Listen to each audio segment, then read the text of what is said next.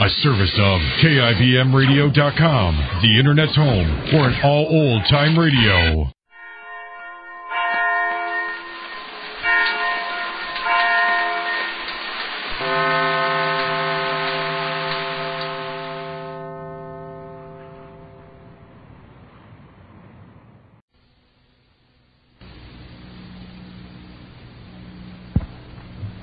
And now, the Goldbergs.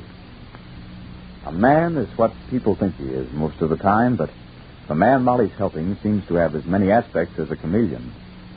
Mr. Edward Way has just been released from prison, where he was sent because of an extensive fraud which he practiced.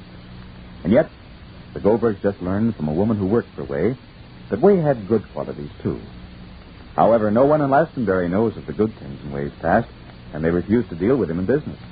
And so Molly's doing her best to straighten out affairs. One affair seems to be, well, beyond straightening. And that's the fact that Dr. Cater, Jr. is jealous of Orianne's interest in Wade and her partnership with him. It leads to a little trouble today. Listen. Is your mother home, Sammy? Sit down, Dr. Cater. Well, if she isn't, she just stepped out for a few minutes. Oh, I think she's over at Martha's. Is there anything I can do, Dr. Cater? No. It's just something I have to do. I made a rather awkward faux pas, and my ears are still burning. You know me. Mr. Way's cook, who was here... Yes? Well, she was sitting here, and I was here, and I didn't know who she was. The telephone rang. I answered it, and it was Mrs. Leland. And then, well, hang it, I said something about Mr. Way. It was very silly. This woman jumped down my throat. Of course, it was really stupid of me, and I'm sorry. Well, I didn't hear anything about that. You know, Mrs. Nolan cooked for Mr. Way a long time ago, before he went to prison. So I gathered, among other things. Yeah, he was swell to her. He sent her son through college. How noble. Well, shows that Way had his good points. He even sent the gardener's son to college. Well, no one could be as black as the newspapers painted Way, not even the devil himself. Pa? Well, Ma? She'll be in soon.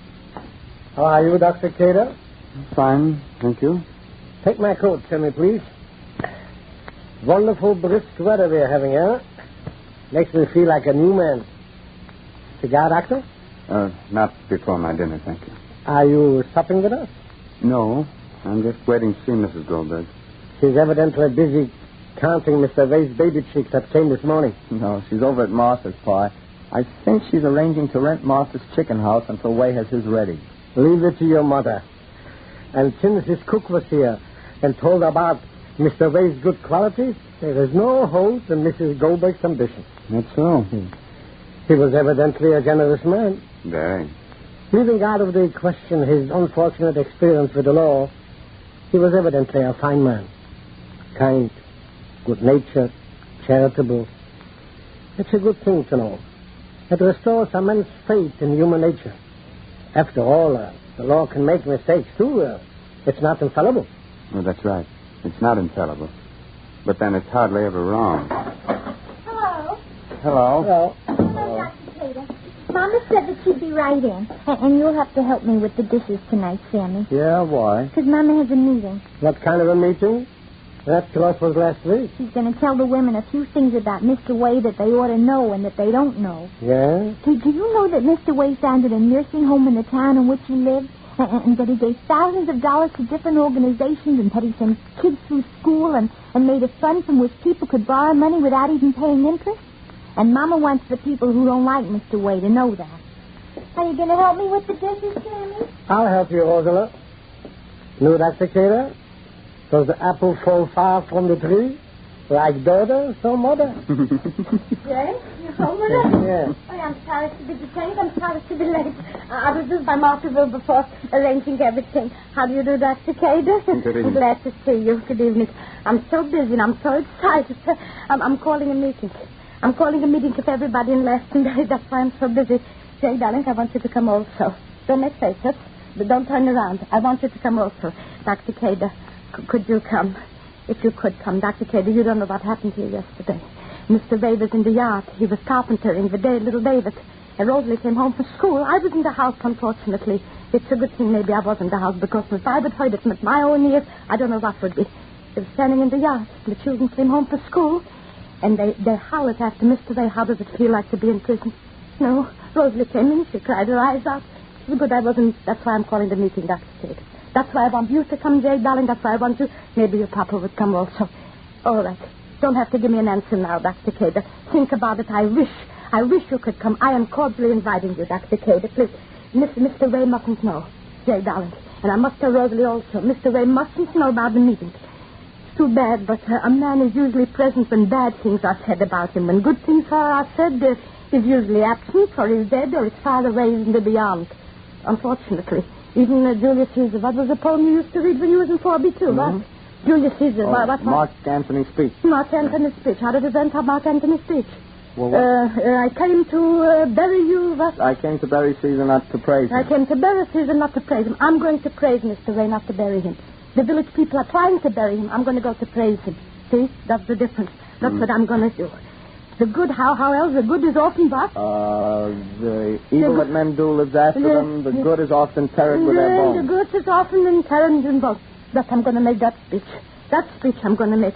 Does Dr. Cater know, Samuel? Does Dr. Cater know? Did you told him, Jake? Mr. Ray sent the cook's son and the gardener's son to college. Did you told Dr. Cater how he founded charities and he gave money away any else? How one boy is a priest now and how one is an engineer and how he gave scholarships and he gave prizes and he had nursing homes and he built houses without interest? So tell Dr. Cater. Please tell Dr. Cater, please. Do you want me to warm the soup? You didn't warm the soup yet? Sure, you've had that soup for supper. I'm going to eat it cold. It's cold, darling. Of course. Excuse me. Dr. Cater, do you want to dine with us? No, thank you. Dr. Cater, will you excuse me, please? Certainly.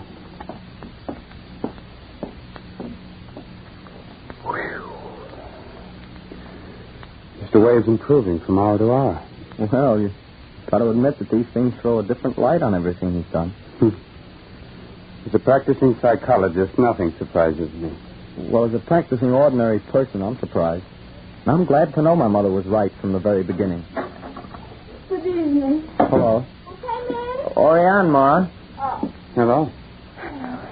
You look tired. I am. Family. Yes, Ma. Can I see you momentarily, dear? Are you staying for supper, Dr. Cater? Oh, yes. Thank you. Excuse me.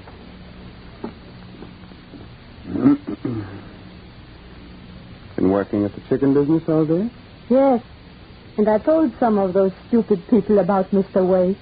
How he was good to his gardener's son? Yes. And the cook's son? Yes. And the scholarships from the nursing home and the other great charities? Don't you think they're important? Oh, I do. I think they entitle Mr. Wade to be called Saint Wade. The good Saint Wade, the kind Saint Wade. You're not very sympathetic, are you? Oh, I am. I'm so happy to learn that he's a saint at heart. Yes, indeed. Of course, when we think about it, it was just a slip of the hand when he stole that money from the poor. Excuse me. No, please. Please, come back, Oriane. Listen to me. Now, don't be silly. Now, just consider the facts. The good things Wade did were done with money. He paid for this and he paid for that. It was guilt money. Because the money he used for charity was money he stole. Money he took from poor people. But don't you see, it was a cheap form of insurance that didn't pay off. Oriane, I'm sorry, I can't agree that $50,000 paid to a cook makes up for $500,000 stolen from 500,000 cooks. Perhaps there's another explanation of it. If you want to make one, I suppose you'll find it. And if you want to believe the worst, you can find it. No. Can't you see? I'm looking at the facts. Tell me, Dr. Cater, what do you have against Mr. Wade? I don't like chickens. Well, Dr. Christopher Cater, Jr. is acting like a junior because of his jealousy and love for Oriane. And he's not helping himself with this attitude either. Bring you Our Miss Brooks, starring Eve Arden.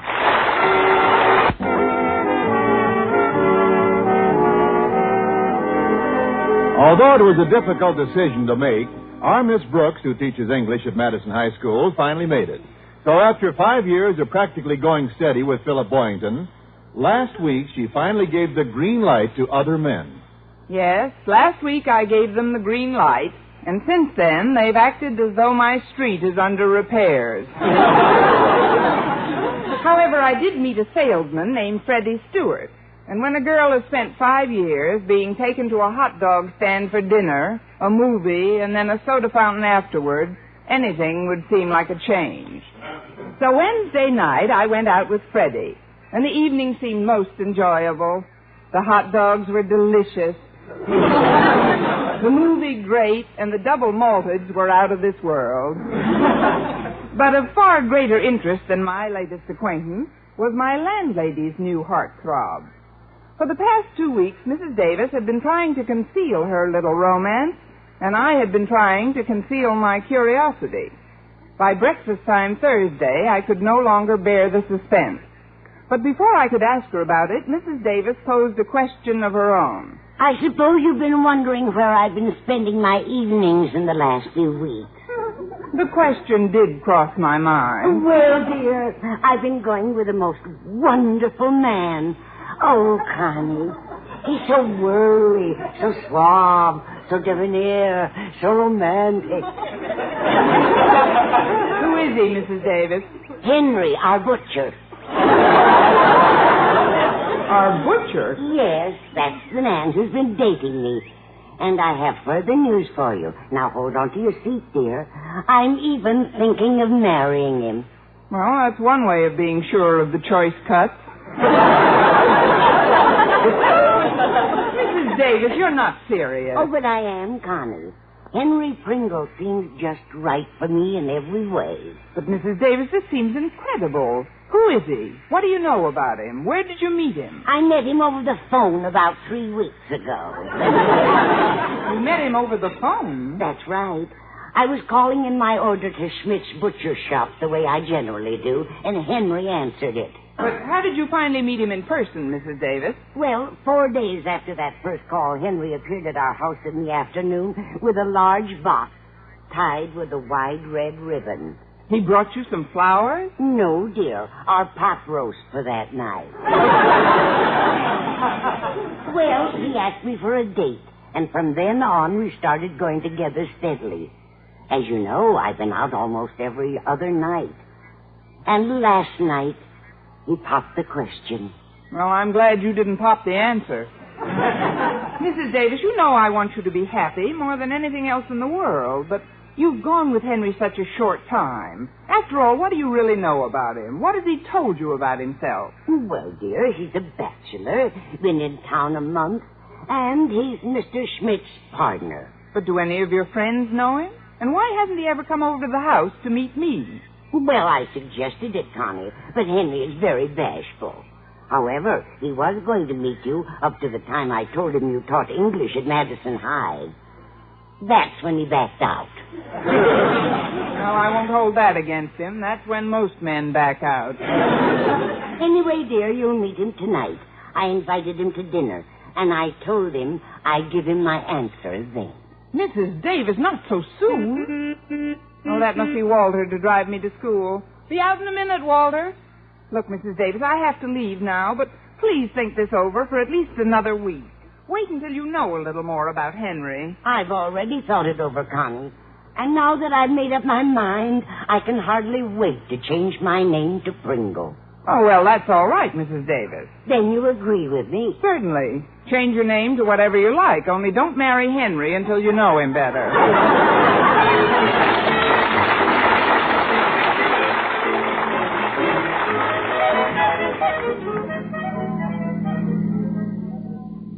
Gosh, Miss Brooks, you haven't said a word since you got in the car. It isn't my driving that's bothering you, is it? No, Walter. I'm worried about something else today. Oh, well, I wouldn't worry about that, Miss Brooks. I mean, what can you expect when last night was the first date you had with him? What? Walter, how did you know I had a date last night? Well, Harriet and I saw you in the balcony of the Bijou last night. Hey, what'd you think of Beat the Devil, Miss Brooks? Oh, my date wasn't that bad. Oh, you mean the picture. I thought Humphrey Bogart was fine. But I'm not thinking about myself, Walter. This concerns someone else. Well, you're certainly not worried about Mrs. Davis's romance, are you? And you know about that, too. How did you find out about that? Yeah, I was also up in the balcony with Harriet the night before. You went to the same movie with Harriet 2 nights in a row? And tonight I'm going back alone and see the picture.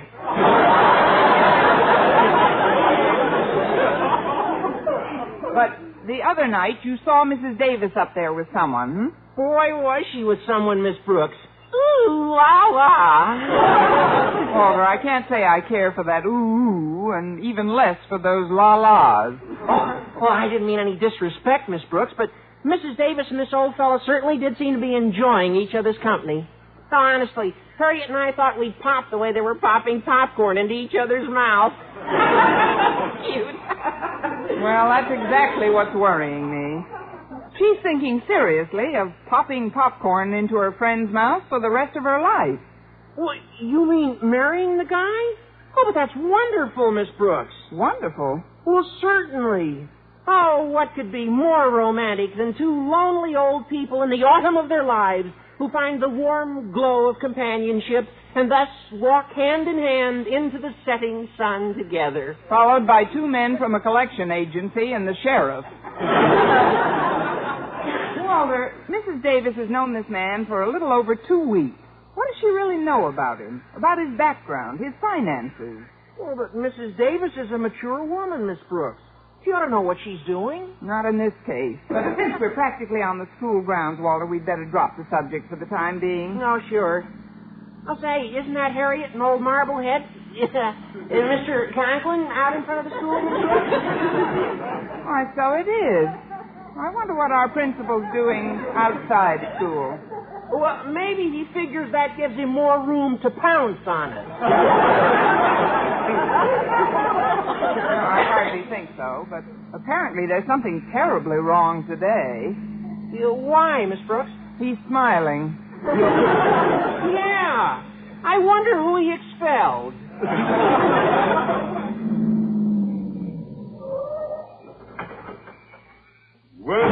Well, it seems we're all arriving about the same time this morning. Good morning, Miss Brooks. Good morning, sir. Morning, Harriet. Good morning, Miss Brooks. How are you this morning, Denton? Oh, fine, sir. Simply fine. Want to drive to the back lot with me, Harriet? Oh, I'd like to, Walter, but, well, you know how Daddy feels about the 2 of us. Go right ahead, my dear. Now, really, Mr. Conklin, I must protest against the constant injustice of never permitting your daughter to accompany me on so simple a journey as... Did you say go right ahead? Now, take that souped-up flying saucer out of here before I change my mind. Oh, yes, sir. Yes, sir. Yeah, hop in, Harriet. Okay. Oh, thanks, Daddy. I don't know what it is, but that boy always leaves me boiling. I can't remember when I've been in such a good humor. I can't either. That is, you certainly did seem in a fine humor this morning, sir. And well, I might be, too. We had some very good news at our house last night. It concerns my wife's sister, Mildred. You've heard me mention her, the single one who comes to our house and stays for months at a time. You mean she's finally getting married? No, that's just it. She's not. But how is that good news, sir? Well, we were suspicious of the fellow right from the beginning. From everything Mildred told us about him, he only seemed to be interested in her for her money. He did? So I began to do a little private investigating and found the fellow had once been a confidence man and had landed in jail twice. Mildred wouldn't believe me, but luckily when I phoned him and confronted him with the evidence, he told me to stop worrying, that he'd found a new sucker anyway. Mr. Conklin, hadn't you ever met this man before? No, that was one of the things that first aroused my suspicions. He never would come over to the house to meet us. I think I'm beginning to feel a little faint. Then how did you know where to call? Oh, that was easy. I knew his name and how Mildred had met him, so I simply called Schmidt's butcher shop where he worked. Mr. Conklin, will you excuse me for a few moments? Why, what are you going to do, Miss Brooks? First, I'm going to make a quick phone call, and then I'm going to become a vegetarian. Well, I'd heard of older people arriving at the age of indiscretion before. However, not only did my landlady arrive, but I think she intends to spend the rest of her life there. When I finally reached her on the phone just before noon, the results of our conversation practically floored me. She refused to believe a word of what Mr. Conklin had said about Henry. Naturally, I had to discuss my problem with someone, so over our lunch table in the cafeteria a little while later, Mr. Boynton was elected. His quick, incisive mind instantly grasped the problem, and his first crystal-clear statement went right to the heart of it. Boy, I'd sure hate to be in Mrs. Davis' place. So you'd be too tall for Henry anyway. Yes, it is a mess, isn't it? Particularly since Mrs. Davis is giving Henry her decision to marry him tonight. Well, now, let me get this straight, Miss Brooks. You say you called Mrs. Davis and gave her the information Mr. Conklin gave you? Yes, I told her Mr. Conklin said that Henry was a confidence man, had been in jail twice, and had told him he didn't care about Conklin's sister-in-law anymore because he'd found another sucker. And exactly what was Mrs. Davis' reaction? She asked me what else was new. That seems incredible. Was that all she said? Well, not entirely. Oh, I didn't think so. She also said to be sure to pick up a can of vegetable soup on the way home this afternoon. But, Miss Brooks, didn't you ask her why she wasn't concerned with what you told her? Of course I did. And Mrs. Davis claimed that Mr. Conklin was spreading the story because he was angry that Henry hadn't married Mildred. Oh, then she knew about the episode. Yes, it seems Henry had already covered himself on that score. He told her that she might hear some wild stories about him because he'd been seeing Mildred. And when he had met Mrs. Davis, he gave her up. Gosh, then what will happen to Mrs. Davis? Will she learn the real truth in time? Listen again tomorrow to another thrilling episode of Margaret Faces Life. But I'm really worried, Mr. Boynton. There must be some way to bring her to her senses. I wish I could help. Sometimes when I'm faced with a vexing problem, I find a solution by observing how my frogs and rabbits react under similar circumstances. It won't work here. Very few frogs and rabbits consider marrying confidence men. Well, that isn't quite if there were only some way to convince her that people don't marry so hastily, at least until they've looked into the other person's background.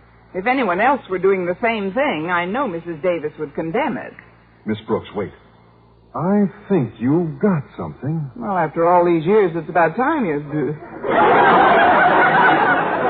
Oh, you mean I've given you an idea? Oh.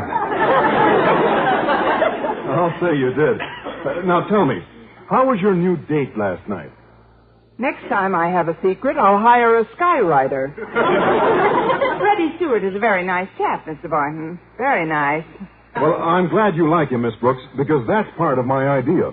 What is your idea, Mr. Boynton? That you contemplate marrying him. What? 5 years I'm going with the same man, and when he finally does propose, it's that I marry somebody else. No, you don't understand. I don't mean actually contemplate marrying him. I mean just give Mrs. Davis the impression you're going to marry him after only one date. Don't you get it, Miss Brooks? Yes, but I'm not sure I want it. I feel certain it'll work. When Mrs. Davis thinks that someone she cares about is doing something hastily, she may reconsider her own position. Then you can suggest she test out Henry tonight. Well, since we haven't any time to lose, it's at least worth a try. Of course it is. All right, then. Right after school, I'll dash down to the 5 and 10 cent store. 5 and 10 cent store? What for? If I'm thinking of getting married, the least thing I'm entitled to is an engagement ring.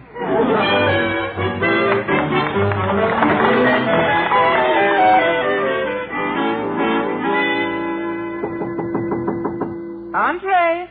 No, it's me, Mrs. Davis. I know. Come in, Mrs. Davis. My, you're home early this afternoon, dear. But why are you packing? I'm not really packing, Mrs. Davis. Just throwing a few things into my valise. I'll be back in a few days. But, Connie, why didn't you tell me you were taking a trip? Well, this one came up suddenly, and it seemed so insignificant it was hardly worth mentioning. Why not, Connie? I'm getting married. Well, Connie, even an insignificant trip like that is worth telling me about since... You're getting married?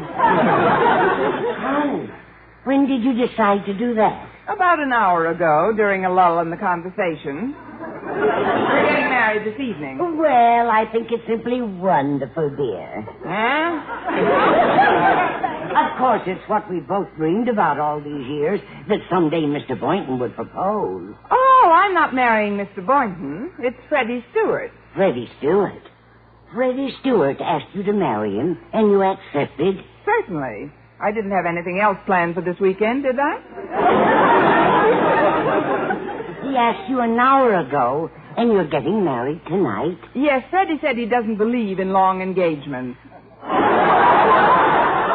But, Connie, marriage is the most important step of your life. You have a whole lifetime to live together. It takes months to get to know a man properly. Oh, now, Mrs. Davis. I will admit, if you hadn't gotten the idea first, I might not have accepted so readily. Well, Connie, maybe I was wrong. Maybe we're both being a little hasty.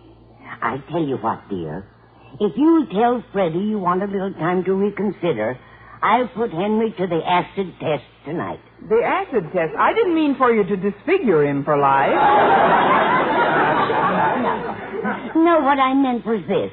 Since you think he's chasing me because I own this house and have a little money, I'll prove to you that you're wrong. How? Well, we'll simply reverse positions. You'll be the owner of this house. And what's more, I'll pretend to be your servant. If Henry still wants to marry me then, that should convince us both of his integrity, shouldn't it? Well, Connie, what do you say? What am I paying you good money for, Maggie? Get back in the kitchen and start dinner.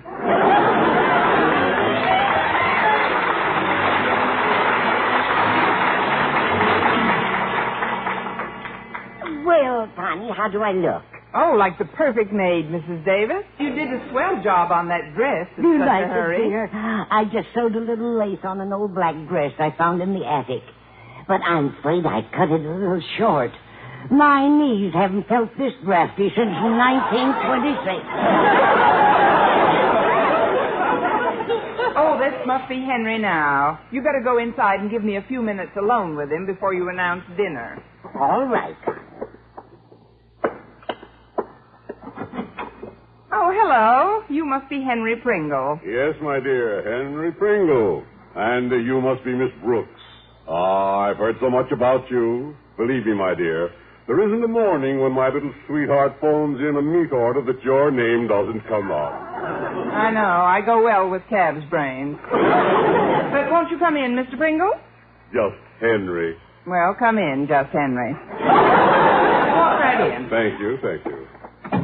Margaret's already told me a good deal about the two of you. Yes, we're about ready to enter the sacred state of matrimony. Where is my little girl, Miss Brooks? I've brought her a little something. Oh, how nice. A box of candy. What are they, caramels, nougats, or chocolate-covered creams? They're meatballs.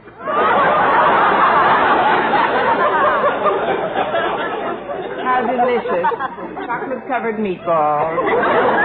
Well, everyone brings his fiancée candy, Miss Brooks. I've always felt it's more personal to bring one's lady love delicacies from one's own business.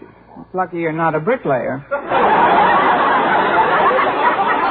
Well, it's a pleasure to welcome you here, Henry. I feel as if I almost know you already. And I feel the same way. Margaret's told me so much about you, how you taught school and everything. She told you I taught school? You're not a school teacher? Oh, gracious, no. That's only for people who have to earn a living. Or is the word scratch for a living? My, that Margaret certainly has a vivid imagination. Next, I suppose, she'll be telling you she owns this house.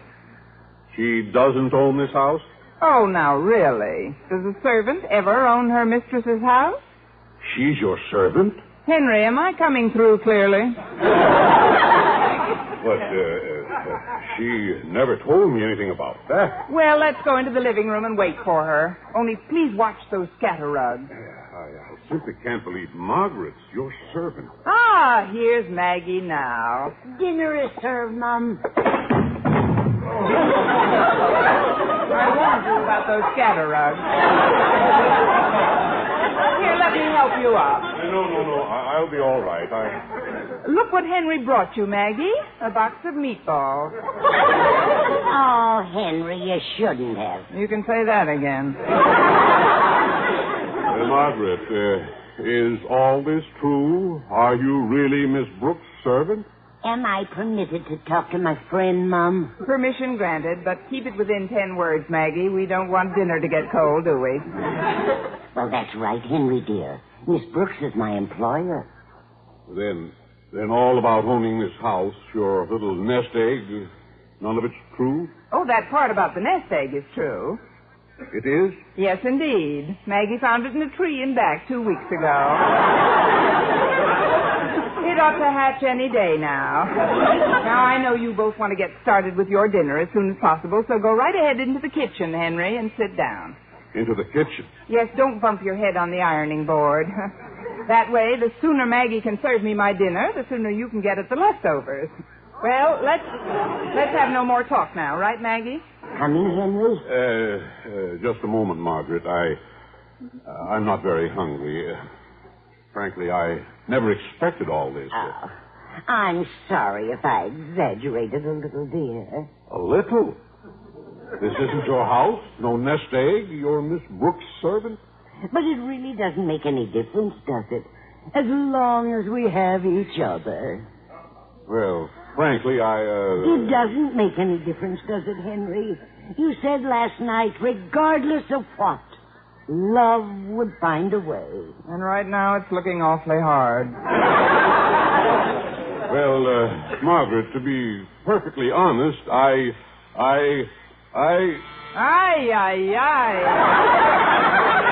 I'll take it. Walter, what are you doing here? You're not due to pick me up for 12 hours yet. Well, I was passing in my car, so I thought I'd drop off some books I borrowed from you. Thanks, and bye. Oh, hi, Mrs. Davis. Hey, what are you all dressed up for? Going to a masquerade? No, Walter, I'm not going to a masquerade. No masquerade? No, but you're going to a funeral. Oh, gee, that's a very clever costume. Hey, if I didn't know you owned this place, I'd swear you were a maid. Walter, blow. Have I overstayed my welcome already, Miss Brooks? On this earth by about 16 years. Gee, some people sure have their moods. Well, good night, everyone. Now, Margaret, perhaps you'll tell me the reason for this little game you've been playing. I'm sorry, Henry, but I wanted to find out if you really love me. If you would love me if I had nothing in the world. Oh, could you doubt it for a minute, Margaret, little girl? Could you, Margaret, child? Margaret, baby? Once more, and she won't even be born yet.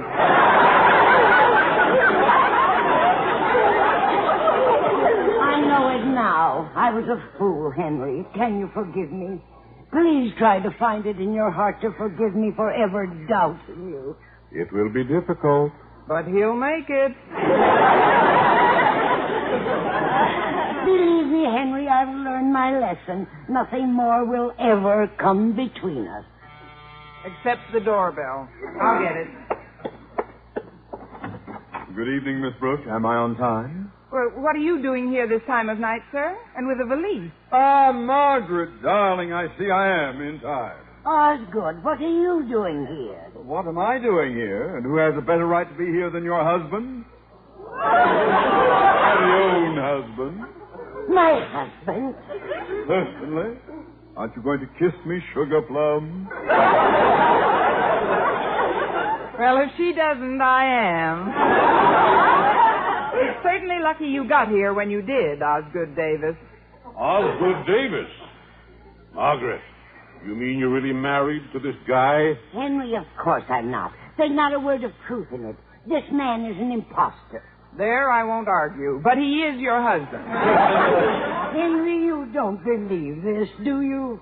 I don't know what to believe anymore. But I'm certainly not taking any chances. Attaboy. Not after being mixed up like this 3 times before. What? Then you're not a bachelor?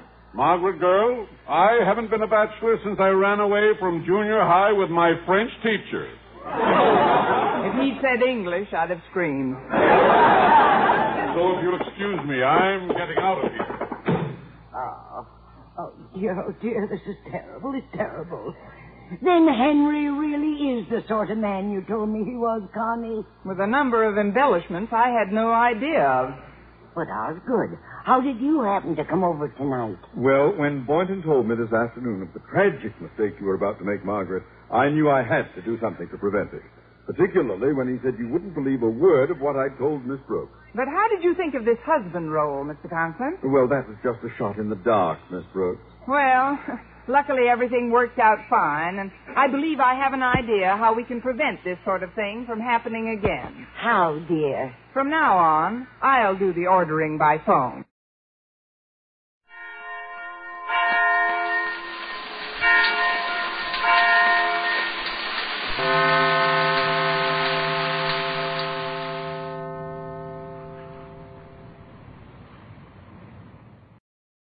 How much time we got before we get on? None. Start talking. Wait, I got a poem. Okay. If you have the blues on Wash Day, don't you think it's time you tried a wonderful, glorious product that goes by the name of Tide? T-I-D-E,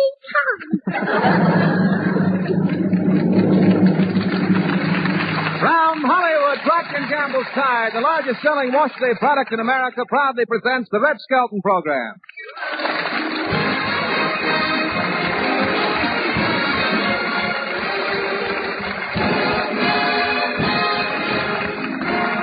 With Red Skelton, David Rose and his orchestra, singing stars the Four Knights, Lorene Tuttle, Pat McGee, and Dick Ryan, Martha Wentworth, and John Holbrook will be me, Rod O'Connor.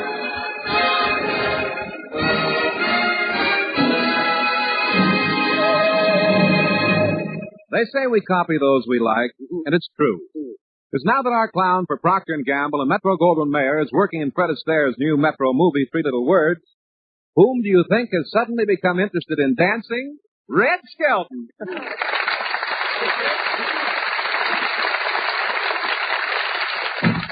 Hi, Mr. Fred. How do you feel? Good morning, Mr. Skelton. Yeah. And if I do say so myself, I feel as fit as a fiddle. Fit as a fiddle. Yeah, little high-strung. Mm-hmm. You know, I worried... Are you alive or kinescope? I worried all night about what kind of an automobile to buy. Huh? Yes, I just can't decide between the hard top or the open type of purse. Well, hers? Yes, sir. The only kind of a car to drive in this California traffic. Yeah. You feel more at home after the crash. Yeah. Well, I thought you were smarter than that, Fred. I wouldn't spend my money like that. What do you do with all your money? All of my money? Oh, you dreamer, you. Haven't you heard? This is 1950. All I do is take my paycheck, sign my name to it, and send it to little old Harry. Thank you, Republican. We've been looking for you. Where have you been?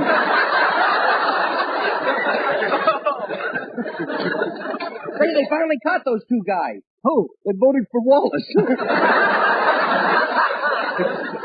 Say, hand me that Quick magazine there, will you? I want to glance through it real quick. Yeah. Say, I see here where they're replanting the lawn at the White House. Oh, really? Yeah, did you know that the first president to plant grass there was Lincoln? Really? Yeah, he planted Kentucky bluegrass. What are they using this year? The Missouri Pendergrass? Look, I'll read this. I'll let you work on that if you want. I'll read it myself if you don't mind. Oh, certainly. But don't get too interested. You have an appointment to take your dancing lesson today. Oh, really? I'm glad you're becoming interested in dancing. Yeah. I was once with the ballet, you know. Oh, I was too? Oh, yeah? I sort of ate to go back to the ballet. Sort of a ballet age.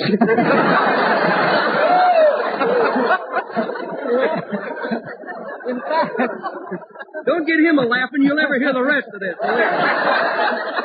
In fact, I brought some theater pictures of me in tights. Huh? Would you care to see them? Well, I have to look at them. You got them right under my nose. Look, here I am in tights. You must have been. Oh, I see. Well, what do you think? I'll tell you right after the autopsy. The only guy in the world that was expelled from the Charlie Atlas School, you know. He made the muscles look bad. Oh, and here's another picture of me on the stage. Yeah? Say, look who's in the box. Grandma Moses is a little girl. Yes. Well, anyway, dancing is good for you. Really? I used to do every dance known. Really? Say, do you remember the Big Apple? Remember it? I see it go up and down every time you talk. You with us? You know, dancing has really changed since your day, you know. A guy used to walk up to a girl and say, pardon me, may I have this next waltz? Now they come up and say, come on, worm, let's wiggle. Oh, somebody's at the door, and if it's not Rod O'Connor, I don't know radio. Oh, good morning, Mr. Connor. Well, hiya, Skinny Pants. Where's the Fred Astaire of Pismo Beef? Oh, he's waiting for you to drive him to the dance studio. Come on in here, fat boy. Hey, look. I'll drive you to the studio, but you're not talking me into taking any of those lessons. Why not? You're not really going to study ballet. I certainly am. I thought you gave that up when you were a kid. I did, but I'm going back. Remember that dancing partner I used to have? That silly dress she used to wear. An inch above her knee. Well, all ballet dresses are an inch above the knees. Yeah, but her knees were only 4 inches above her ankle. Boy, what legs with pins like hers she had to dance in bowling alleys, you know?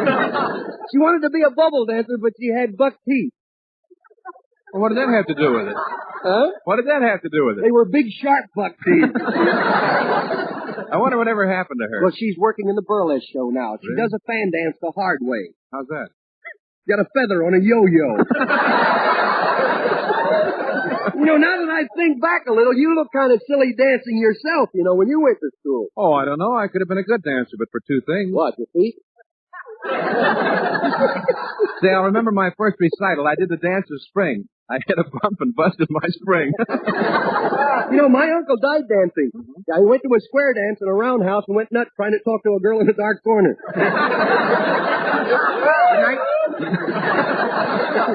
Say, we're going too fast for you. Let us know. Well, you know, dancing has played a big part in your life, hasn't it, Ray? Yeah, You boy. met Georgia to dance, didn't you? Yeah, what a crummy dancer I was. Seems like it was only yesterday, you know.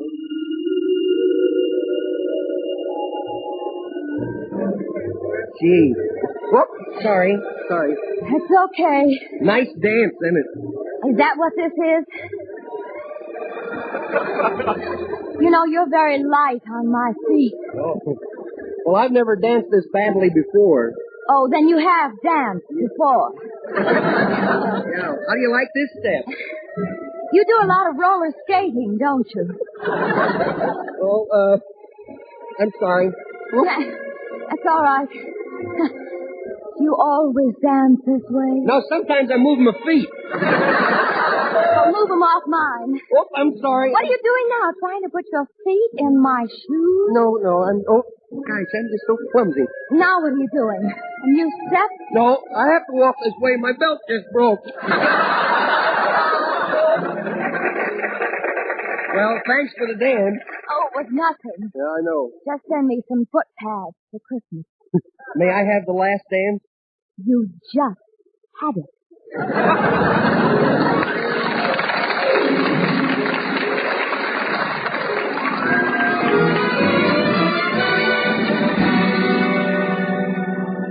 What's your next number?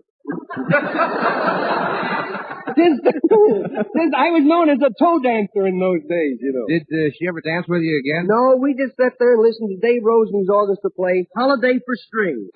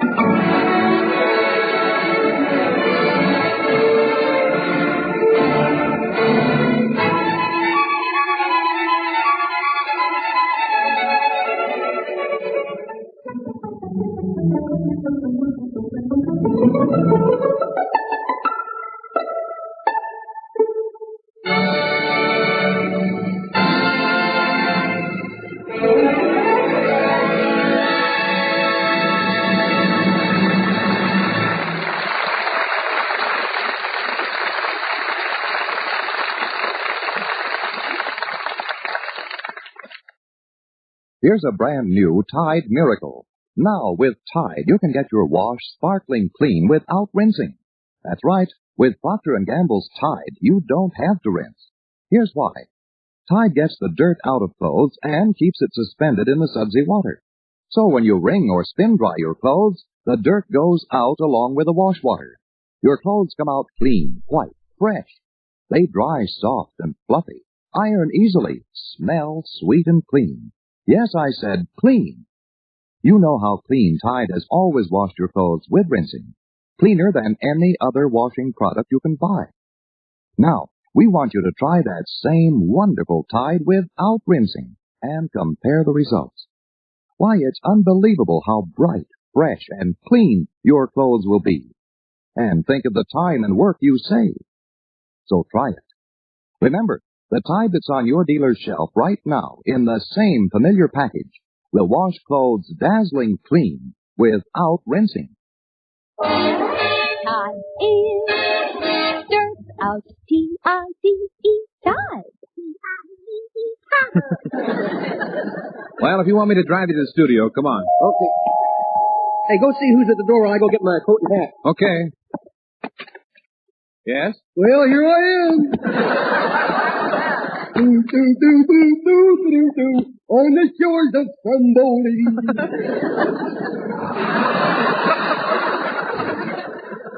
You lady of the house? Oh, no, I always look this way after a hot shower. You know who I am, Clem. Now, what do you want? Well, I'm delivering Red Skelton's Christmas tree. See, I just found the place. Give me the address. Where shall I put it? Well, you can't bring it here, that beaten up thing. Well, how about you? Would you like to buy a tree? I'll give you a good price on them. 45 more weeks and she'll be rolling around again. Sure. You know, if you buy them now, you can get them for the ones that ain't been picked over. Of course, those on the truck are a little cheaper. See, those were left over from Christmas before last. Well, here's the funny thing about my business, you know. It was good up until Christmas, and then bluey, the bottom fell right out of it. So now I can't even give them away. Of course, I blame the Republicans, you know. You know, Cadiddlehopper, I believe your head is growing to a point. It is? Yes. I told Ma to stop cutting my hair with a pencil sharpener. You know, you could be the village half-wit. What's that? I said you could be the village half-wit. I got news for you. I could take care of the whole state. How did you get so stupid? I got connections in Washington. Look, Clem, I'd like to help you out. Well, that's mighty neighborly of you. Now, these fruit trees are $2, and that fir one, I can let you have that one for $1. Okay. I made a joke there. Yes, I know you did. What have you got for $0.25? Nice hairy broomstick, I guess. Look, I don't want to buy a Christmas tree. Besides, these things are dead. Dead? Should I send flowers, maybe? Well, don't let them brown needles bother you. You can have that tree painted for any color you like, you know. Mm-hmm. I'll give you a bargain on that tree that's already decorated there. Which one? That California Christmas tree. That's an orange tree. It is? Yes. Oh, I thought them bulbs were a little juicy. Look, Clem, come around next Christmas and I'll buy a tree then. Oh, well, how would you like to buy some perfume? I made it myself. It's called DDT. Drop dead tenderly. Here, smell it. What is that stuff? Sure loosens up your head, don't it? Phew, I think I got too much of the essence of cabbage in it today. Why, you put that behind your ears and them spiders will fall right out of their webs. Look, Clem, why don't you get lost? I don't want to buy anything. Oh, will you help me start my car? All right, come on. Okay. I'll just throw this tree in the back of the truck here. What kind of a car is that? This is an Eisenhower. You never know if it's going to run or not. Here, I'll crank it for you.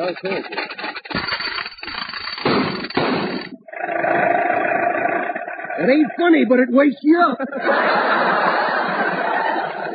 Well, you've got it started. What do you want with me? Well, the motor's kind of heavy. Help me put it under the hood, will you? There we go. Well, I'm off. You said it. Pick up my teeth, will you?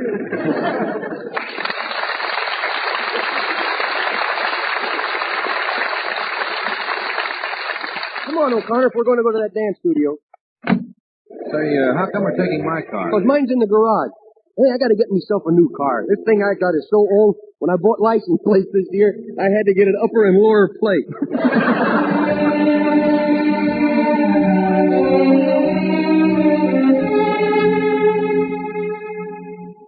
Well, there's the Fred Astaire School of Dancing. Yeah, hold on to your wallet. Here comes Polly the panhandler. Well, I see she's still wearing that beat-up old fur coat. Yeah, that thing's getting a little prematurely bald, and then last time she sprayed it, a moth looked up and says, "Thanks for getting me out of my misery." Howdy, gents. You remember that 5 you loaned me last week? Yeah? Well, it sends it for God from Santa Anita. Now, you don't happen to have a cork-tipped cigarette butt on you, do you? No. If you happen to have a cork, I'm so desperate I'll smoke anything. How about a herring? Oh, yesterday on the bus, I tried inhaling the loose smoke. Now my T-zone feels like an X. Say, you don't happen to have a match on you, do you? No, I got a cigarette lighter. Oh, I'm sorry, Buster. I can't fix my teeth with that. Say, Polly, doesn't it hurt your pride begging for things? Oh, it sure does, youngster. In the good old days when I was a sound picture star, I never had to ask for things. Men were always showering me with gifts. You could use a shower right now if you asked me. Oh, would you believe it if I told you I once had more cars than General Motors? Yeah. Now all I ever ride in is a station wagon. And the boys down at the station are so rude to me. So you don't happen to have a sewing machine on you, do you? I see I got another run in my sweat socks. You know, Polly, I'll bet underneath it all you have a heart of gold. Oh, well, then what am I standing here for? Let's go hock it. Say, Polly, don't you have any relatives? Oh, I got a brother. He's in San Quentin. Oh. But he'll get out the first. First of the month? No, the first chance he gets. I'm baking the cake now. Say, you wouldn't happen to have change for a $20 bill, would you? No, all I have on me is a $20. All right, give it back. Give it back. Well, don't get your wallet in an uproar. I was only smoothing the wrinkles out of it. Yes. Here. Now, when your boy Harry gets it, he will think you're untidy. Say, you wouldn't happen to have a rabbit's foot and a ticket to Stromboli, would you? No, I wouldn't. Well, here comes my bus. I gotta run the other way. Those passengers would love to get their hands on it.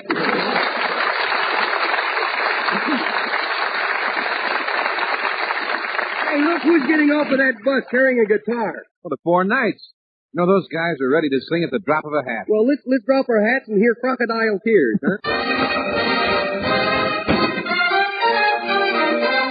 Crocodile tears, each time they fall, somehow I know mean nothing at all. Whenever I find you're nothing still, you hide behind your crocodile tears. Turn them on and off anytime, anywhere.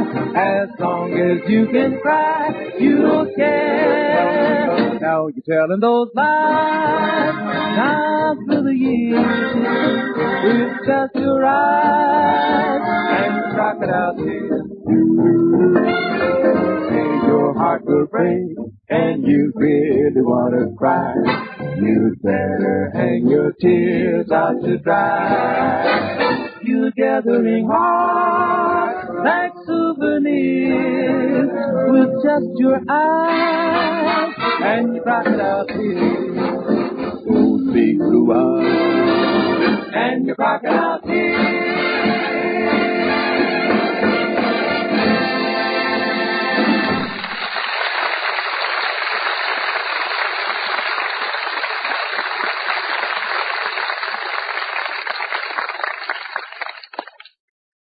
Everybody's talking about the new Tide Miracle.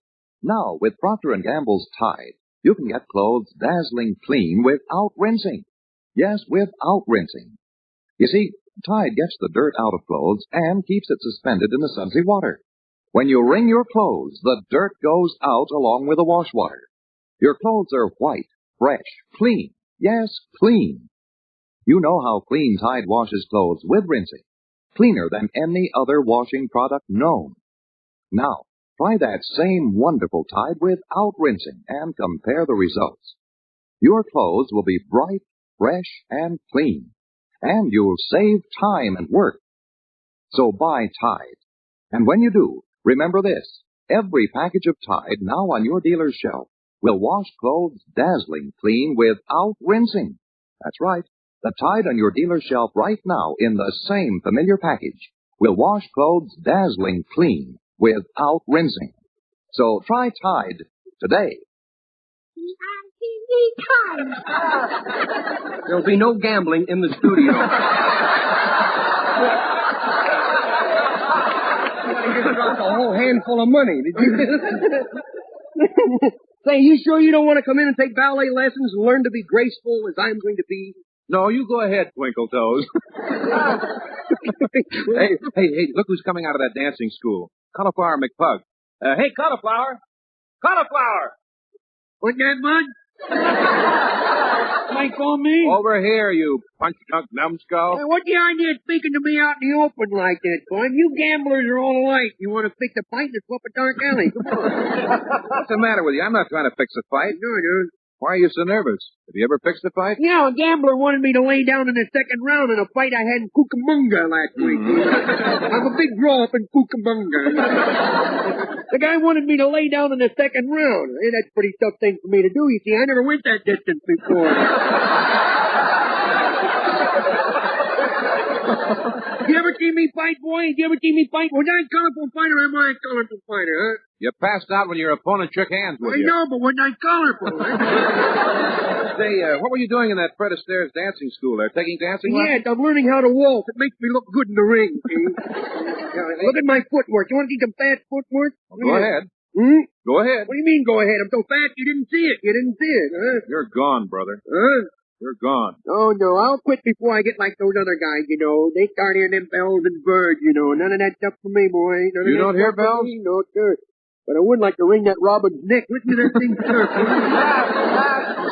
Say, you know, I would answer the phone, will you? There's no phone. No phone, huh? Say, speaking of colorful fighters, I fought a guy the other day that was really colorful. He's covered with my blood. That helped a little. They call him the horizontal kid, they call this guy. My manager kept yelling to me, stop some of them punches, stop some of them punches. You know, managers are nuts. There wasn't one punch got by me. I said to this guy, you're yellow. I said to him, you're yellow. Yeah. He was yellow, I was black and blue. That's how I was, boy, you know. The referee said, hey, Cauliflower, watch that, don't hit below the belt. Well, now that puts me at a disadvantage, you see. So I said, there's a spunky little bird. Now, how about that? Now, that bird hears that cat coming with that bell around his neck, and he just sits there and sings. Now, how do you like that? About that fight. Oh, yes. I said to this guy, and I said, you got to watch me now. See, I tip him off because I got a strong sock. In fact, I got two, one on each foot. Get that bird off of my shoulder, will you? Here, care for good humor? He's coming. Hey, I said to this guy, go on and hit me. Let's see what you got. Let's see. Go on, hit me. Yeah, I'm feeling him out. I said, go on and hit me. Well, did he hit you? I don't remember. Yeah, even the nurse at the hospital wouldn't tell me the guy's name, you know. Well, did he hurt you much? Oh, don't make me laugh. Don't make me laugh. You see, my jaws are still wired together, you see. Boy, a flock of them over that time. Oh, listen, the cry of the wild goose. You know, you're really gone. Yeah, come again? I said you're really gone. I can't hear you. That fire bell's making too much noise. And you say that you can't live without brains. Don't you believe it, kid. Somebody's trying to scare you, dog. Woo! Boy, it's a fine time to be taking cymbal lessons. Hey, you want to see some guys that are really punch drunk? Come down to the gymnasium. Bring a pretty girl with you. That's when they go nuts, you see. They see a pretty girl, and they start swinging back and forth on them frappies, doing all kind of fancy stuff up there. Well, what's wrong with that? There's no trap feeding that I'll see you later. I gotta do a little road work. You're in training? No, I'm on a road construction gang. Well, what do you do? Well, you know those big cement machines? Yeah. Well, it takes usually 3 or 4 guys to handle one of them things that lays the cement, ordinarily 3 or 4 men to run one of them machines. What do you do? Well, as soon as the cement is laid and dried, I hold a bucket of white paint so my wife paints the line down the middle of the road. Well, I'll see you later. My trolley's coming. Come, Bertie. Come.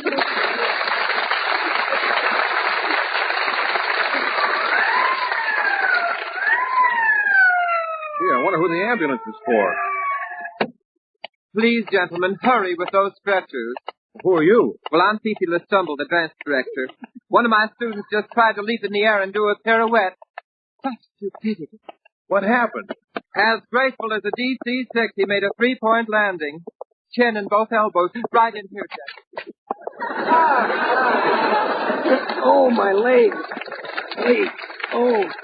You got time to rinse out a few things. You didn't break your leg. I didn't. And how come it bends both ways?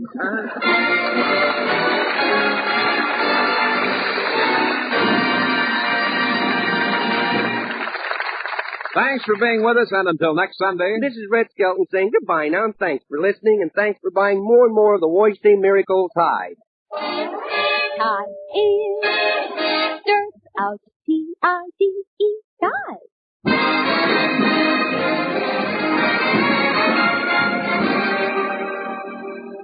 Now for beautiful natural softness, exciting natural sheen.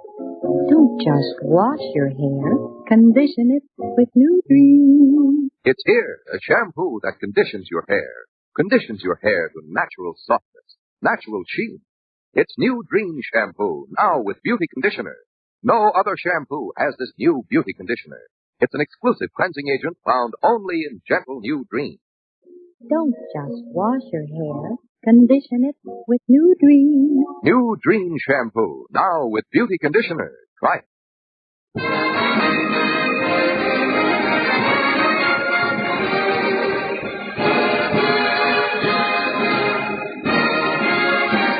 Join us again next Sunday for the Red Skelton Show.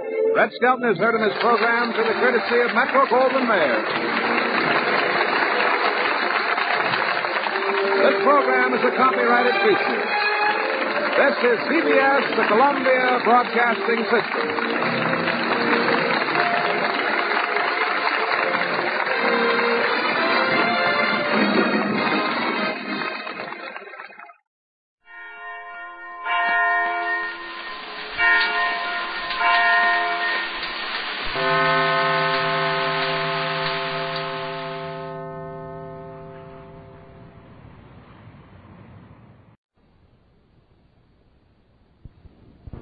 The Abbott and Costello program. Listen to the great rhythms of Freddie Rich and his orchestra, the swingy singing of Connie Haynes, and that chubby little chap who only this morning put his cupid bow lips against Santa Claus's ear and whispered,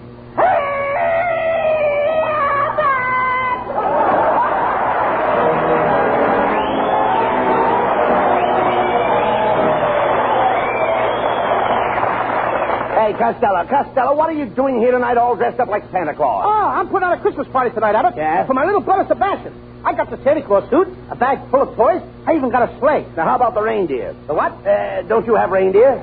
Not in California, honey. Look, where are you going to have this party? In your suite? My what? Your suite.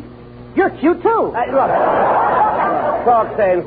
Christmas doesn't come until next Monday. Why are you having Sebastian's party tonight? I gotta have it tonight, Abbott. What do you mean? I simply gotta have it tonight. Why? Sebastian won't be home Monday.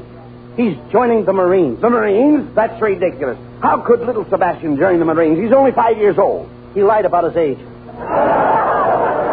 What a party this is gonna be tonight. What a party. What do you mean? My whole family's gonna be there. We're gonna have an all-electric Christmas. An all-electric? All-electric Christmas? What do you mean by that? Well, now let me see. What page? Oh, yes. An all-electric... That all-electric Christmas, what about it? Well, Sebastian is getting an electric train. Yes. My mother's going to get an electric washing machine, and my father's getting an electric razor. And what about your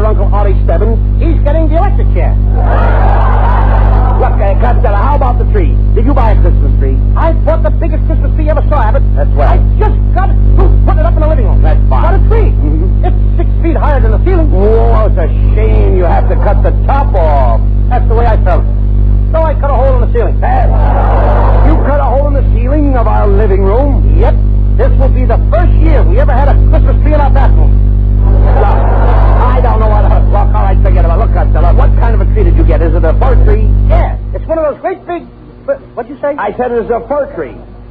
Is it a fir tree? Yes. Who ever heard of a tree made out of fur? I'm only asking It's you. made out of wood, like any other tree. Of course. Is it a fir? Don't listen. I'm a dope. Of course, it's made out of wood, you dummy. I'm not talking about fur. F-U-R. The fur I mean has an eye in it. The fur you mean has an eye in it? Yes. Just one eye? Certainly, there's just one eye in fur. Oh, ain't that nice? A one-eyed fur. What kind of animals do you run around with? Animals. I'm trying to find out what kind of a Christmas tree you bought. Look, what kind of bark did it have? What kind of bark? Yes. Didn't you notice the tree's bark? No, I have my earmuffs on. I couldn't hear a thing. No. Bark. The tree's outside. The tree is outside? Certainly. What you doing outside? Now, I thought I put it inside the house. Did you put it out? Costello, look. Now, you bring that Christmas tree in the house. Here, Costello, please. The bark of a tree is the outer coat. Did the tree have a rough coat? No. But the girl that sold it to me had on a smooth sweater. Will you listen to me, please? The bark is the coat on the trunk of a fir tree. Now the tree has a trunk. Well, of course. That's probably where he keeps his coat and furs. Look. Costello, I'm going to... Silly. I know, there's nothing silly about it if you listen. I'm going to try to explain this to you. Look, all Christmas trees belong to the Pine family. Oh, no, they don't. My Christmas tree belongs to me. Then- Let the Pine family get their own tree. No. Never mind the Pine family. I'm talking about the pine tree. We get pitch from pine. We get what? Didn't you ever get pitch from a pine tree? No, I never rode a pine tree, but I got pitched off a horse once. No. I'm talking about pitch. Pitch tar. Didn't you ever hear of pine tar? No, but I heard of a tree tar. Tree tar? Yeah, clang, clang, clang, went the tree tar. No.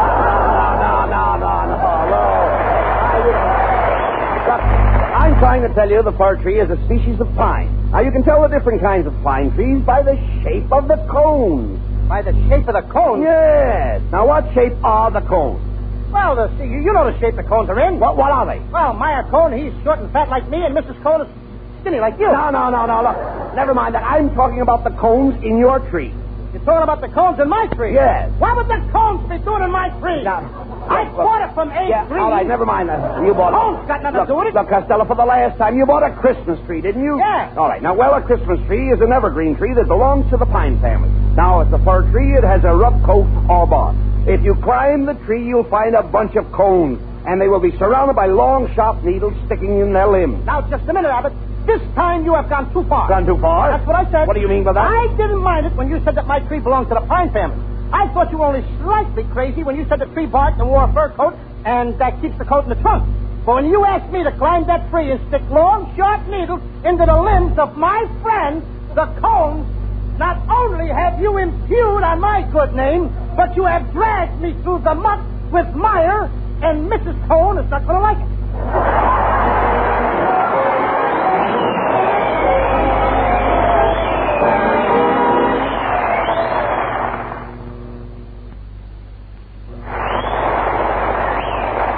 Well, Costello, let's get the house all ready for your party. Did you put the tinsel on the Christmas tree? No, I couldn't find any tinsel this year, Abbott. So I trimmed the tree with spaghetti, and boy, does it look beautiful. Oh, what's beautiful about trimming a tree with spaghetti? Every time I plug it in, the meatballs right up. You talk sense, please. Costello, I hope you've taken care of the party. Oh, sure, I'm going to serve ham sandwiches with mustard roll. Mustard roll is for a cold. Well, this is cold ham. Hey, wait a minute. Come in. Mr. Costello? Yeah. You ordered some wood for your fireplace. That's right. I'm here with a load.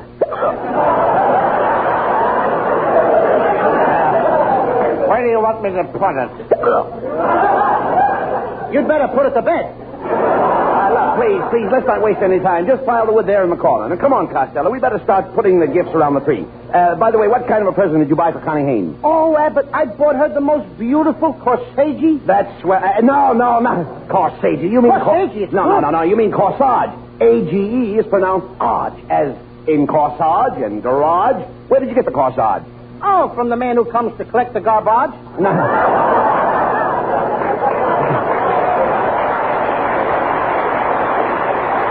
This is going to be a fine party, I can see. What in the world was that? It was me, Uncle Bud. Sebastian, what are you doing with that shotgun? It's a present for you, Uncle Bud. I was hanging it on a Christmas tree, and it went off. Well, I hope you didn't break anything. Do you know that mahogany door that leads into your den? Yes? Well, it's a screen door now. Oh, come on, Sebastian, run along. Say, I wonder where the holly berries and the flowers are and all that I ordered. You ordered flowers? Yes. Well, now, wait a minute. Can you think of anything nicer than flowers on the table? Yeah, meat and potatoes. Oh. Wait a minute. That's probably the flowers. Come in. And sugar and dear, the flowers I am dandy.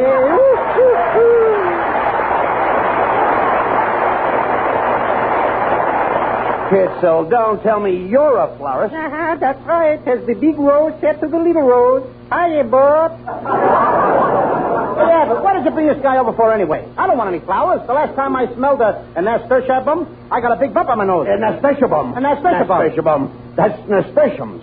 There's no bee in it. There was a bee in this one. There was a bee. That's you. Look, pay no attention to Costello, Kitzel. By the way, what kind of flowers have you got? Did you bring me any pansies? No, I'm sorry. When I went out in the garden this morning, I discovered my pansies were drooping. Well, why don't you wear suspenders? Never mind that. What did you bring us, Kitzel? Well, I brought you some of those beautiful grass flowers. Grass flowers? Yeah, petunias. Gentlemen, how's about buying one of these beautiful holly wreaths? They come directly from the Catskill Mountains. Oh, what's so wonderful about that? Why, Costello, have you ever seen the Catskill Mountains? No, but I've seen the Catskill mice. That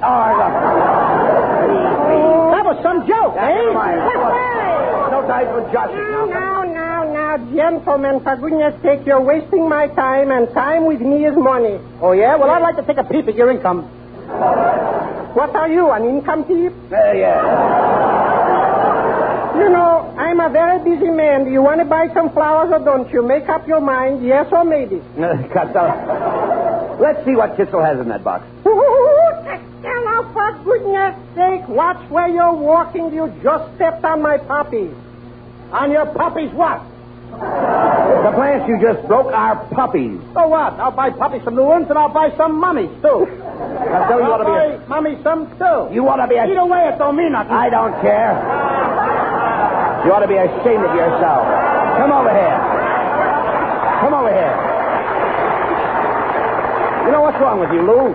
Here I get Kitzel, a great florist, to come here and decorate your house for the Christmas party, and you deliberately insult him. Yes, that's right. Costello, if I wasn't a bigger man than you, I would punch you right in the nose. Well, it so happens that I'm bigger than you. That's a better reason. Well, I bid you good night, gentlemen. And that's a fine way to talk to Kitzel. Don't you know that he's famous all over the world for his flowers? His flowers win prizes everywhere. They do? Oh, certainly. Why, next week he's going to exhibit at the Pasadena Flower Show. No. Yes. Kitzel is going to show his rhododendrons. To everybody? Yes. Well, what do you know?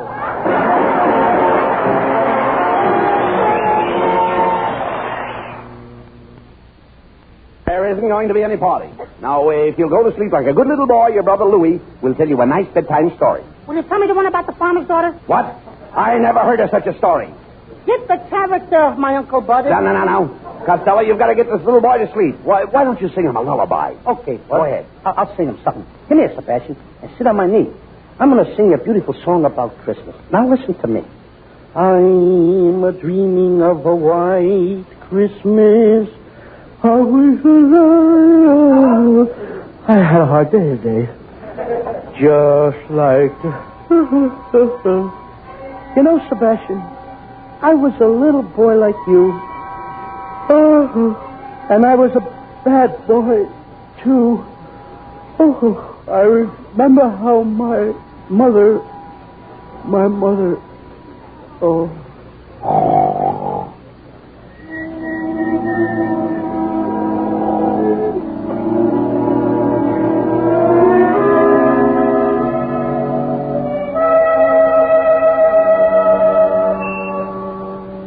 Look, Uncle Bud. Louie has gone to sleep. Yes, your brother Louie always gets sleepy after dinner.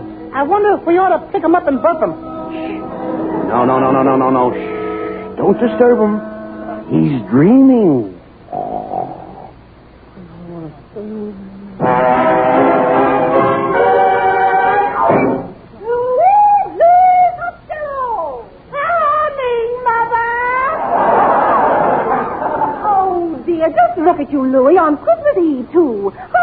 your clothes so muddy? Oh, Ma, I was trying to pull a worm out of the ground. Well, what happened? The worm pulled first.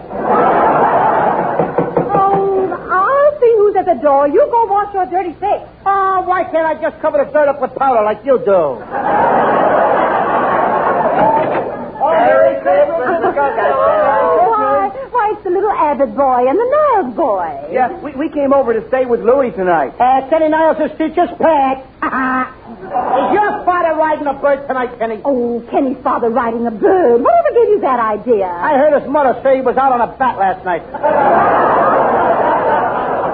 Shame on you, Louie.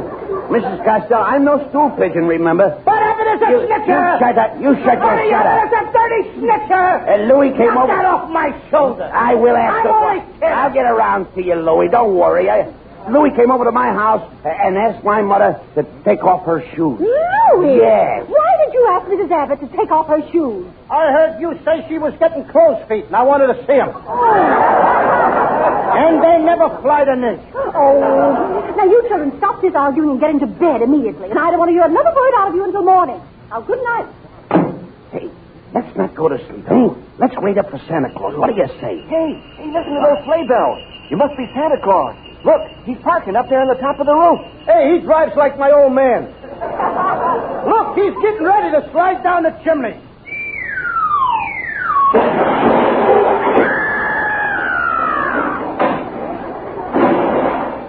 Who built that fire in there?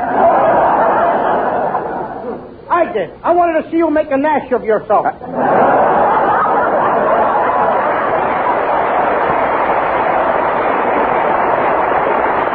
See, Santa Claus, I hope you brought us some nice presents. Only the boys who aren't listed in my big black book get presents. Louis Costello, I have a report I got from your school teacher. Wait a minute. Do you have to read it now? Yes, it says here that you painted all the blackboards red, you chopped off the legs of the chairs, you put a goat in the cloakroom, you filled the inkwells with glue, and you put frogs in all the lunch boxes. Yeah. What do you say to that? None of us is perfect. I'll get back to you later, Louis. Now, Buddy Abbott, what do you want for Christmas? Well, Santa, my mother told me to ask you for a new slingshot. Well, here it is. But why does your mother want you to have a slingshot? So she can get her garters back. You behave yourself, Louis. Yes, ma'am. What? Yes, sir. That's better. You gotta be one or the other. Now, Kenny Niles, it's your turn. Here's a beautiful present for you. Oh, goody, goody. It's just what I always wanted, a nice little tinker toy. That's a great present for you, Niles. A little tinker toy for a big tinker. All right, Kenny, you and Buddy Abbott run along to bed. I've got something to say to this little Costello boy. Oh, thanks for the present, Santa. All right. Good night. Now, Louis Costello, let's see what else I have written in my big black book. Every naughty thing you've done is in this book. If he ever turns to page 8, I'm cooked. Aha! Page 8. He hit it right on the head. I see that a few years ago you flirted with a little girl in school. Is that true? Uh-huh. Did you give her your class pin?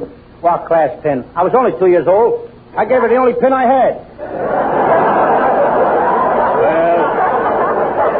Well, let's let the whole thing drop. That's what happened. That settles it, Louis. I'm afraid there's nothing I can leave you for Christmas. Nothing?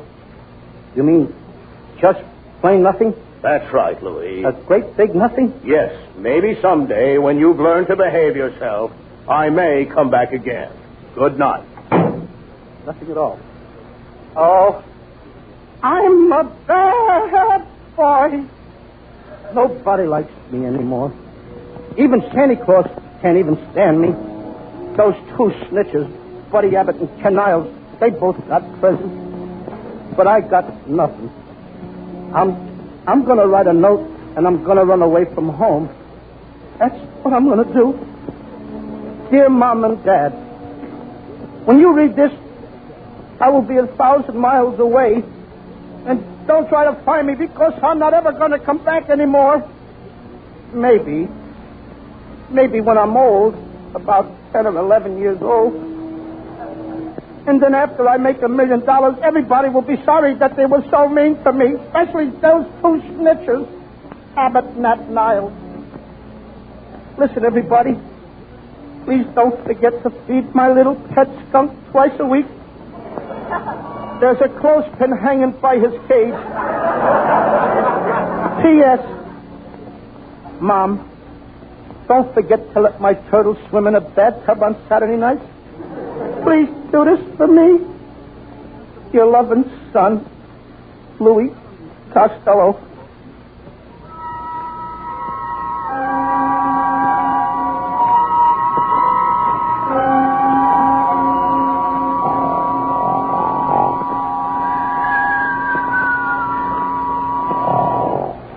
Hey, look, Sebastian. Your brother Louis is still sleeping. The poor guy, he went to sleep thinking that nobody was coming to his party. Yeah. Will he be surprised when he sees all the people? Come on in, everybody! Merry Christmas! Come on, Costello. Wake up, wake up. Wait a minute. What's going on here? We're all here for your party, Lou. Connie Payne. Oh, I'm glad you came. I've been waiting all year for you to sit up. Oh, boy, all year for you. Just to be Santa Claus for you. Come on, sit on my knee and I'll give you a big kiss. But Santa Claus wouldn't do a thing like that. That's the way they do it at the May Company. Boy, am I glad to see all you people. I had a terrible dream. That nobody cared about me anymore. Yeah. I was dreaming of a slight Christmas. I thought my friends had passed me by. Why, you know, Costello, that you're one fellow that we all think ain't as high. You are loved by both the kids and old folks, though you have whiskers on your jokes.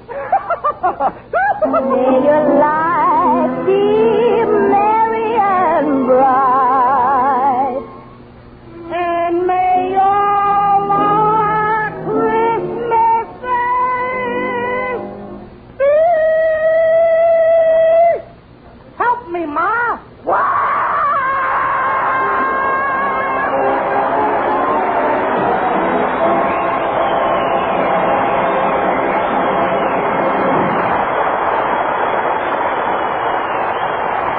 Now here are Bud Abbott and Lou Costello with the final word.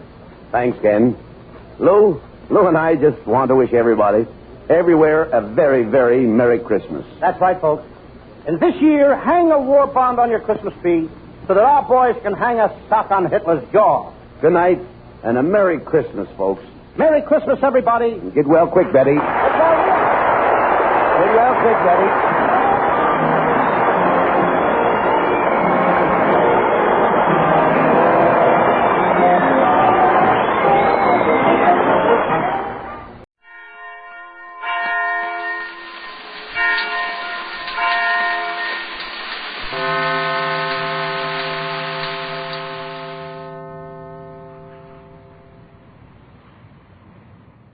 Ladies and gentlemen, the secret word is chair. C-H-A-I-R. Really? You bet your life.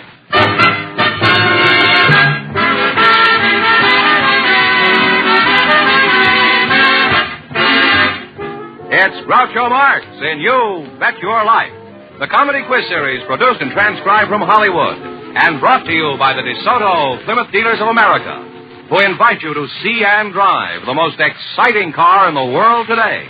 DeSoto for 1957. The most exciting car today is now delighting the far highway. It's the lovely, it's dynamic, it's the DeSoto. Exciting style to please the eye, exciting power to pass them by. It's the lovely, it's dynamic, it's the DeSoto. And now, the one, the only...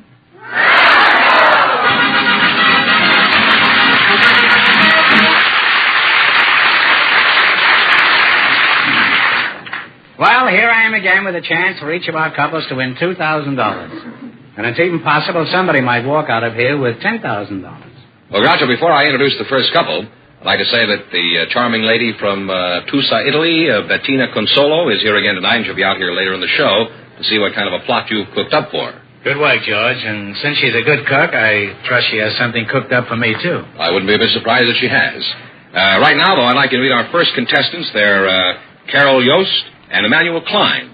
So, folks, you go in, please, and meet Groucho Marx. Welcome to Your Betcha Life. Say the secret word, and you each get an extra $50. It's a common word, something you find around the house. Carol Yost and Emmanuel Klein, eh? That's a pretty fancy first name. Well, they always say age before beauty, so who will I talk to first? What do you think? Carol, how old are you? 29. 29. And Mr. Klein, what is your age? 77. Oh, well, you're a fine-looking lad for 77. Should I call you Emmanuel, or do you have a nickname? Uncle Manny, I'm called by most everyone. Uncle Manny? Yeah. Oh. Uncle Nanny or Uncle Manny? Manny. Oh. I thought perhaps you were a goat. Oh. I think you're trying to get my goat here. Okay, I don't know what I would do with your goat if I had it, man. Well, you might be kidding me. Oh. I say, you're pretty sharp there, aren't you, huh? Where are you from, Manny? I was born in Cincinnati, Ohio, February the 15th, 1880. 1880, huh? Now, Carol, where are you from? I'm from Getty, South Dakota. Then we moved to Pekin, Illinois, and finally settled in Los Angeles. Oh, you're married, I assume, huh? Yes, I am. How did you meet your husband, huh? Well, he was in with the young group that my aunt was in. They were all sort of dating together, and she took me down to the little cafe where they always met, introduced me to him, and he swung around on the stool and smiled at me, and I just went overboard about him. You went overboard? Was this on a boat? No. Well, you sound like you were really sold on this fellow, huh? Oh, I was. Are you just as mad about him today as you were then? Well, it's pretty hard to be mad about anybody after 11 years, especially after you hear him snoring. Would you like to cure him of snoring? I certainly would. Well, have you tried holding his head underwater for about 12 hours? You know, we had a woman on the show one time who had a cure for snoring, and it really worked. Oh, what was Would that? you be interested in hearing? I'd love to hear it. She said when her husband went to bed at night, she strapped an orange in the middle of his back, and every time he rolled over and started to snore, he felt this orange, and he was uncomfortable, and he'd roll back on his stomach again. And a friend of mine tried that on her husband, and at the end of a year, her husband was still snoring. But she had 112 gallons of orange juice.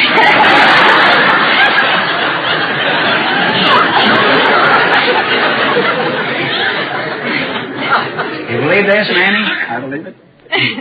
Tell us another. Huh? Tell us another. Are you implying that I'm lying, Manny? No, sir, no. Just stretching the truth, that's all. You know, we have a quiz later where it's conceivable that you might win some money. Well, I hope but so. But if you're kind of going to have this kind of a skeptical attitude about these things I say, you haven't got a chance up here. I want you to remember that, because I'm just as crooked as you are. Are you retired? No, sir, I'm in business for myself. I've been in business for myself all my life, excepting 5 years. I'm in the antique business. You're in the antique business? Yes, sir. Now, do you have any other interests aside from antiques? Yes, I happen to be a jingle advertising man. Oh. I took that up 7 years ago with a 5th grade education, and I'm not afraid to say I'll challenge anyone in the country, regardless of their education, to beat me for speed and originality. You write jingles for I do. Advertising? And in spite of that, you've lived 77 years? Yes, sir. Yes, sir. So what kind of customers do you have for your advertising? Why, mostly professional people. I write a little advertising jingles. As a matter of fact, if you'd like, I'd be glad to write you one right now. Well, I'm not that eager, but could you give us an example of a jingle that increased somebody's business? Yes, sir. Well, the first one I wrote was for a plumber. I do not write any fiction. Everything I'm repeating is I don't have to remember because it's the truth. Is this the poem? Yes, sir. Oh, well, that doesn't rhyme, what you just said. Well, just a minute now. Just a minute, boy. After all, I'm older than you are. You got to respect me for my age. Now, the first one is read like this here. If your plumbing it isn't often we get anybody on the show that can say that. If your plumbing is bad and you looked all over town... Now, pardon me. This is the poem now. This is the poem, yes, sir. I'd like a little warning about this. All right, okay, sir. If your plumbing is bad and you looked all over town, take up your receiver and phone L.Z. Brown. Now, if you're not the You know, that jingle sort of fits a plumber. Oh, sure. It even gives me a wrench, that thing. Carol, what do you think of Edgar Allan Klein here, the Jingle King? Well, it's all right, but I think maybe I'm just a little bit overly critical. I write verse myself. You're a poet, too? Manny, run for your life. Well, this is surely more than just a coincidence. It's a calamity. Is that why Fenneman teamed you two together, because you're both poets? I guess so. Oh. Well, Carol, do you ever get paid for your poems, or is yours free verse? No, I write for the Los Angeles Mirror News. They're in 3 times a week. Oh, well, that's very impressive. And now they're being syndicated by the Mirror Enterprises Syndicate around the world. Do you phone them in the morning and say the verse is yet to come? Well, it's like Shakespeare said, Carol. If you've time on your hands and your poetry's fine, pick up the receiver and phone Mr. Klein.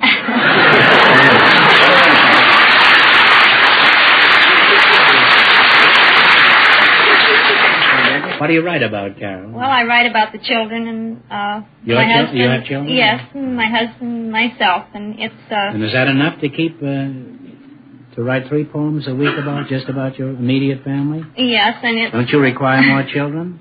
Well, no, I think it's enough. And could you give us one about your husband? Well, most of my favorites are a little insulting to my husband, so I'll pick out another one. All right, pick one out that isn't too drastic. I like Knighthood in Flower. Oh, so do I. But give us a poem anyhow, huh? He's lost a lot of gallantries he used in courting days, like opening a door for me or helping in small ways.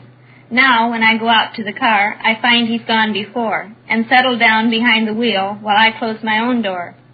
When we were wed, he said, no more would I do things alone. I never knew he meant to build me muscles of my own.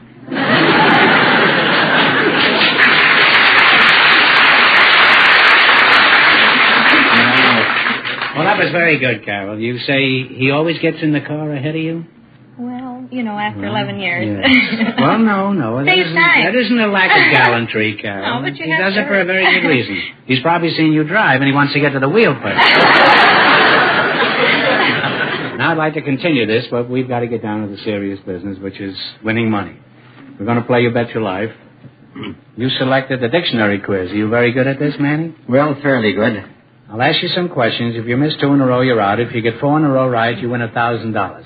Could you give us a short poem, George? No, I don't think I could. What about the dog stood on the railroad track. He didn't hear the whistle. Toot, toot. Sausages.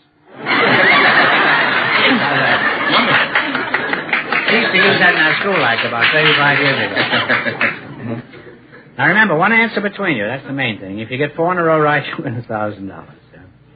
What is a cartographer, I guess? C-A-R-T-O-G-R-A-T-H. Map maker. Omar the map maker. You don't have to go any further. You have 1 right, 3 more right, and you'll have $1,000. What is a lapidary? One that cuts stones. Did you discuss this with her? It's right. But you see how dangerous this is? She might have said something else. She might have said a lapidary is where a secretary sits. While she's milking a cow, it's a lapidary. You have 2 right now. You're halfway to $1,000. All right, now, talk it over now. What is an anchorite? A-N-C-H-O-R-I-T-E.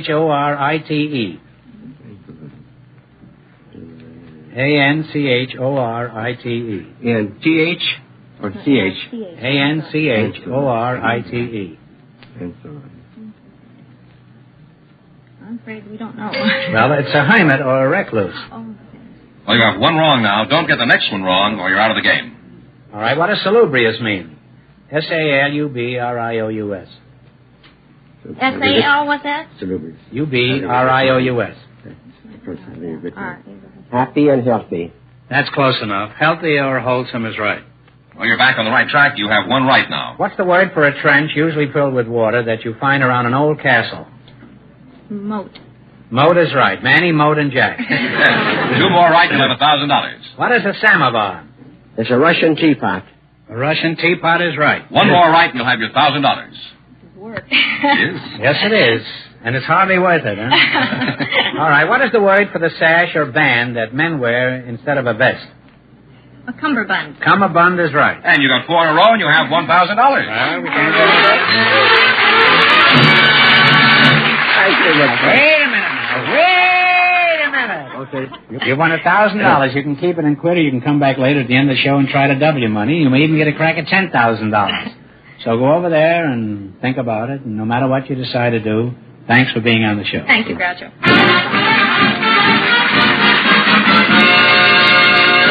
Now, Groucho, as we promised, our friend from last week, Bettina Consolo, is back here to see you again. You mean she's been standing here since last week? No, she came back again tonight because, remember, she promised to bring you a pizza pie. Oh, a piece of pie, yeah. Pizza pie. Can you say that 3 times fast in a row? Piece of pizza pie. 3 times in a row. Piece of pizza pie, piece of pizza pie, piece of pizza pie. Would you come in? Are you here? Yeah, look at this. Hello, Bert. How are you?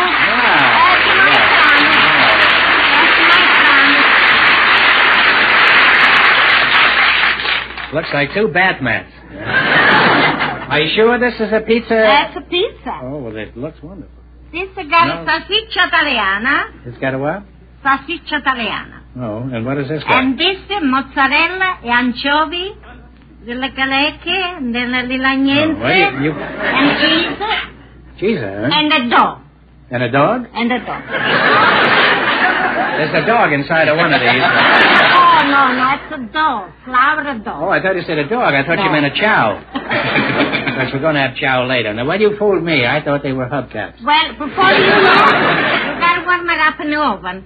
Well, thanks. It's just what I've always wanted, Bettina. Nice, a glass of wine or glass of beer. Yeah. That goes just nice. You supply the wine, too, Bettina? Yeah, I think it's to the best. Make you a nice roasted chick. George, I hate to have you do these kind of menial jobs. Would you put these in my dressing rooms? I'd be very happy to. And alight my position, will you? I'm standing by. Well, Bettina, you know why we brought you back here. Have you found a husband yet? You know, last week you said you were looking for a man who had never been in jail. Nobody yet. You haven't found anybody? No. Well, I have a surprise for you. We have located a man for you. Wonderful. Very nice. I'm not so sure of that. Now, what do you think of that? Well, I think that's a nice idea. Well, don't get carried away now. No. I don't know how anxious he is to get married. That's all right. We'll find out. I don't know anything about him. All I know is he's not married.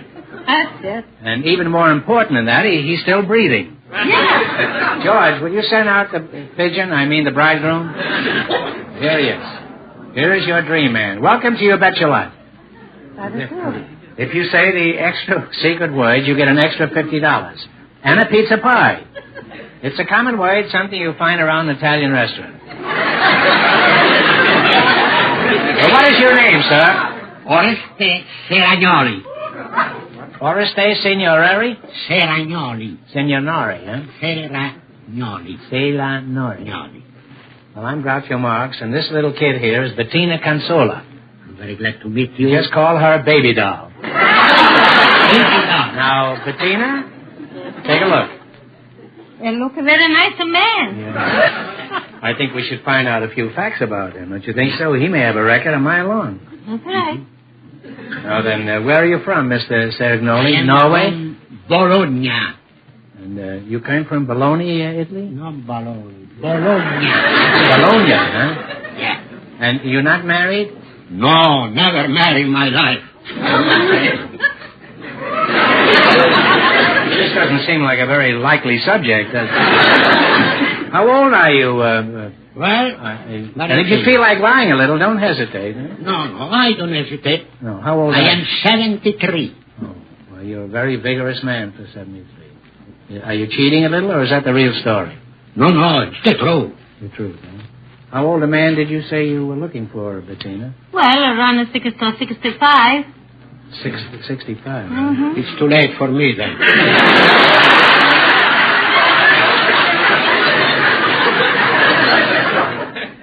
Bettina, we've got to prove to Oreste that you'd make a better wife than a lot of other women who are looking for husbands.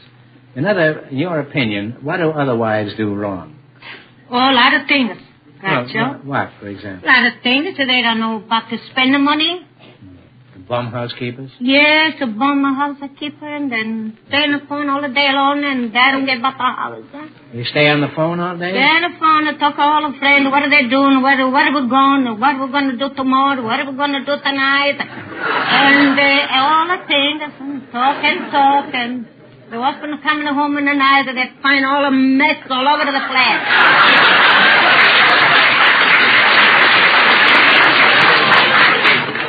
Bettina, you've certainly been in a lot of American homes. I suppose you were married to a Rusty. Now, this is just a hypothetical case, you know. All right. I mean, this isn't a fact.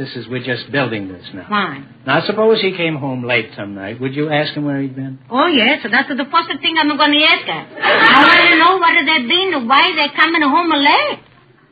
If I wait all the day long in the home, cook and clean the house, if everything is ready for my husband when they're coming home in the night, what would you say? What do you mean all of that? I just thought it's some friend of mine. How is it you never got married, Rusty? Well, I tell you the truth. That isn't necessary. Well, go ahead. Free. What's that? See, I say why I like to be free, to go everywhere where I like, without asking my wife. And to anybody. Bettina, would he have to ask you if he wanted to go out in the evening to the racetrack or something? Well, and she says you want to be free. Let us stay free.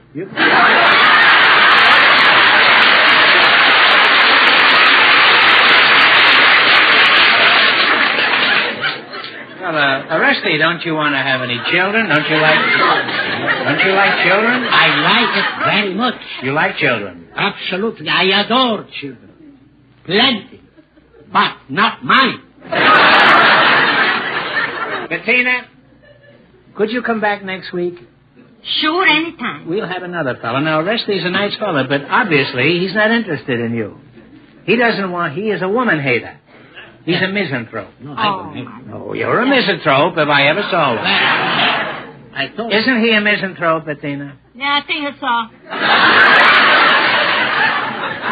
Well, let's see how smart Rusty is. He's going to play You Bet Your Life. Now, Bettina, how much did you win last week? We went broke. You didn't win anything? No. You went for broke? Yeah. Well, maybe Rusty can win something for you, and you help him whenever you can, huh? All right? I hope so. Okay, let's go now. You picked Royal Capitals. Are you good at this, Rusty? Yeah. Now, we want one answer between you. Before you answer, you talk it over. I'm going to ask you some questions. If you miss 2 in a row, you're out. If you get 4 in a row right, you win $1,000. Ready? All right. What is the capital of Cuba?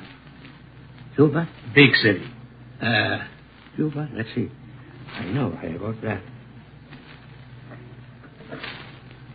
Cuba. Oh, okay. Havana. That's right, Havana. Have one right, 3 more right, and you'll have $1,000. All right. What is the capital of Denmark? Denmark, Copenhagen. Copenhagen is right. Snuff said. You're halfway to $1,000. 2 more right, and it's yours. What is the capital of New Zealand?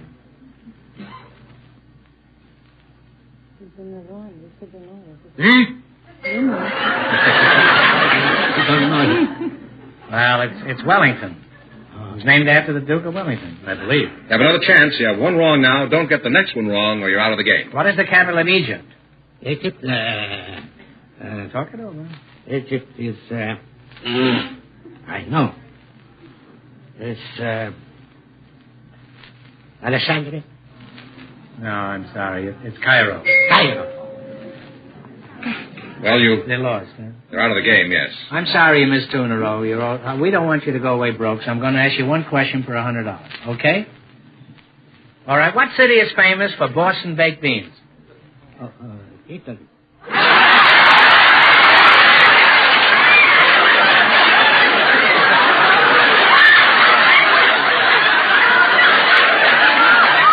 That's right. Italy is right.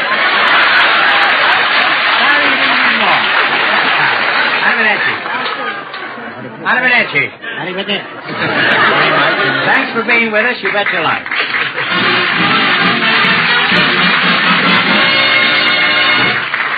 And Bettina, you be sure to come back here next week. And now, in just a moment, we'll find out if our first couple will try for a chance at the big money. All right, George, bring out our first couple, and we'll find out what they're going to do. All right, Carol Jost and Emmanuel Klein, you come back, please. You won $1,000 so far. Now you have a chance to win a lot more. Maybe even $10,000, or you can stop right here and keep your $1,000. If you decide to try for the big money and fail, you wind up with a total of $500. Now, what are you going to do? Well, I'm going to come back, not because I'm smart, but because I won't sleep if I don't. Now, what about you, Uncle Manny? Well, I'll tell you, I've made a vow, and I have no right to abuse that. I want to stay with my vow. You don't want to jeopardize your money, is that it? Well, would you like to take a seat over there and see what happens? I can tell you what's going to happen.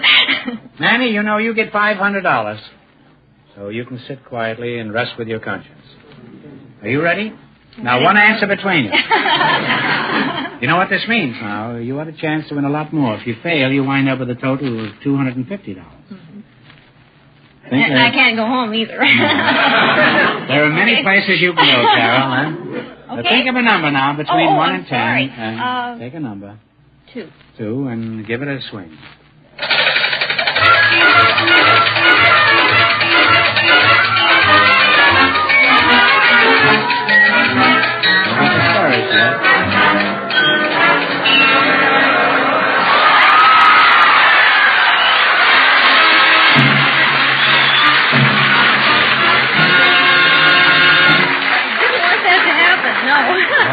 Because there's too much pressure now. Oh. Your number was 2 and it landed on 2. Oh. So this question is worth $5,000. Oh, goodbye. Your number was 2. Okay, now are you ready? Now one answer between you. I'm sure everyone's read the stories of King Arthur and his round table. Oh, no. For $5,000, I want to know the legendary town where King Arthur held his court. Think about it.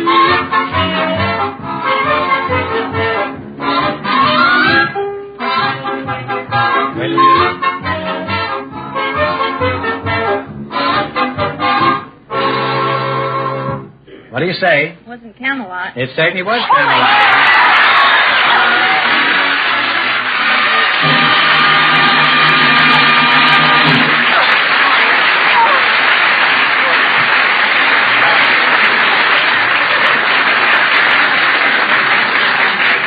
There goes the husband, the poetry, the 3 children, and everything, huh? Well, what are you going to do with that money? Well, gosh, with 3 boys, our house is sort of busting at the seam. I think I'd like to make it a little bit bigger. Well, that's wonderful. Congratulations for being with us. You bet your life.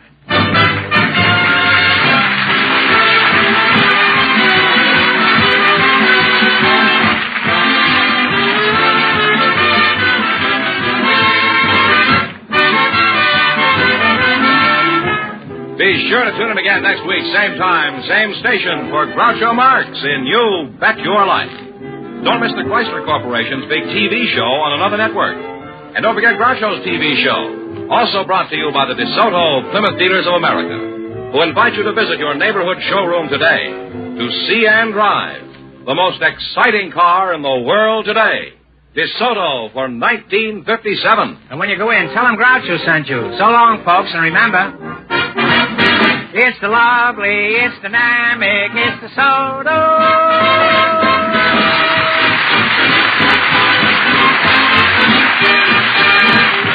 Folks, here's a reminder from the National Safety Council. Don't jump the gun when the signal changes. Give the walkers a break. You Bet Your Life, transcribed from Hollywood, is produced by John Goodell. Directed by Robert Dwan and Bernie Smith. Music by Jack Meakin. This is George Fenneman signing off for the DeSoto Plymouth Dealers of America. You Bet Your Life is heard by our armed forces throughout the world.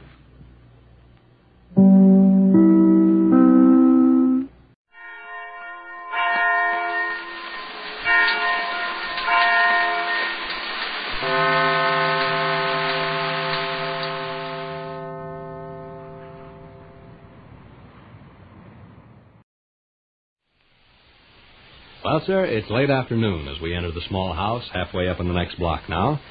And here in the kitchen we find Mr. Victor Gook and Mr. Rush Gook. The latter is seated at the table with a book while his father removes his overcoat, having just this moment arrived home from the office. Listen. Where's your mother? In another room. Her upstairs, maybe. Hey, you want to hear some interesting facts and figures about Darkest Africa? No. Say! It states here that the natives of Darkest Africa never itch. That's because the constant heat of the sun affects the epidermis so that they never... Are you upstairs? Yeah, but I'm coming down. Gov, individuals born in darkest Africa are superstitious about the moon. They think the roof of their mouth will turn to clay if the moon... That's great. Listen, your mother planning on this doings tomorrow evening at Stem Bottoms pretty strong? I don't know. Personally, I'm not invited. The party's more for married people aged 34 or better. My plans for tomorrow night are... Hey, got Doc get a hold on you? Yeah. He phoned just after you left us, known. He got in touch with me at the office. Here's an odd fact concerning darkest Africa, Gov. Poisonous serpents recognize their own aunts and uncles. And there's lots of very sweet affection. Oh, forget darkest Africa. Going to have a little chat with your mother. Go out and play. Oh, go out and play. Am I an infant? Do I look like a 6-year-old child? Hello there, kiddo. Hello. How you feeling? Fine. What's up your sleeve? I figure I got something up my sleeve. It's written all over your face. Rush, I'm going to start supper pretty quick. Better clear off that table. And you're going to have to run to Croucher's. Did you know that in darkest Africa that rain sometimes comes down so hard it breaks your nose? Get a paper and pencil, and I'll tell you what I want from the store. I got a paper and pencil right here. All right. Peck of potatoes. Well, what is it? What's what? This business that's making you fidget and grin. Do I fidget and grin? Yeah. Sack of salt. Sack of salt? The middle-sized size. Middle-sized size. Half a dozen of bananas, if they're nice. Half a dozen of bananas. If they're nice. If they're nice. Let me see now. Kiddo, I have got a little scheme on fire that might... matches. Matches. And just one box. Don't bring home a whole bushel of them, even if they are 6 boxes for a quarter. And there was a few other things. Kiddo. Yeah? I got a little expedition on the fire that might possibly interfere with me being at Ruthie's party tomorrow night. How you mean? Thought maybe I'd slam up to Chicago in the morning. What for? Kiddo, I see you're all set to jump right down my throat. Is it business? Well, yes, in a way. In a way, huh? Well, listen, I promised Ruthie we'd be there, and we will be there.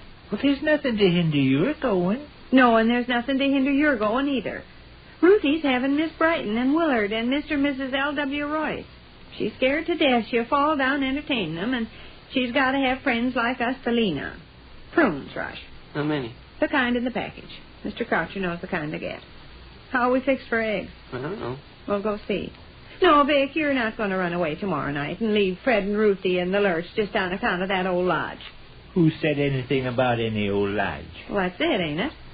Some women say they take pride in the fact that their husband held a responsible position of trust and honor in one of the noblest and grandest organizations in the whole It is the wide... lodge, then, huh? If I may say so, I'd like to point out that the sacred stars of the Milky Way is a brotherhood of fellows who are a little above the ordinary. Well, better get a dozen, then. Strictly fresh, tell Mr. Croucher. Them ones the farmer brings in from Towanda if he's got 'em. No, sir. Ruthie's counting on us, and we're going to be there. Seems to me you're carrying matters along pretty swift, Sade. Sure. Why, she'd go into nervous convulsions if she even thought we were talking about disappointing her. Miss Brighton and Willard are going to be there, and Mr. and Mrs. L.W. You Royce. haven't even inquired... No, sir. I say you haven't even inquired my reasons for going to Chicago. Them fellas can wait. What fellas? Them old lodge fellas. As yet, I haven't mentioned any lodge fellas. All I said was that maybe I'd slam up to Chicago in the morning. As far as that goes, Rush could escort you to the party. I bet you'd actually do that. Shove me off with kids. Honestly, I'd be ashamed. They're off in the store, Ma? No, there's a couple other items. I'll think of them in a minute. Write down eggs? Yeah. Say, what if I told you I had to go to Chicago in the morning or I'd lose my job? Oh, a half a dozen cans of corn if they still got that sale on. Okay. Can you carry that much stuff? Sure. There's a peck of potatoes, too, you know. I can handle them okay. Well, don't go yet. There's something else on the tip of my tongue. Wouldn't you be good and ashamed if I told you that? Told me what? That I had to run up to Chicago in the morning or lose my job? Do you have to run up to Chicago in the morning or lose your job? No, but... All right, then. We'll be at Stem Bottoms 7:45 tomorrow evening, just as we promised. Thought of what else you want yet, Ma? No. Kiddo, I innocently come home and announce that there's a possibility I might have to leave town over Saturday. Do you want to discuss it? Do you want to ask me why I'm going to leave town? No, you simply put your foot down and tell me there's Answer nothing that, Rush. Okay. Did I tell you bananas? Yeah. They have to be nice, remember. Don't take any black or mushy ones. Okay. Hello? Yes? Just 1 second, please. Ma'am. Who is it? Lady. Miss Apra? I don't think so. Should I beat her to the store now? No, wait. Yes? Oh, yes, Miss Weekend. Just fine. Oh, fat as pigs, all of us. How's Trix? That's funny, ain't it? Mom inquires after the health of Trix Weekend, so she says, how's Trix? Well, that's good. Oh, I bet. Yes, indeed. I should say so. In darkest Africa, Gov, some of the jolly blacks get together and eat live food. There's a picture in my book. Oh, son, please. That child of mine talking away Miss Weekends. Oh, yes, he's an awful smarty now that he's in second year high school. What? I see. Oh, that'd be perfectly lovely, Miss Weekends, only we already got other arrangements.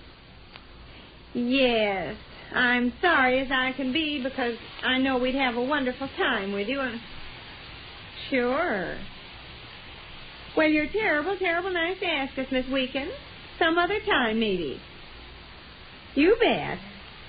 Well, see you real soon, All right, Miss Weekends. Goodbye. My, that was sweet of her. What you want? The Chicago Naughton Shopmen are having a Glee Club recital tomorrow night. She invited us to come along with her and Trix. Free tickets for everybody. Oh, let's see. What all you got in your grocery list? Kiddo. What, you got it there, Handy Rush? Yeah. Read it to me. Kiddo. What? Suppose I told you I had to run up to Chicago in the morning. Are you because still talking about that? Yes. And it'd be very nice if I were allowed to finish a sentence. I say, suppose I told you I had to run up to Chicago tomorrow because Consolidated Kitchenware Company wants to make me consultant accountant for the Corn Belt area. Do they want to do that? No, only... Well, let's finish this. Ruthie's got our promise. We'll be there tomorrow night. She's banking on us. All right. Now tell me what's more important than that'll drag you to Chicago. I think perhaps I'd be the best judge of the importance of anything that drugged me to Chicago. The lodge, ain't it? I haven't said it was the lodge. Well, is it the lodge or ain't it the lodge? It is the lodge. Sure. Suppose I told you the lodge was sending for me in order to present me with a prize of $1,000. Is the lodge sending for you to present you with a prize of $1,000? No, only... Vic, please, let's quit beating around the bush. Is it absolutely necessary for you to go to Chicago? No. Are you going to Chicago? Don't look like it. With all this opposition. You're going to Fred and Ruthie's tomorrow night, then? Fine. All this is settled at last. I am going in the other room. Fine. Bye. Bye. You got that list? Yeah. Read it out loud. Peck of potatoes, sack of salt. Middle size. Yeah. Half a dozen of bananas. If they're nice. I got written down if they're nice. Matches. Son. Yeah? Gus talk to you any about him going to Chicago? No. Never mentioned what he wanted to go to Chicago for, did he? Uh-uh. Wonder why he wanted to go to Chicago. Got no idea. Hmm. You never give him a chance to explain. Well, where are we here? Half a dozen of bananas. Yeah, if they're nice. If they're nice. Matches, prunes, eggs, canned corn. Now you better scoot.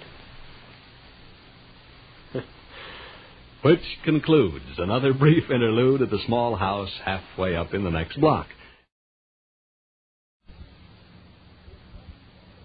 It's Duffy's Tavern, brought to you transcribed by the National Broadcasting Company, with Charlie Cantor as Finnegan, Hazel Sherman as Miss Duffy, Fats Pichon at the piano, and starring Archie himself, Ed Gardner.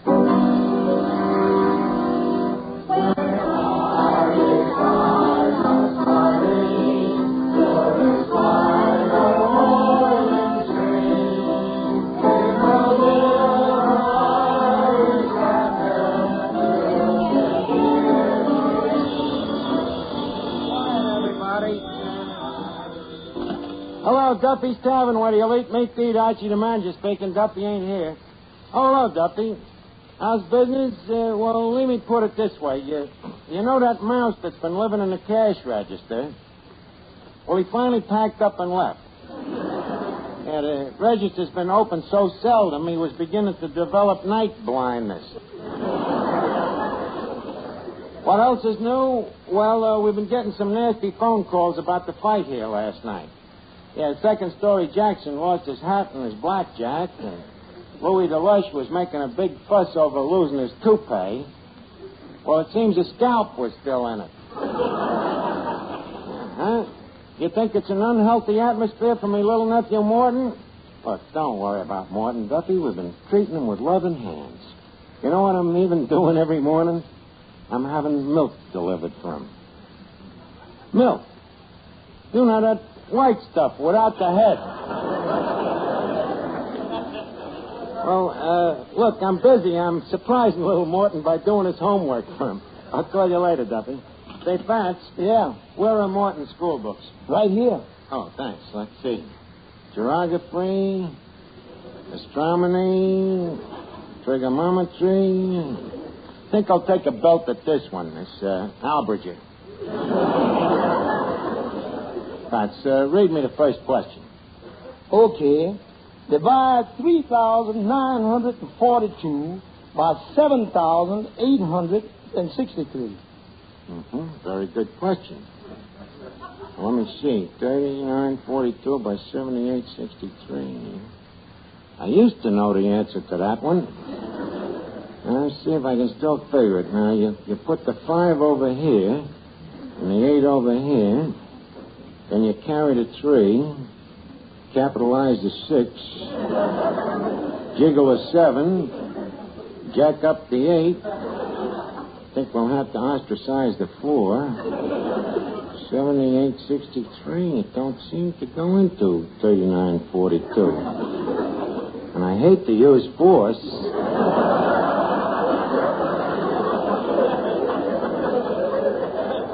Mr. Archie, how come you doing that homework? To help out my little nephew. But your little nephew knows more about arithmetic than you do. Oh, yeah? I'd like to see him draw 15 beers, multiply 15 by 5, break a $10 bill, and shortchange the customer all at the same time. I still say it would be better if you let Martin do it by himself. Now, just this minute, Fats. I want the kid to get good marks in school. So? So who's older, Morton or me? You're older. Well, who's smarter, Morton or me? You're older. Fats, this happens to be an educational discussion. If you cannot be objective and constructive, keep your lousy trap shut. Now, give me that other book on grammar. Thanks, sir. Now, let's see. What is wrong with this sentence? George and Mary ain't coming to the party. What's wrong with it? It's obvious. George and Mary ain't coming to the party. Should be an apostrophe in the word ain't. You see, in fact, that's the advantage of an education. If I hadn't gone to PS4 instead of an apostrophe, I'd have used a particle. Good old PS4. I'll never forget it. You shouldn't. You was there long enough. Well, Fats, I was trying to be thorough. You should have seen me in them days when I was in the 6th grade. Cute as a bug in a bed. Walking to class every day carrying me little school bag, with me little books, me little pencil box. Your little Gillette razor.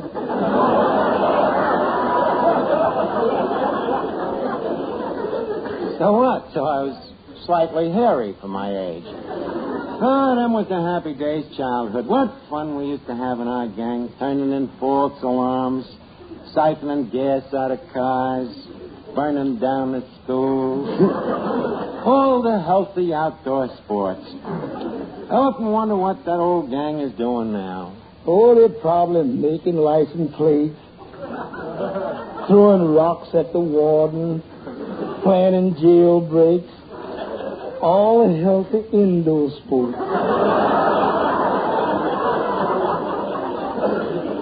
No, Fats, you're wrong. Most of them turned out to be a credit to the community. What? Not all of them, of course. Finnegan, what you doing there? They ain't no touchy, Raoul. Oh. What's the topic of conversation? We was talking about education. Please, not while I'm eating. I'm sorry, Finnegan. We were just discussing the old days at PS4. Oh, PS4. That's where I was in love with Millie Fackelfinger. In love? Yeah. She used to sit next to me in the 3rd grade. But you couldn't know anything about love when you was only in the 3rd grade. Oh, no, at 19, I know plenty. That's right, you was. When you told me how come you spent so many years in the 3rd grade? Well, I didn't want to embarrass Dad. He was in the 4th. What was your old man doing in the 4th grade? He didn't want to embarrass me mother. She was in the 5th. I suppose Grandmama was in the 6th? Oh, don't be silly. Grandma wasn't in any grade at all. No, huh? No, she was the football coach. Finnegan, ain't nobody in your family normal? Only my Uncle Louie. He's real smart. He is, huh? Oh, yeah. All through high school, he was first and second in this class. First and second? Yeah. How could he be both first and second? Well, I don't know. I guess one head was smarter than the other. And again, I'm beginning to wonder whether you're the ideal companion for me, nephew Morton. Sure I am. Didn't we have a good time last night at Coney Island?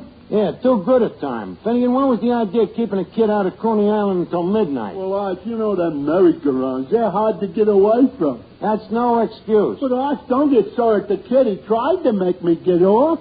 Well, why didn't you? What? Just when I was gaining on the horse in front of me? And another thing that kept us late was when we went to the fun house. To the fun house? Yeah, you know, where they got that machine that blows the skates up. You took Morton to that? Well, I made Morton look the other way. Oh, well, that was thoughtful. But I watched.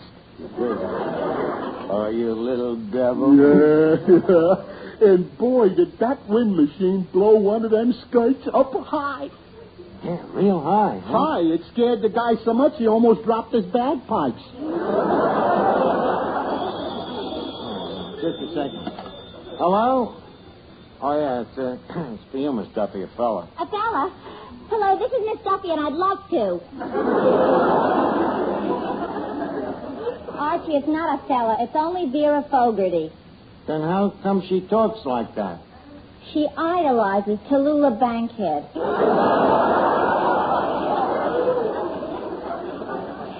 Hello, Vera. Sure, I'm coming to the Halloween party. I got a date for you, too. What's the difference what he looks like? He'll be wearing a mask, won't he? How tall is he? Well, think of it this way, Vera. You'll have the only date that can chase balls under the ping pong table without bending over. Huh? Well, you should talk after that Halloween date you got me last year. He must have been 60. He wasn't. Well, all I know is that the first time he bobbed for apples. After that, he was bobbing for his teeth. What costume am I wearing? Well, I'd like to come with something that would do justice to my figure. How about a duffel bag? Oh, be quiet, you big mouth. No, not you, Vera. Where were we? Oh, yeah, the party. By the way, is Loretta Lopchak coming? Remember last year how she disappeared when we began to play pin the tail on the donkey? Well, Vera, with a shape like hers, do you blame her? Yes, a sweet girl. A real credit to the 10 Jolly Girls AC. Well, Vera, I gotta go now. I'll see you Halloween. Bye. Miss Duffy, do I understand from the ensuing conversation that you and them 10 jolly stumble bums is going to have a Halloween party? Archie, why do you always have to make cracks about the 10 Jolly Girls AC? Because I've seen them girls, and they were jolly BC. Where are you going to hold this party? In Katrinka Yarbox's basement. Oh, that's a nice, large basement. Yes, but a sweet girl.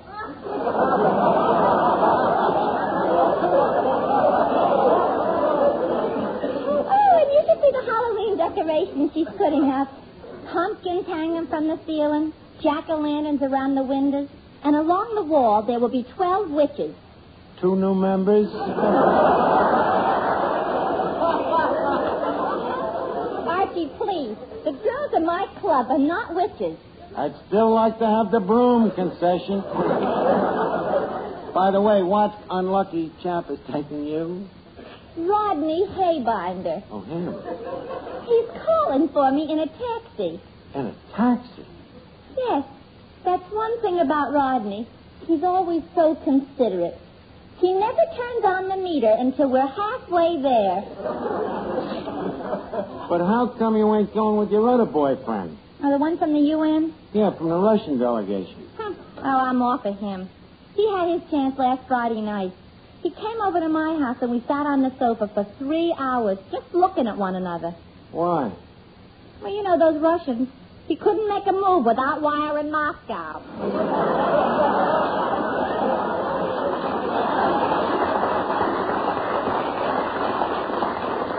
Now, look, Miss Duffy, when you stop bothering me with your boyfriends, I gotta help Morton with his homework here. Hey, Fats, play a little mood music while I do Morton's homework, will you?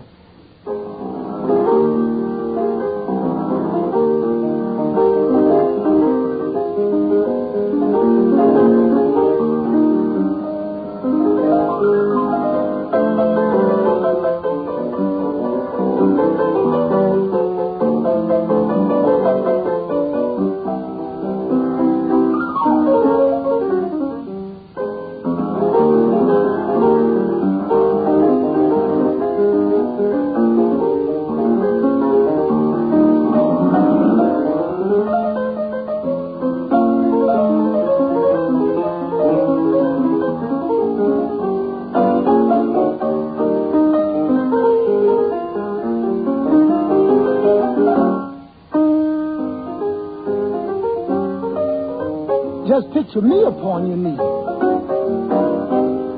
Tea for two and two for tea. Me for you for me alone. Nobody near us to see us or hear us. No friends or relations on weekend vacation. Won't have it known that we own a telephone. They will break and you away. Start to bake a sugar cake for me to take, so all the boys can see. We will raise a family, a boy for you, a girl for me. Can't you see how happy we will be?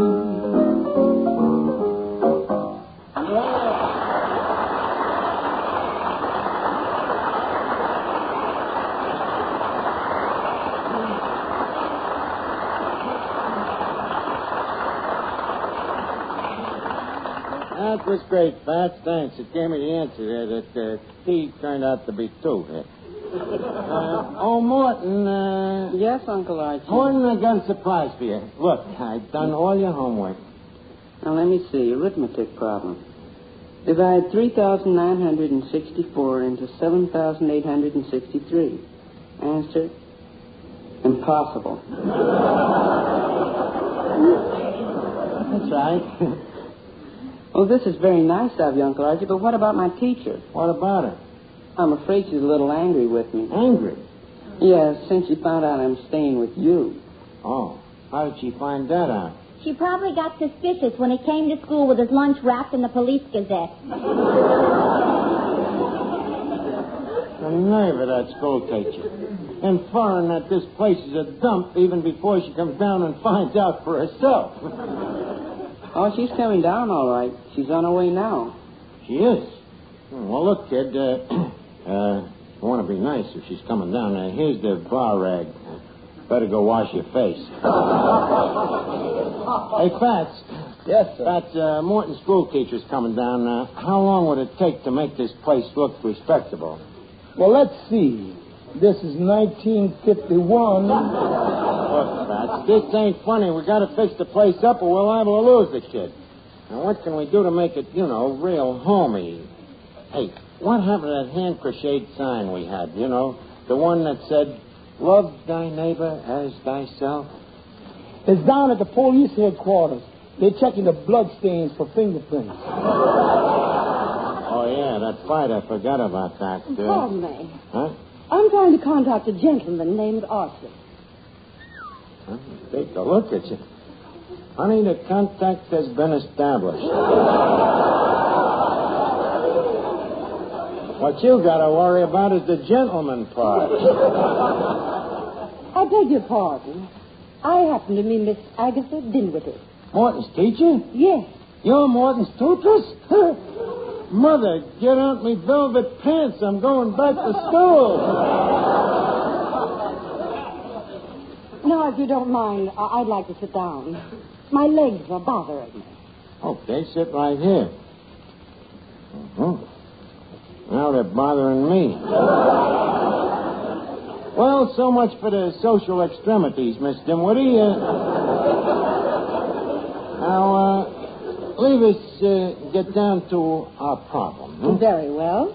Now, about Morton. Yes? How would you like his uncle to give you a nice big kiss?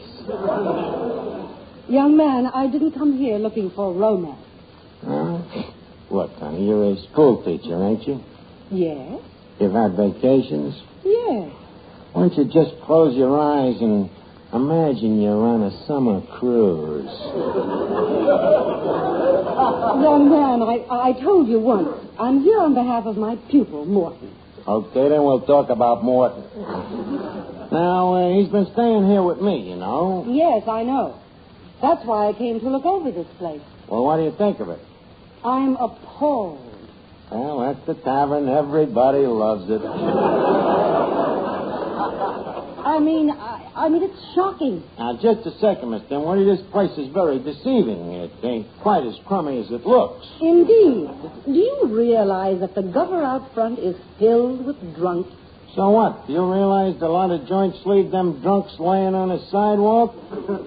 At least we give them curb service.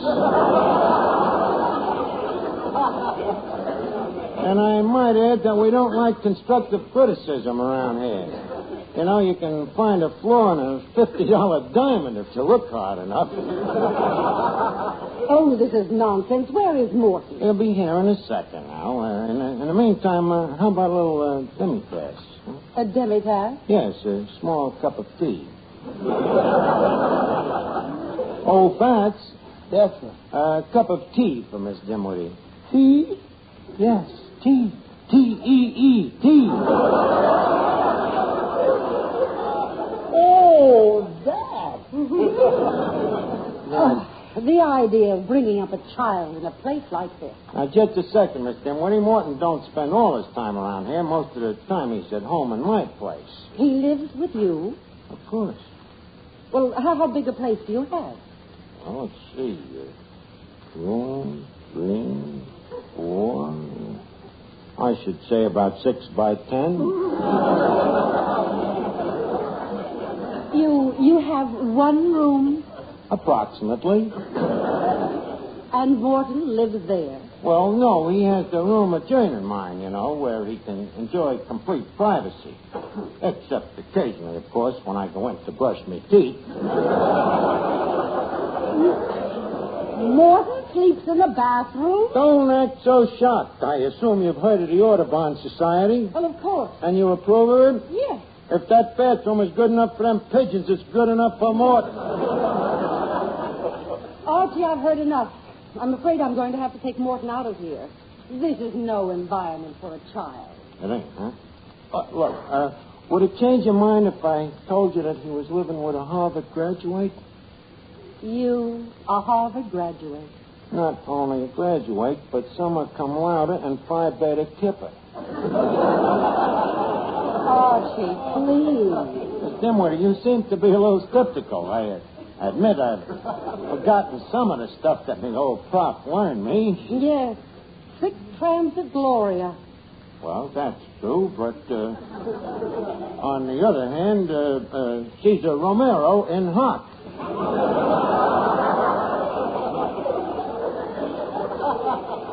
What's that? It's Latin. Well, I knew that Latin was a dead language. Now I know who killed it. Look, Mr. Murray, if I can prove to you that I'm a college man, will you leave Morton stay here? If you can prove that, I'll stay here. Ship ahoy, the summer cruise is on again. Okay, excuse me a minute and I'll get the evidence for you. Hey, come here, Finnegan. Look, Finnegan, I'm in a jam. I've got to find a college professor. Oh, really? Why'd you lose it? No, you don't understand. This is a game to fool Morton's teacher. Oh. Look, do you think you could be me old professor? I don't know, Arch. You think I'm dumb enough? I got complete confidence in you. Now, come over here, and I'll tell you what we do.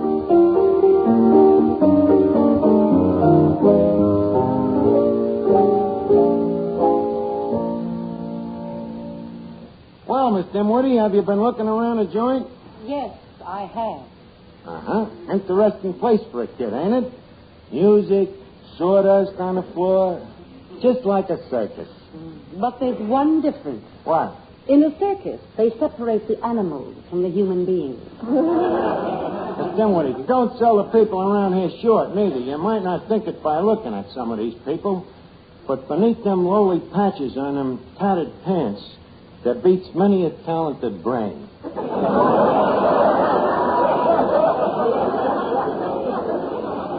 For instance, take that guy sitting over there next to the bag of sawdust.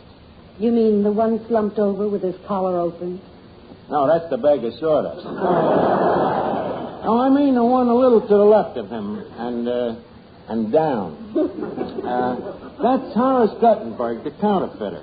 Used to be one of the finest engravers in the country. Had a brilliant future.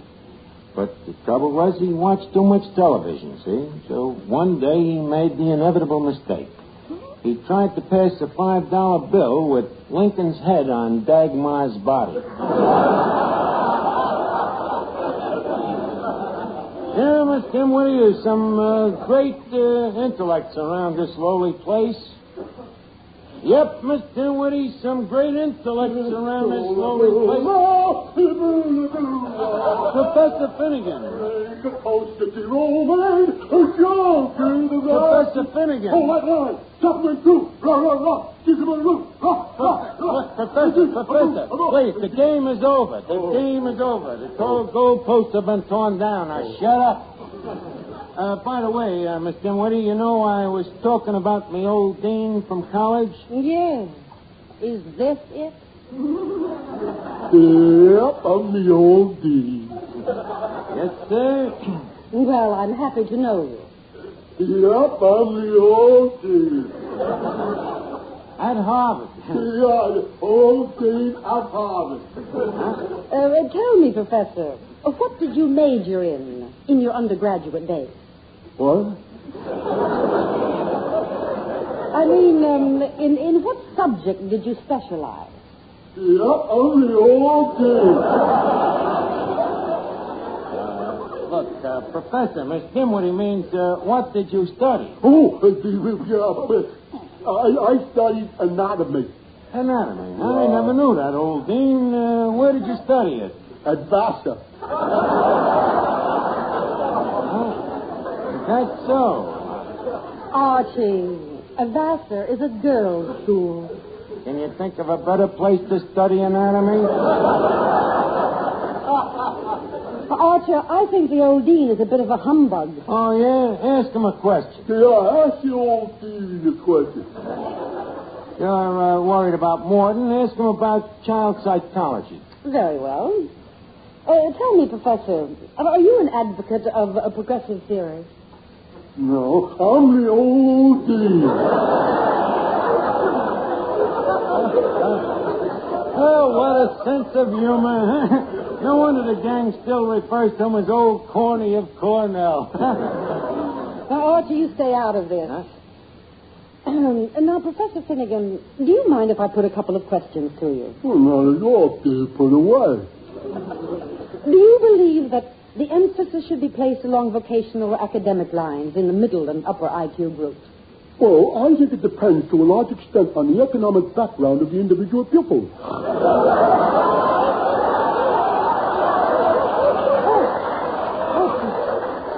Finnegan! Well, gee, I'm just as surprised as you are. Holy I've created a monster. Wait a minute. Go ahead. Ask him another one. Very well. Professor, do you believe that parental authority should subjugate the juvenile ego? No. Why not? I'm the old Well, you'll have to excuse the professor, Miss Dimwitty. You see, one of his pupils mistook his head for the blackboard and erased his brain. Archie, enough of this nonsense. I'm taking Morton out of here. But you can't. Well, look, I suppose I can't fool you. The only thing is that I'm kind of stuck on little Morton, you know, and I didn't want to lose him. I just wanted you to think that I was a college man. I'm the old... Shut up! But, Miss Dimwitty, I want you to know that even if I'm a guy that ain't had much education and I come from kind of crummy surroundings, I want you to remember that many great men have come from humble beginnings. Abraham Lincoln came out of a log cabin. Eli Whitney came out of a gin mill.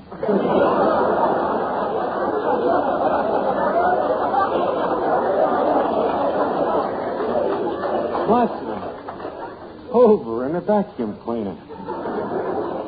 And Leo DeRocha came out of Brooklyn. Their environment didn't hurt them. They rose above it. And that's the way with Morton. He won't sink to our iniquity. We will rise to his.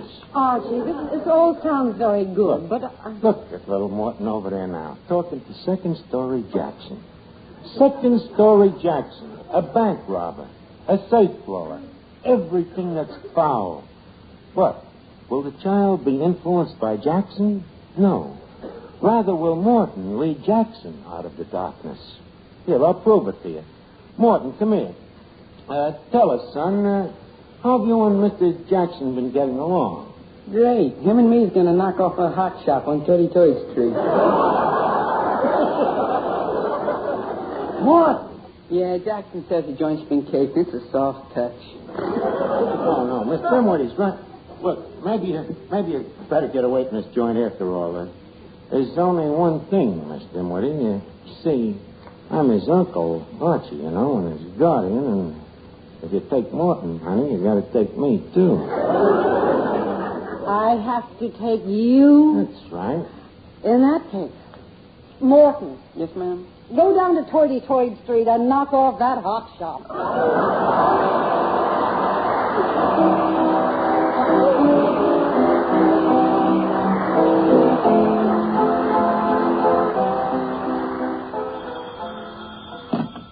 Hello? Hello, Duffy. Huh? Well, I'm sorry, Duffy. Sunday night I'm going to be very busy. I'm going to be on the big show with Tallulah Bankhead. Oh, yeah, that Tallulah's just crazy about me. So, be sure to listen in, Duffy. Sunday night with Tallulah Bankhead on the big show. Good night.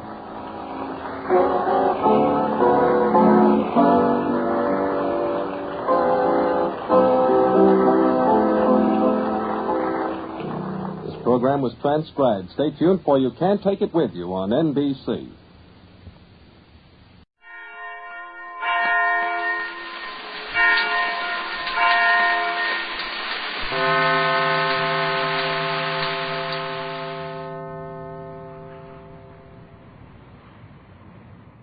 Teal for a beautiful smile, the life of Riley for laughs.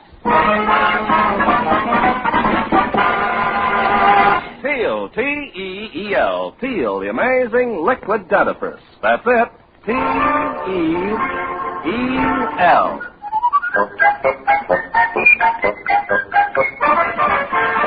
Teal, the amazing liquid dentifrice brings you the life of Riley with William Bendix as Riley.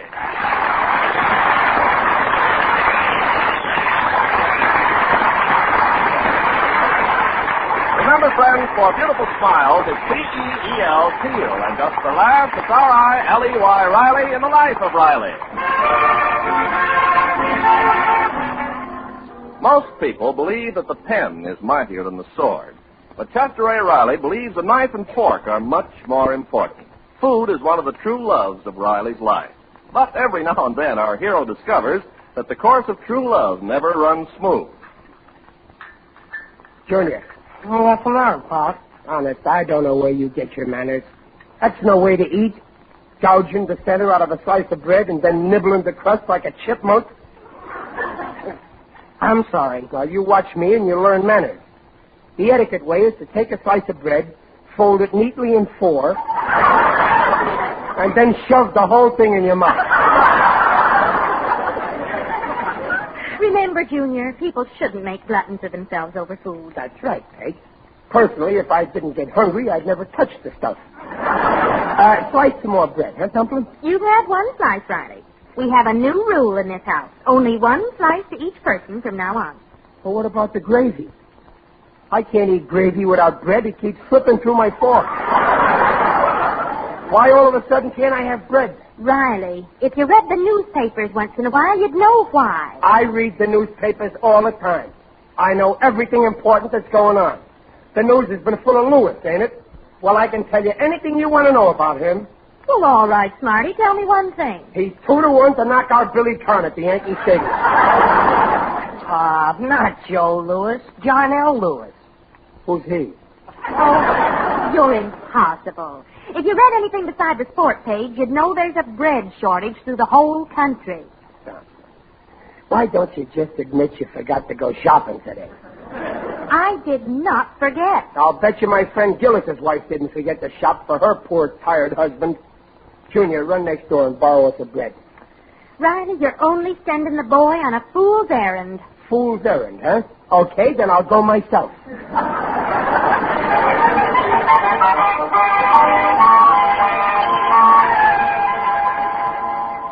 What? Bread shortage?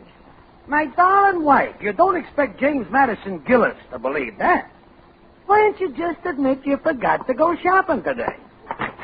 I'm going over and borrow your bread from my friend Riley. Why don't you look where like... you go? Brother Gillis. Brother Riley. I was just on my way over to your hacienda. Well, that's funny. I was just going over to your joint. Well, fancy that. Why, I got up in the middle of lunch to see you. Old pal. It's uncanny. I've done the same thing, Gillis. Imagine, brother Lodge brothers who'd rather see each other than eat.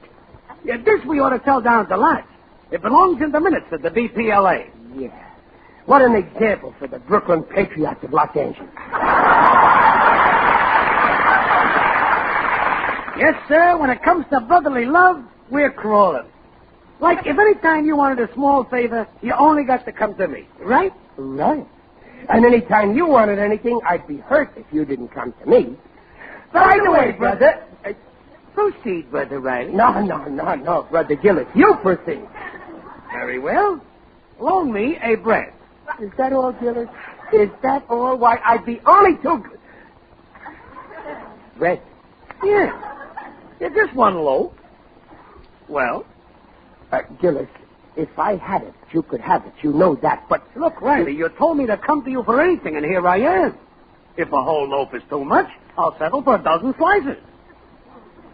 All right, 2 measly slices. Without butter. Believe me, Brother Gillis, if my right arm was made of bread, I'd slice off half and throw in a couple of fingers. But the fact Riley, is... are you telling me you ain't got 2 slices of bread? Well, yeah, we got bread, but you see, we got new rules. Oh, I guess. So this is your idea of friendship. I'm glad I got on to you, so as I can get off of you. Now, wait, Brother Gillis. Don't give me that brother stuff. To me, you're strictly an in-law. Gillis, that's going too far. Get off of my property, Riley, and stay off. Okay, I'm going, and don't you never speak to me again. Don't worry, I won't. I don't never want to hear your voice. Why, from today on, I won't even listen in on your party line.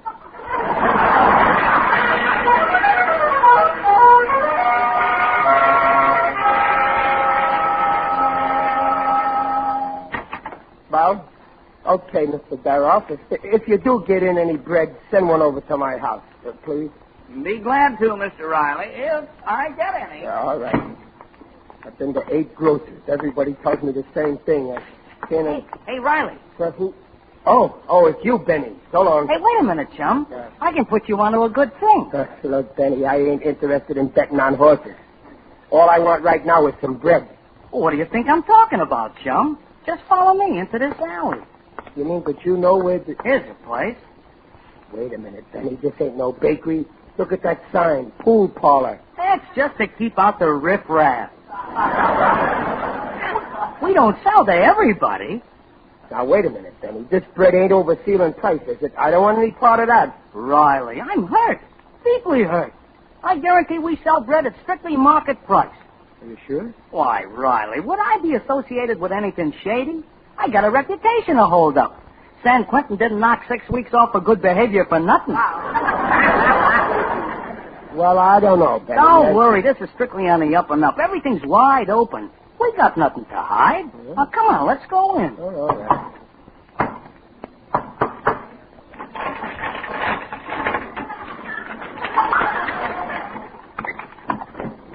Quick, drop in, boys. Fred, my pal Riley wants you to fix him up with a little, you know, B-R-E-D.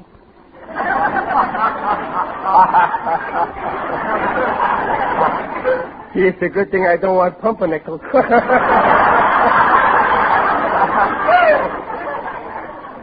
How much bread do you want, Bud? Well, I don't want to rob you. How much bread you want, Bud? Well, all I need is one. Okay. 1 carload it is. No, not a carload. I only meant one. Don't tell me you only want 1 crate. A measly 60 loaves. Benny, this guy's wasting my time. Well, he wants to start easy, Fred. Just a couple of dozen. A couple of dozen? No, I couldn't. Oh, you mean you want only 1 dozen? Well, the fact is that... Riley, come here a minute. What? Don't start haggling. Oh. Haggling makes Fred nervous. Yeah? And when Fred gets nervous, he can't stand people staring at him. So he closes their eyes. Yeah? But, Benny, I was just after 1 loaf of bread. Stop the whispering. I'm getting nervous. Come on, Bud. How many breads? 1 dozen. Just for a sample. Next time, who knows? It's a deal. Benny, get the guy a dozen. Right. Now shell up. Benny said market price, 12 cents. That's $1.44. Correct. Only what? Only with every loaf of bread, we do you the courtesy of selling you one of these genuine mother-of-pearl ashtrays.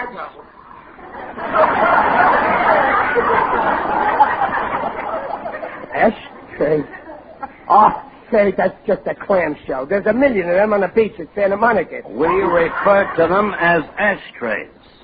I say they cost you 4 bits apiece. And if I was you, Bud, I wouldn't pass up this opportunity. Here's the bread, Riley. 12 breads, 12 ashtrays. That's $7.44. Well, I don't know, Benny. Benny, tell him to hurry up. I don't like the way he's staring at me. Okay. Here. All I got is a 10 spot. Hey, Fred. You want Fred to keep the change, don't you, Riley? Huh? Oh, yeah. Sure, keep it. Well, I gotta be going. Just a minute, Bud. Let me give you some good advice. Never part with them clamshells. They may save your life. My life? Yeah. If you ever get the notion you'd like to talk about me being in the bread business, take a look at them shells. And remember that them clams would be alive today if they kept their mouths shut.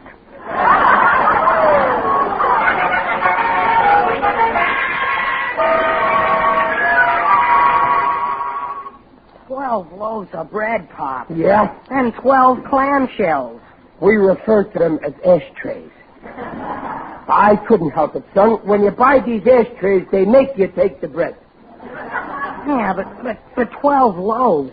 Boy, wait till Mom gets home. You'll catch it. Junior, we gotta hide it until we can eat it up. Well, how you keep it fresh? Well, I'll put them in my cigar humidor. 12 loaves? No, that won't work. Junior, you gotta help me. Remember, we're in this together. We can eat it in a week if we concentrate. Riley! Your mother, quick, help me stuff this bread under the table. Now, pull the cloth down on the side, Junior. Come on. Riley, open the door. My arms are full of packages. It's all clear, Pa. Okay. Oh, come right in, Dumpling. Let me take some of them bags. Huh? My, I had to stand in line so long. But what do you think, Riley? I got a loaf of bread.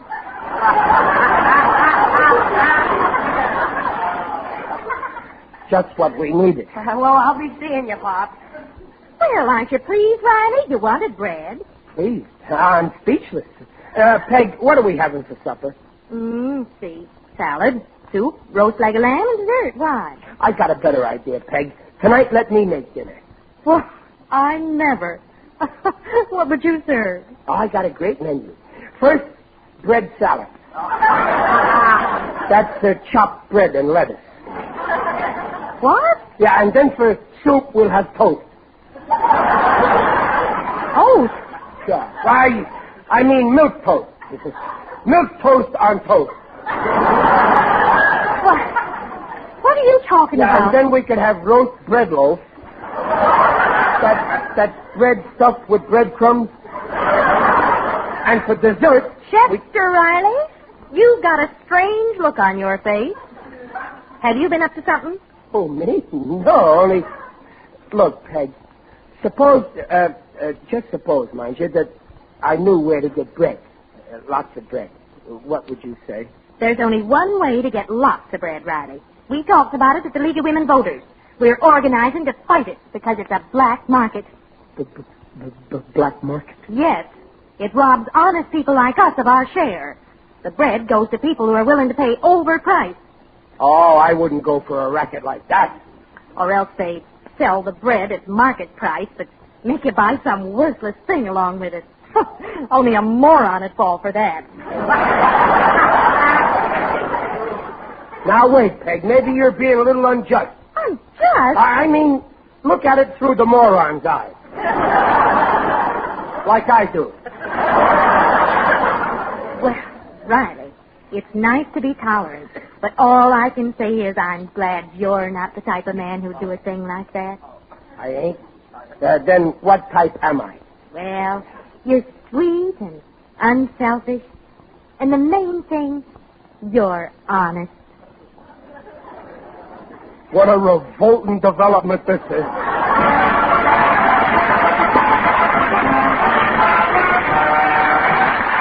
Steele has just brought you the first act of The Life of Riley, and we'll be back with Riley in just a moment. Meanwhile, this is Ken Carpenter. Think, are you brushing gum-line cavities into your teeth with toothpaste or powder containing harsh abrasives? Well, why take this chance when modern liquid Teal cleans teeth safely without abrasives? You see, out of every 10 adults, 8 have receding gums. And when gums recede, parts of your teeth are exposed 25 times softer than tooth enamel. Those softer parts are easily damaged by daily use of toothpaste or powder containing harsh abrasives. So chances are 8 in 10 you're risking those ground-in cavities daily, unless the dentifrice you use contains no such abrasives. Now, Teal is the only leading dentifrice that contains no abrasives. Teal cleans teeth with a patented ingredient, protects teeth from ground-in gum-line cavities. The Teal way takes 1 extra minute a week to make teeth look their best safely. Follow directions on the package, and remember, large family-sized Teal saves money. Insist on T-E-E-L, Teal, the refreshing liquid dentifrice. And now back to The Life of Riley with William Bendix as Riley. Well, Riley insisted that the bread shortage was exaggerated, and to prove it, went right out and bought a dozen loaves. Then he found out it was black market. Now, thoroughly ashamed, Riley is plotting to keep his wife from finding out his guilty secret. Oh, Junior, let this be a lesson to you. Crime don't pay. Oh, Pop, you didn't really commit a crime. You just didn't use your head. You're right. Nature gave me a wonderful head, and all I ever used it for was to keep my ears apart. Pop, you gotta get rid of all this bread. Yeah, I know, but Junior, you take the sack of bread over to some other neighborhood and leave a loaf on each doorstep. Okay, I'll get going right away. Good. Yeah, but what'll I say if people ask questions? Oh, just say that it's free. Say that your father's very charitable.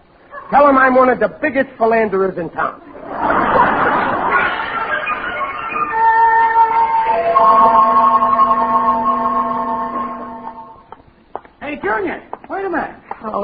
Hello, Mr. Gillis. I thought it was you, but I couldn't be sure in the dark.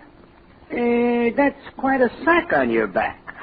Yeah. Well, so long, Mr. Gillis. Hey, just a minute, Junior. What's in that sack? It looks like... Please, Mr. Gillis, I gotta go. It's bread. It's bread. Oh, let me go. You got no right to go snooping in my father's business. Oh, so that's your father's business. I'm late now. So long, Mr. Gillis. Bread. A whole sack full of bread. And Riley wouldn't spare me a crumb. A crumb?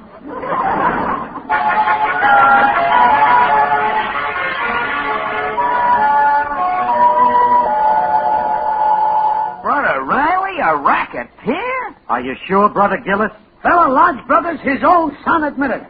Brother Riley and the black market. I couldn't hardly believe it. Swiping a hard-boiled egg from a pal's lunchbox. Yes. Slapping a penny scale till his palms bleed to get his weight free. Yes.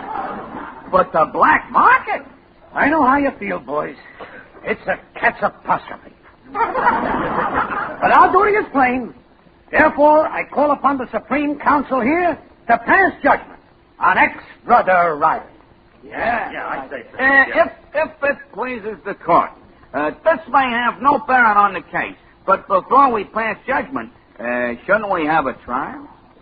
Well, it's a little irregular, but okay.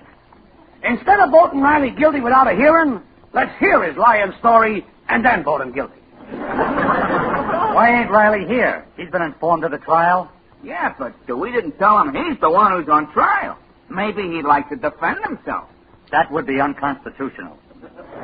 Now let's have the verdict. Yeah. Let's have the verdict right now. Hey, Fellas, I just got your message. What's up? What's the special meeting for? Huh? Riley, the Supreme Council is meeting about a certain member who has violated Section 77B. What? High treason? Boy, I'm glad I got here in time. Let's toss the rat out on his ear. We thought maybe before voting we'd give the guilty party a chance to prove he's innocent. I'm against it. If you guys think he's guilty, that's good enough for me. So be it. Aye. All in favor we should throw Riley out of the lodge, say aye. Aye! Some opposed? Nobody! Throw him out! Where is he? Come on, Riley. Show your miserable face. Get up and sit. Get it!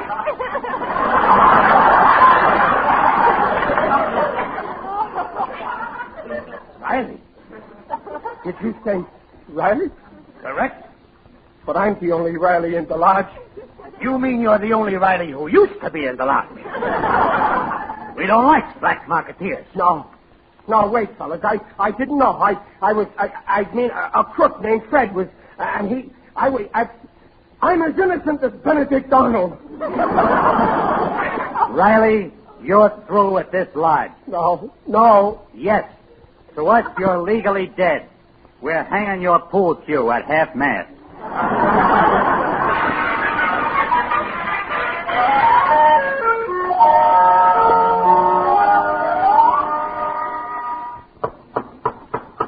Oh, there, Riley. Are you there? Who's that? It is I, Digby Odell, the friendly undertaker. Oh, hello, Digger. Greetings, Riley. You're looking fine. Very natural. I don't feel so good, Digger. Believe me, you've never seen anyone lower than I am. Would you like to bet? The guys in my lodge think I'm dishonest. You, Riley? Yeah. That's ridiculous. I've known you for years, and you've always been honest and above ground. You mean above board? Above ground is better, believe me. Come, I'll cheer you up. You know what my friends say about my sunny disposition? Yeah. When you're low and getting lower, and your pace is getting slower, when you've no more vim or vigor, just put in a call for Digger. Now, what's the trouble? Well, the lodge kicked me out because I got mixed up with the black market. Oh, the black market? Yeah. Riley, any man who fools around with the black market is only digging his own grave. And I'm opposed to that. But it wasn't my fault. I couldn't help it. Gee, when Peg finds out You mean your wife doesn't know? No. Oh, Riley, you mustn't keep secrets from your wife. Once I kept a secret from my wife. When we got married, I forgot to tell her that I was an undertaker. Well, what happened? As we entered our honeymoon cottage, from force of habit, I got 6 of my colleagues to carry my bride across the threshold. I adore honeymoon. There, okay. Yeah, I guess you're right, Digger. I better tell Peg myself before she finds out. Oh, thanks for the advice. Don't mention it. Well, cheerio. I'd better be shoveling off.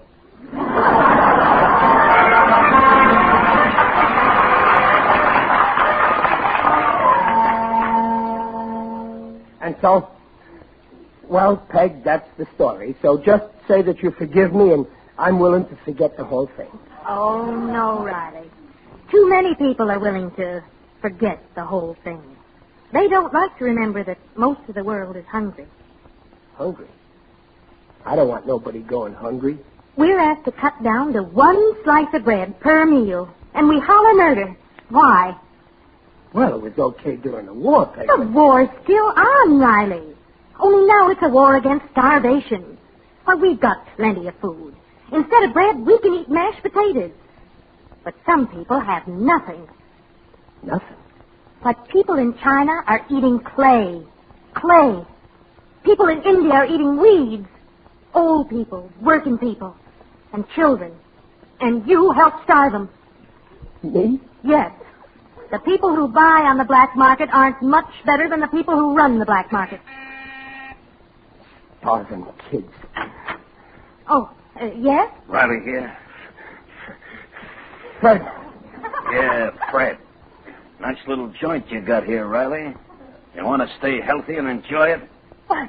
Riley, who is this man? That's the fellow who sold me the bread. Come on in, Fred. I'm glad to see you. It's okay, Peg. Riley, I hear you've been trying to muscle in on my business. Handing out bread all over. Now lay off.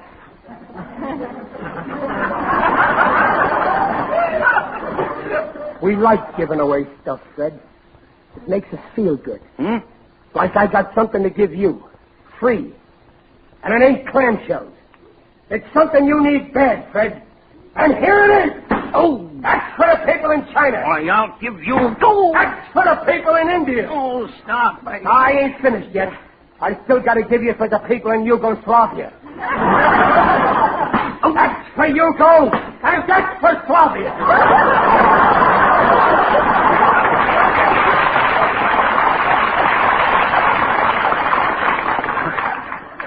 My teeth. You knocked out my teeth. Good. That'll save more bread. You can eat mashed potatoes.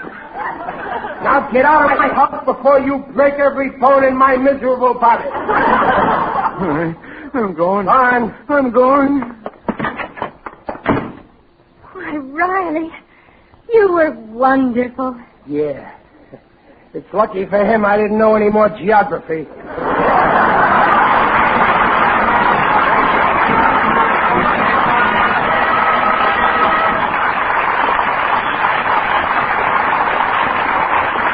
Riley's will be back in half a minute. Hurry, switch to Teal on your toothbrush. Teal protects teeth from gum-lined cavities ground in by daily use of toothpaste or powder containing harsh abrasives. Teal cleans teeth gently, without abrasives. T-E-E-L, Teal, the safe, refreshing, liquid dentifrice.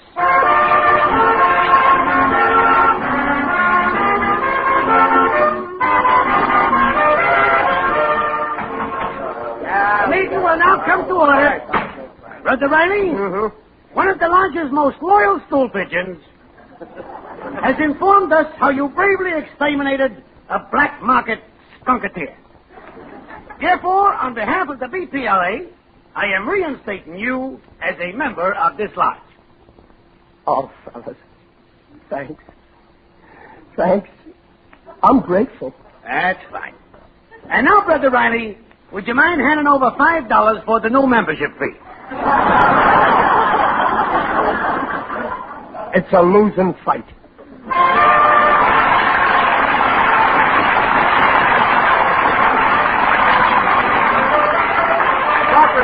the makers of Peel, the amazing liquid dentifrice, invite you to be their guests next week to hear The Life of Riley with William Bendix as Riley. William Bendix appears by arrangement with Hal Roach. The Life of Riley is produced for Peel by Irving Brecker and is directed by Don Bernard. Music by Lou Kozloff. The script by Ashmead Scott, Alan Lipscott, and Reuben Schiff. Mrs. Riley is Paula Winslow, Junior is Scotty Beckett, Digger Odell is John Brown, and others in the cast were Herb Vigran, Jerry Hausner, and Lou Merrill. This is Ken Carpenter on behalf of Peel, inviting you to listen again next week. And remember, for laughs, it's R-I-L-E-Y, Riley, and for lovely smiles, it's P-E-E-L, Peel. Peel, the amazing liquid dentifrice, protects teeth beautifully.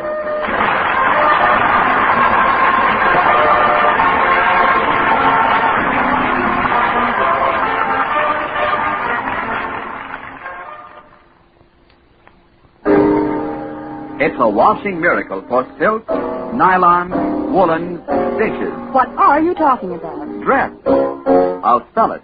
D-R-E-F-T, Dreft. Yes, ladies, and Dreft spells faster, brighter, safer cleaning than any sud before in history. That's true. Take lingerie, for example. Why, Dreft keeps my dainty underthings fresher and brighter than even expensive soap flakes. Right. You see, Dreft is different than soap. Dreft's rich suds rinse clean and clear. They simply can't leave any sticky deposit the way all soaps do. No wonder Dreft keeps lingerie, stockings, new woolens, prettier and brighter far longer than any soap could ever do. With Dreft, there's no soap fading. Yes, and for washing dishes, Dreft is just unbelievable. Why, Dreft makes my dishes shine even without wiping. Every woman knows how dishes washed with soap dry with a greasy film unless you polish them. Well, my Dreft wash dishes drain dry, bright and sparkling. Even glasses sparkle without touching a towel to them. Yes, ladies. Decide now to open up this bright new world of beauty for your nice things, for your fine washables, for your dishes. So get Dreft in the bright green package. Dreft, Procter & Gamble's amazing suds discovery that gives you faster, brighter, safer cleaning than any suds before in history. That's D-R-E-F-T, Dreft. Next time you shop, get Dreft.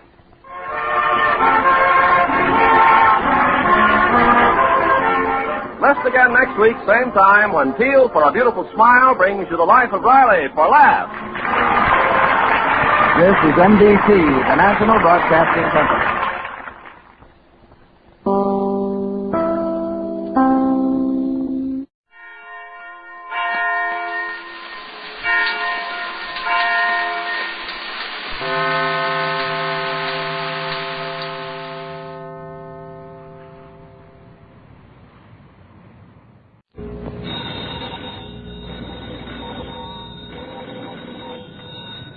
Granny's, Abner. I believe that's our ring. Hi, Doggy's Lum. I believe you're right.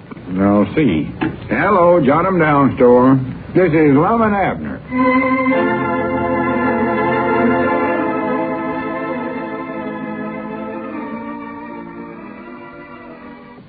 And now, let's see what's going on down in Pine Ridge. Well, Cedric's tent has finally been removed, and the old fellows are getting the store all fixed up in preparation for the visit of Gregory W. Dobbs. Squire has announced that his friend and great building contractor, Mr. Dobbs, will arrive in Pine Ridge to discuss the plans of the proposed Wonderful World apartments. As we look in on the little community today, we find Lum and Abner in their Jot 'em Down store and library. Listen. Better hurry up, Abner. Sweep a little faster. Mr. Dobbs will be here any minute now. Doggy's Lum, I've already swept the store out twice this morning. Ain't nothing more to sweep out. Well, we want the place to look nice and clean for Mr. Dobbs. Want to make a good impression on him. Yeah, I know. Hurry up and get that done, and then put a couple more chairs around the table in the library there. Chairs? What do you want them for? Well, so we can all sit around the table and have a regular business meeting. Oh. Board of director stuff. Uh-huh. Granny, I'm going to run this right and show Mr. Dobbs I'm a big executive and all that stuff. Well? Mouse here, you done drawing the drawings? Yes, sir. The plans are all ready to show Mr. Dobbs, Lum. Well, good. Hurry up, Abner. Get them chairs put around. I'm getting to it. Doggies, I don't see why we got to make such a fuss over this Mr. Dobbs feller. Abner, don't you understand? He's a big, famous building contractor, and he's donating his services just to help us build the Wonderful World apartments. So the least we can do is to be nice to him and cooperate with him. I said, put that big chair at the end there. That's where I'll sit. Uh-huh. Lum, you sure that this just ain't some trick of Squire's to get that $10,000 away from us? Oh, of course not. That's ridiculous. You're just suspicious, Abner. I am.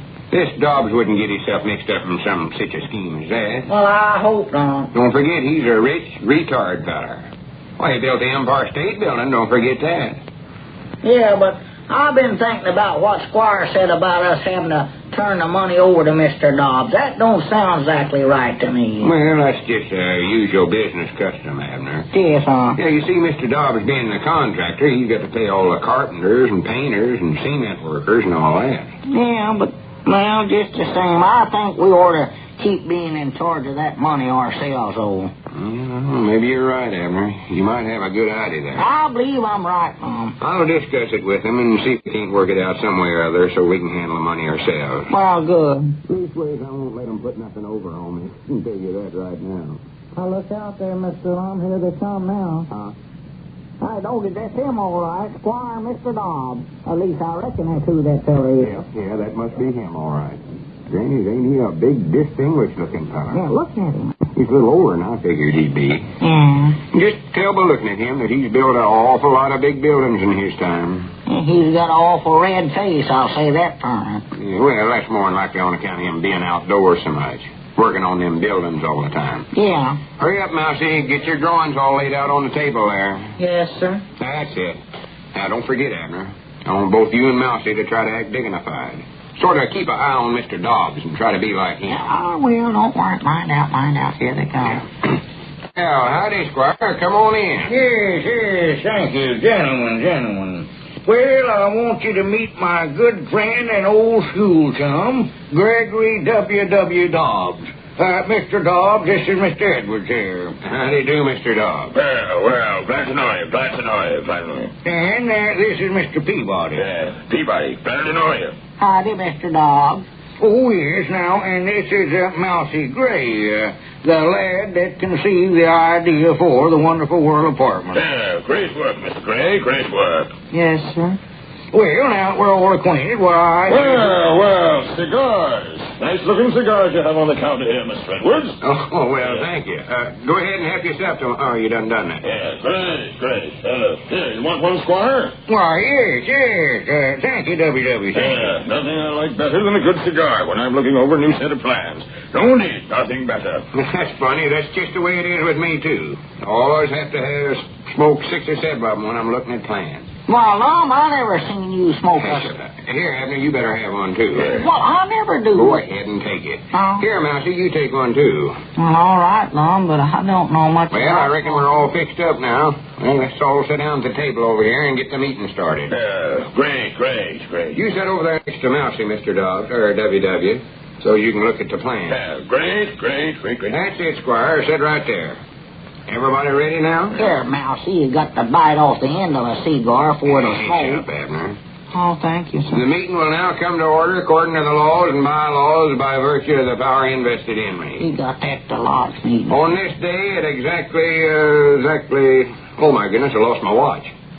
Lost your watch? Yes, sir. Well, you don't say. Perhaps you mislaid it, Lum, but I'm sure we'll find it around here someplace. Won't we, W.W.? What's that, Squire? I said we'll find Lum's watch, won't we? Yes, sure. Let me see now. What could that be? Well, what do you know? Here it is, right on the floor beside me. There you are, Mr. Edwards. Well, much obliged, W.W. Oughtn't to be so careless, Well, the meeting will proceed. Any old business come for the meeting? Any new business? All in favor, say hey. Great. We'll now take up the plans of the Prepo's Wonderful World apartment building. Great. How about the money, Mr. Edwards? I believe the plans come first, W.W. You better have a look at them now and see what you think of the plans. Great. Mousy, show W.W. the plans there. The different ones you got drawn up and all. Well, Lum, would it be all right if I went back in the feed room and laid down for a little bit? I feel a little dizzy. Dizzy? Yes, sir. I'll see you later, gentlemen. Excuse me. Well, wait, Mousy. I reckon the cigar he was smoking was a little strong for him. He don't smoke them all the time like me and you, eh? Hey, W.W. So it is getting awful smoky in here, Lum. Yeah, but that's the way I like it. Well, what do you think of the plans there, W.W.? Great. Absolutely great.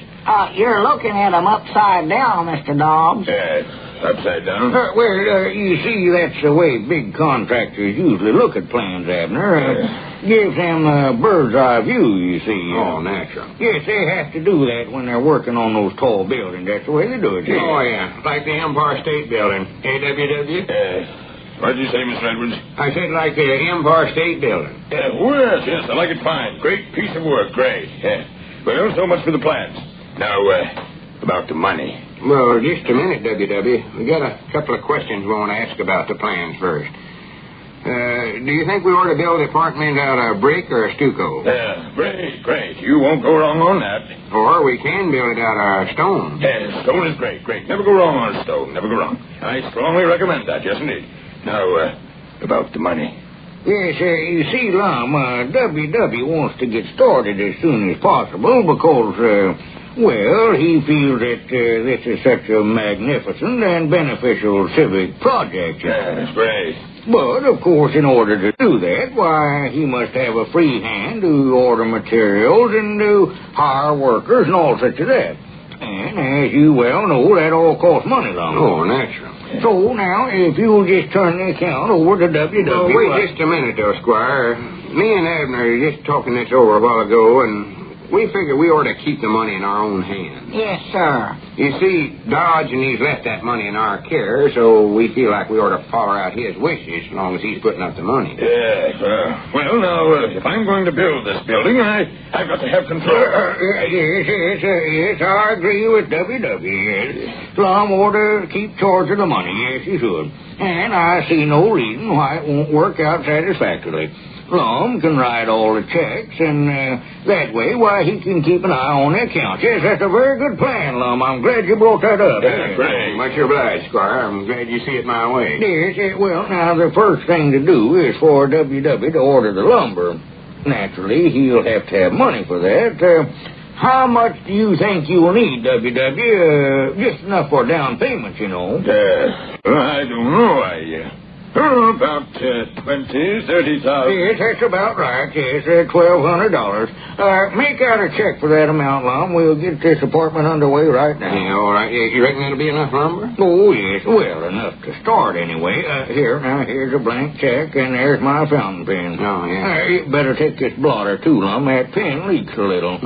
All right, let's see now. What's the name of the lumber company I'll make this out to? Why, W.W. probably wants to dicker a little, you know, Lum, see where he can get the best price. So, I'd suggest now that you just make it out to him, and then he can endorse it over to whoever gets lumber. Yeah, that's a good idea. Yes. Take it to the order of W.W. Dobbs. Yes, that's right. That's the thing to do. So much smoke in here, I can't hardly see. Yes, it is. A little smoky. Great. There. Now, Abner's got to sign it. You see, we got the money in both our names. Oh. For goodness sakes, Abner, what's the matter with you? Sit up straight. I believe I'll go back there in the feed room and lay down for a spell, too. I don't feel very good. Swam to goodness. One little cigar. Well, wait, Abner. Sign this check before you go. Well, I don't think I can. Yes, you can. Here, take this pen. Here's the check. Well, whereabouts? I can't see nothing. Right in front of you there, right by the blotter. Maybe we ought to open a window in here. Well, there. That's his sign, Lum. Yeah, all right, here you are, W.W. Great. Well, I'll rush this right to a lumber company. Come on, Squire. I've got to get back to the county seat. Oh, yes. Well, we'll see you later, gentlemen. So long, Lum. Yeah, so long, Squire. Wonderful world. Granny's Abner, we're in the building business now, sure enough. Wait a minute. Squire forgot his pen and blotter. Well, for goodness sakes, Abner, look what you done. You never signed that check. You signed the blotter.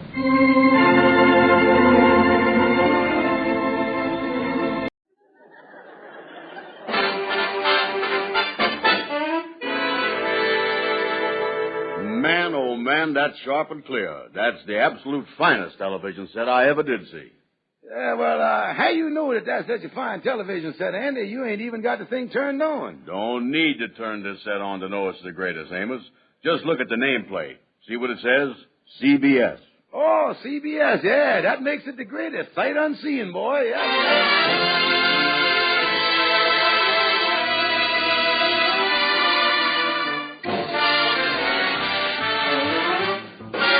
CBS Columbia, makers of CBS television and radio receivers, present transcribed The Amos and Andy Show, written by Joe Connolly and Bob Mosher, featuring Ernestine Wade, Johnny Lee, Amanda Randolph, Fred Clark, Rex Evans, Charlie Cantor, Ralph Moody, Lud Gluskin's music, yours truly, Harlow Wilcox, and starring radio's all-time favorites, Freeman Gosden and Charles Correll. Amos and Andy!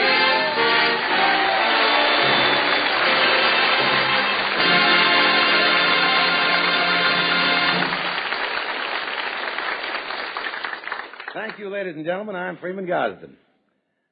You know, I read something in the papers the other day that surprised me a great deal. It was a survey about the television sets now in use in American homes.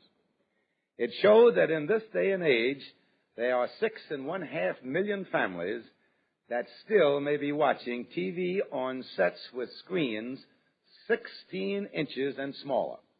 Now, if you are one of these 6.5 million families, you really ought to find out about the tremendous advances that have been made to give you big, modern 21-inch sets for much less money than your present small screen set cost you. Now, we'll be telling you more about these later, but these new wonderful CBS Columbia television sets are now available. Meantime, remember that these sets are manufactured by CBS Columbia, a division of the Columbia Broadcasting System, the greatest name in home entertainment.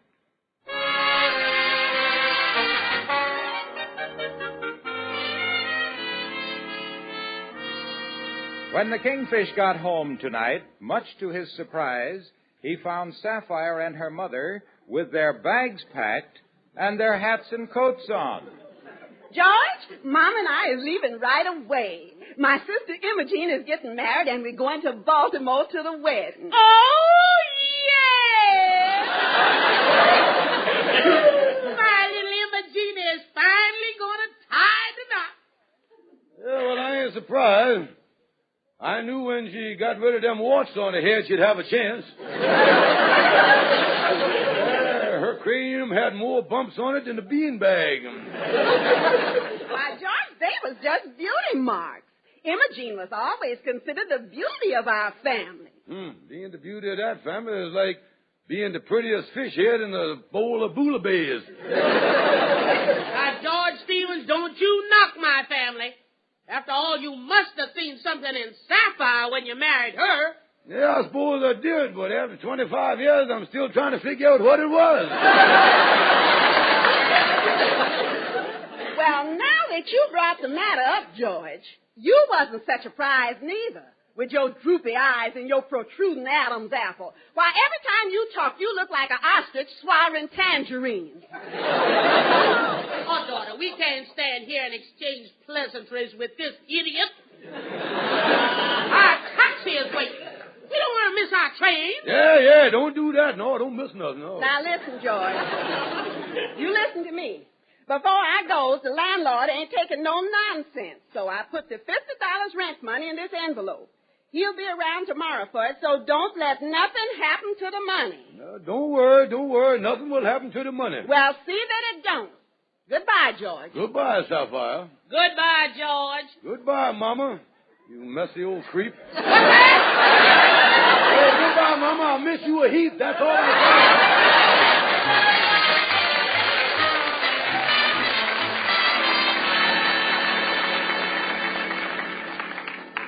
Well, Andy, walk with me back to the apartment, will you? Okay, Kingfish.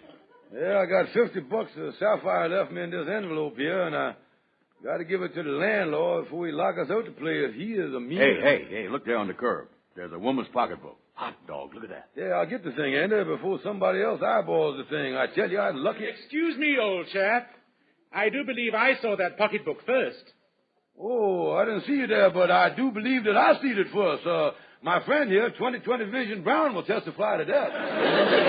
Oh, yeah, yes, sir. Now, see here. All I'm interested in is finding the rightful owner of the pocketbook. I think the first step is to open it and see if we can find some clue to its ownership. Yeah, I was afraid of that, yeah. Here we are. Let me see in there. Holy mackerel. It's loaded with money. Look at that. Yes, I'd wager there's $200 or $300 in there. Yeah, well, too bad there ain't no name and address in there. We just gonna have to split it. Just a moment, old chap. There are some credentials in here. Yeah, well, we'll split them too. Come on. I mean identification. Oh, identification. Yes, the pocketbook belongs to a Mrs. Robert Gunther, 1536 Riverside Drive. Telephone number here, too. What say I pop in and give her a buzz from the apothecaries? Well, we ain't got much time. Why don't you go in the drugstore here and call her on the phone? That's exactly what I had in mind. We might catch her in a gratuitous mood. Is that good or bad to catch her like that? Is that good? She might offer a reward. Oh, yeah, reward. Oh, yes, sir. Yeah, get on the phone right away. I'll be right back, old biscuit. Yeah, hurry up, old cracker crumb. Kind of peculiar accent that fella had, huh, Kingfish? Yeah, he didn't seem to have a good grip on the English language, did he? Must be some kind of foreigner, I guess. Yeah, let's watch him through the window here. Yeah, look at him there. He's in the phone booth. Yeah, he's talking to somebody on the telephone now. Yeah, I bet he got that Mrs. Gunther. Yeah, that's who he got, Miss Gunther, all right. Yeah, and I hope he caught her in that spirituous mood. Yeah, me too. Yeah, he's talking there, all right. Yeah, now he's hanging up. Yeah, he coming now. Yeah, he done hung up, you see. He coming out here. Yeah, here he comes. Yeah, here he comes now. Well, I got Mrs. Gunther. She was simply overwhelmed. Yeah, well, then, round figures, just how much was she overwhelmed? Well, she said she lost her pocketbook while she was shopping this morning. She said she's coming over here and has $100 reward for us. $100 reward? Yes. Inasmuch as we found the pocketbook together, I thought we might split the reward 50-50. How does that set with you? Well, it squats pretty good with me, yeah. Well, I think that's fair. I do hope Mrs. Gunther hurries, though. Why? You gotta get someplace, mister? Yes, I have a rather important meeting in my office. I strongly dislike keeping my solicitor waiting. Yeah, well, now, if you're in a hurry, Mother, why, you can just give us the pocketbook and we'll be glad to... No. I shan't want to miss out on my share of the reward. Oh, shan't you, huh? No, after all, when Mrs. Gunther gets here, she might decide to extend her generosity even further. Yeah, well, now, I was just thinking the same thing. Now, look, Mother, if you in a hurry, I got $50 right here in my pocket, and I'll give you your share of the reward. Then when Mrs. Gunther gets here, why, then want to extend her generosity, we could get in touch with you later and all that stuff. You know. Well, I guess that'll be all right. You'll surely wait for Mrs. Gunther. Oh, surely. Oh, yeah, I hear you, Mother. Yeah, wait a minute. I'll count it right out your 30, 40... $50. There you is. Well, thank you. Now I shan't have to keep my solicitor waiting. Toodaloo, old bean. Yeah, and a few beans to you, too. It is 10 minutes to 10. Now all we got to do is wait here for Mrs. Gunther to arrive and extend her generosity.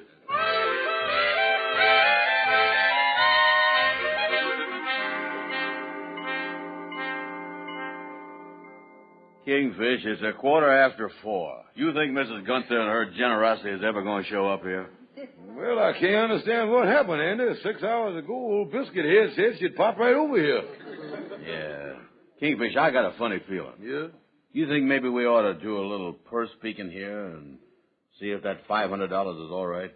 See if the moths got at it or something like that, looking in there? Yeah, good idea, Andy. Now, we don't want nobody to see us doing this here. No. Wait a minute, I'll open it under my coat here, and you can kind of look in there, peek in there. What do you see there? Can you see anything? Say, Kingfish, unless they's making money out of watered silk, there ain't nothing in there but a lining. You see, holy mackerel, Andy, it's empty. We've been gypped. I done lost the rent money.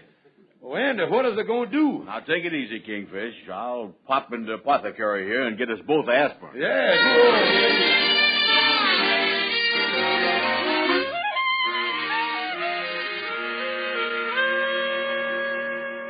Well, come on, Andy. Walk with me upstairs to my apartment, will you? Yeah, this is sure a mess, ain't it? Yeah, I done telephoned police headquarters and talked to a man down there by the name of Sergeant Mulvaney. He said that lost purse gimmick is nothing but a confidence game. Yeah, but Kingfish, we seed the money in there. Yeah, but don't you see, that's why the phone Englishman went in the phone booth. He didn't call nobody. He just went in there to take the money out of the pocketbook. And I was owed $50. Yeah, and that was money for the landlord. You don't suppose your landlord would come up there and take up, hey, Kingfish, look at your apartment door. A big brass padlock. Oh, me, and Sapphire and Mama will be back Monday from Baltimore. And what in the world is I going to do when them two grizzlies get home and find out they're going to have to be hibernating it in the Bowery Mission? Oh!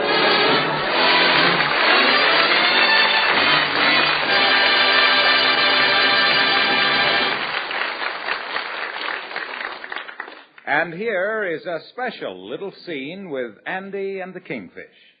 Say, Kingfish, why is you sitting there with your hands on top of your head? Well, this is my homework, Andy. I was taking a mail order course in phrenology. That's the science of reading a person's mind from the bumps on his head. Oh, that's ridiculous, Kingfish. I ain't got no thoughts so big that they raise bumps on my head. Well, let me demonstrate to you, Andy.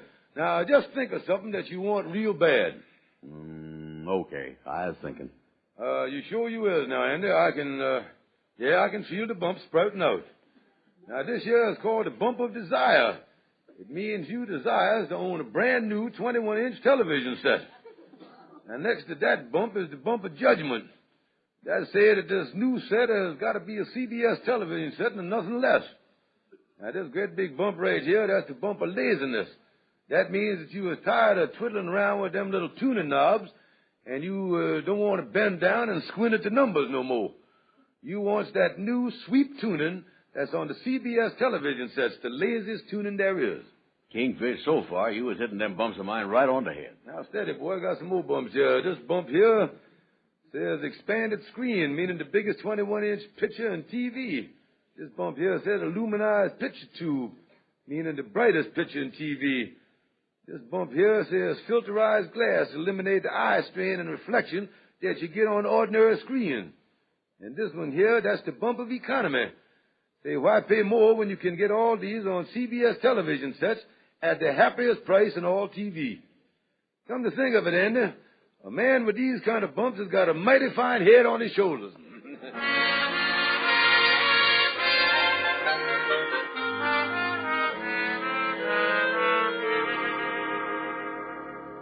Well, that's the whole story, Calhoun. I fell for that pocketbook gimmick and lost my wife's rent money.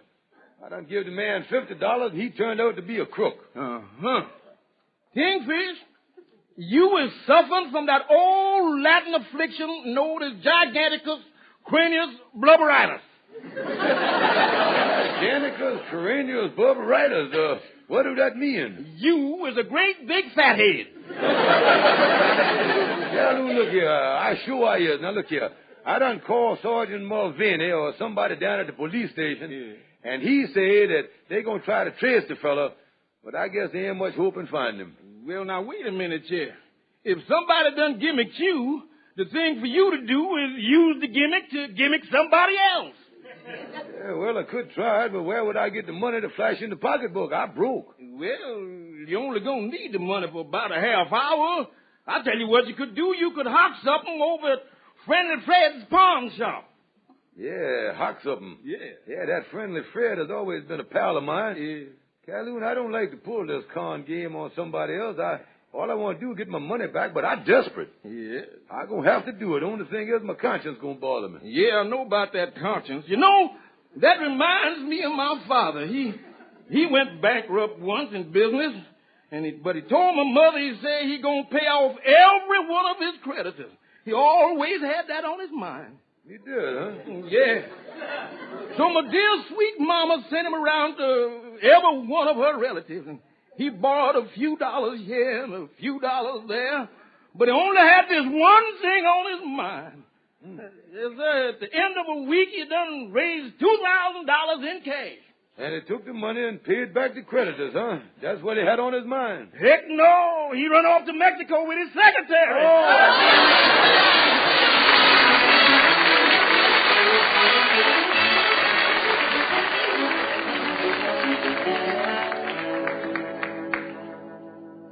Kingfish, you think you can get $100 from Friendly Fred the pawnbroker so you can work the gimmick, huh?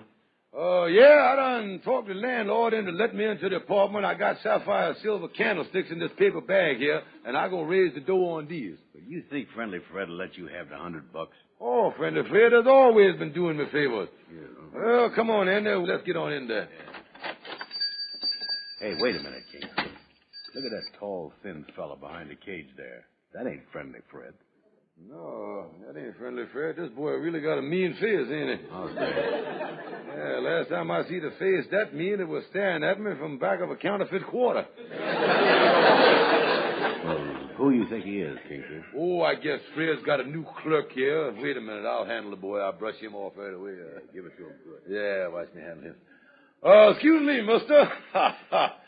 But where's the fat, jovial-looking fella that's always here? He sold out. No. Well, who is you? As of 9 o'clock this morning, I'm Friendly Fred. Then the old Friendly Fred ain't here no more? No. I bought the business, the stock, the fixtures, and the cheerful goodwill. Excuse me a minute, Mister. Annie, what did you think? I think Friendly Fred shortchanged this boy on the cheerful goodwill.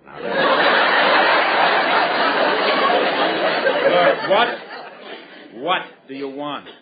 Well, I'd like to pawn these beautiful silver candlesticks. How much would you give me on them? $25. $25? What would you do if I told you I wanted $100 for them? Throw you out in the street. Holy mackerel. His name must be Friendly Fred Malenkoff. But besides the candlesticks, I tell you what I'm going to do. I got my gold watch here and my pearl studs, and he'll get hit this right here, and here's my diamond stick pin. Would you let me have the $100 if I threw all them in there? Well, I'll let you have 100. All right, sir, but I sure hope this gimmick works, because if it don't, there's only one thing for me to do, and that's to shoot myself. If you get that desperate, come back here. I'll give you a break. Oh, let me have some more money? I'll let you have a $50 revolver for $49.50. Oh, now wait a minute.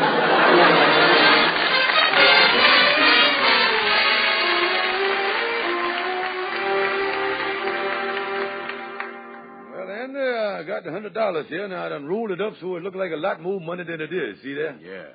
Then I put it in the pocketbook here. Then we goes out and find some sucker. Yeah, boy, that's the thing. Yeah, now after we pulls the gimmick a couple of times, I'll have enough to unhock the candlesticks and pay the landlord. Yeah. Now you sure you got the gimmick straight? Oh, certainly. And I got the whole thing in my mind step by step. The pocketbook, the phone call, Mrs. Gunter, and everything. Oh, now let's go. Come on. Yeah, but first, don't you think that you ought to take the, well, Andy, look here. Is you under the impression that I is stupid? Is you trying to insinuate that I don't know every move I'm making? Now, come on, let's go. Kingfish. What is it? You done put the money in your hat and you're wearing the pocketbook on top of your head. Oh, wait a minute.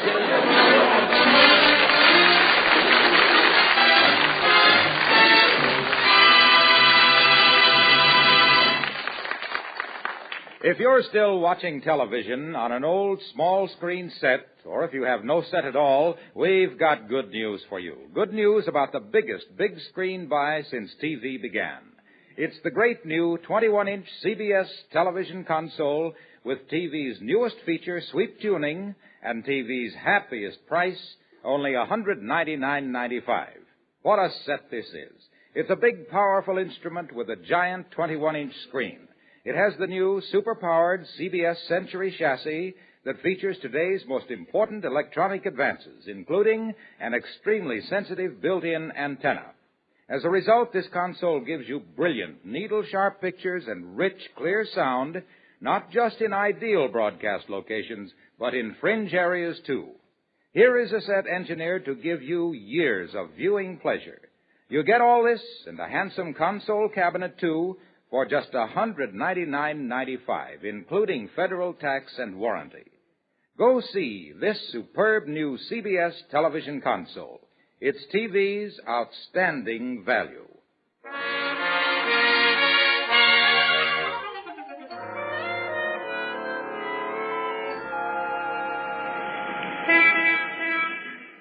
Well, now, Andy, we're all set. I got the pocketbook here with the money in it. Yeah, now you remember how that English fella pulled the gimmick. Oh, Oh, sure, I remember the gimmick. Yeah, now watch this. I'll toss it out there on the sidewalk. Now we'll step back here and wait. Yeah. Oh, look, here comes a fella. Say, he don't look like we ought to have too much trouble with him, neither. Yeah, look at him there. You know, it's been my experience that a fellow who wears a Palm Beach suit in the wintertime usually ain't as bright as he should be. Yeah. Hey, look at there. Look. I think he sees it. Yeah, he sees it. Go to work, Kingfish. Excuse me, old chap, but I believe I see that pocketbook first. You speaking to me? I say, I believe I see the pocketbook first. What pocketbook? Pocketbook laying right down there. Right there. I don't see no pocketbook. Oh, she did. Laying right there. Oh, is it there? Excuse me for protruding here. I happens to be innocent bystander. I think you both seed the pocketbook at the same time. Yeah, certainly. Now, the important thing to do, mister, is to find the rightful owner, ain't it? Yeah, I guess you ever lost it and like it back. Now, the first thing to do is to open the pocketbook and see if we can find some clue to the rightful owner. Yeah, that's the thing to do, all right, stranger. Yeah, now let me open the thing. Well, how you like that? Must be $400 or $500 in there. You seen it with your own eyes, didn't you, mister? Jeepers, it did look like a lot of money. Now, while I was looking in there, I see it belonged to Mrs. Robert Gunther, 1543 Riverside Drive. I see the phone number in there, too. Yeah, I seen it, too. I'll bet if we took the pocketbook over to her, she'd be glad to get it back. Yeah, we could walk right over. Yeah. Wait a minute. That ain't the way it worked. Wait a minute. Right now is where I pops into the apothecary and calls up Miss Gunther. Yeah, that's right. You catches her in a spirituous mood. Yeah. Oh, whatever you say. Yeah, certainly. Now, me and this total stranger, Miss Brown here, will go in the drugstore and call up. Now, she might offer us a reward. The reward? Oh, boy. Yeah, now, I tell you what, you wait here, mister. We'll be right back. Come on, Andy, come on. Look at him out there, Kingfish. Boy, we really got a dodo with this boy, ain't we? Hey, he ain't even watching us. Nah. Oh, this is like taking candy from a baby, boy. Enough of this. Come on, let's get back. Yeah. Oh, you're back so soon? Yes, sir. Miss Gunther say that she's coming right over. She really happy, all right. She says she's going to bring us $100 reward just for us. $100? Oh, that's keen. And when she gets here, why, we'll split the thing. Oh, that'll be fine. By the way, ain't you got to go someplace? You go someplace? Yeah, don't you have an important engagement? Yeah, ain't you got to meet your solicitor or something? Oh, no. I'm going to stay here until Mrs. Gunther gets here with my share of the reward. Oh, well, if that's all holding you up, old biscuit head, why, I'll be glad to advance you your share of the reward now.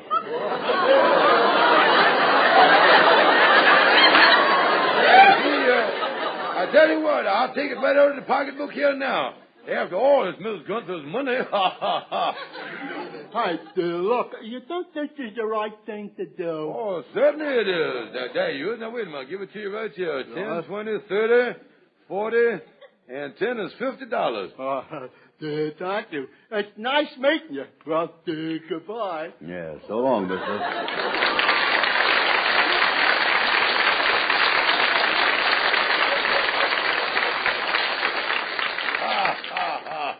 We really pulled the wool over his eyes, didn't we? Say, Kingfish, tell me something. Did this thing work all right? Oh, certainly, Andy. He went off with $50. We got $50 here in the pocketbook. So we ended up with a grand total of $150. Yeah, but if we only got $50 left in the pocketbook, where at do we get the other $100? Where do we get it? We just wait here till Mrs. Gunther brings it to us. thing to do is to wait right here. It's a good day for singing a song. It's a great day, Diodo. Hey, by the way, Riverside Drive is only around the block. She's taking a long time getting here, ain't she? You know something, Kingfish? It seems to me like she took a long time getting here the last time, too. Listen, numbskull, what are you talking about the last time? The trick is that there ain't no Mrs. Gunther. Don't you realize that she is a Tickfish's character? Yeah, well, if she's a Tickfish's character, what are we doing waiting for? Well, don't you see, the gimmick is... Oh, the gimmick. Yeah, the gimmick, you see, the thing, Holy mackerel, Andy. We've been swindled. That fellow was the crook. That's who it was.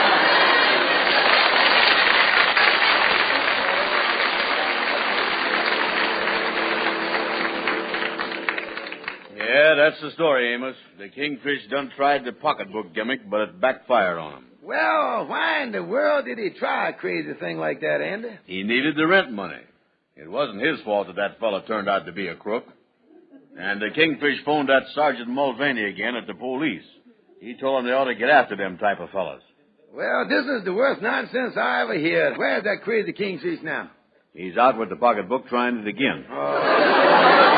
That Kingfish is trying to pull the same thing again? Yeah. He done wrapped the $50 around a wad of paper to make it look like there's a lot of money in the pocketbook, and he done memorized the gimmick good this time.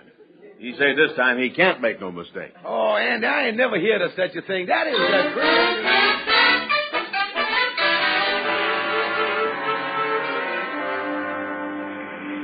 Excuse me, mister. I don't see that pocketbook first. Oh, you did. And I suppose now you call Mrs. Gunther and we wait here for the reward. Wait a minute, mister. How you know all this? How do I know? You're the guy we had the complaints on. Come with me. I'm Sergeant Mulvaney of the police department. Oh, no, no.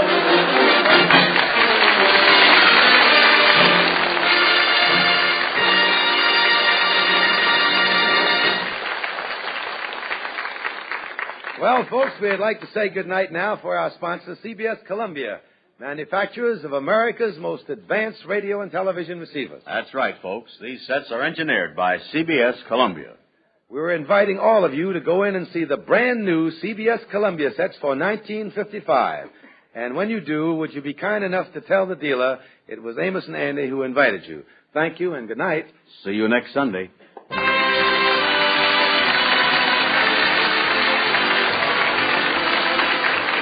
Be sure to be with us at this same time next Sunday for the Amos and Andy Show, transcribed and directed by Chris Howell. Tonight's program was brought to you by CBS Columbia, manufacturers of full-fidelity television receivers. And for a real treat in TV entertainment, tune in Life with Father, presented every week by CBS Columbia over the CBS Television Network. See your paper for time and station. Now, stay tuned for Army Crooks, which follows immediately over most of these same stations.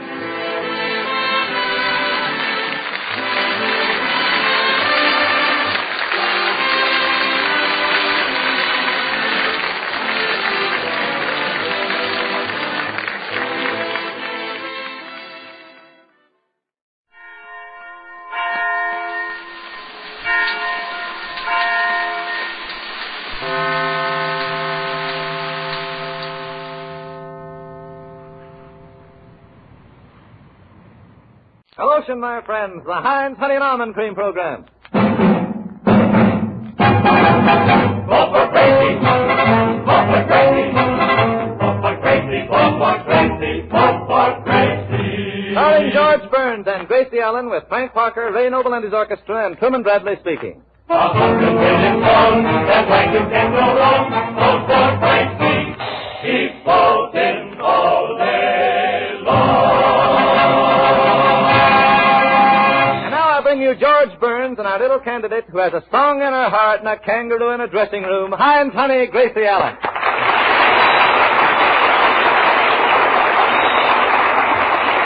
Thank you. Thank you very, very much. Hello. Well, Gracie, how's your campaign coming along? Oh, it's been keeping me so busy, I haven't had time to think about it. The campaign's been keeping you so busy, huh? Well, no, the trouble at home. The maid walked in last night and caught my aunt kissing my uncle. The maid caught your uncle kissing your aunt? Yeah, it was her day off. They didn't expect her home so soon. Well, what happened? What happened? The maid said to my aunt, one of us will have to go. So? So the maid left. Well, good. And my uncle left with her.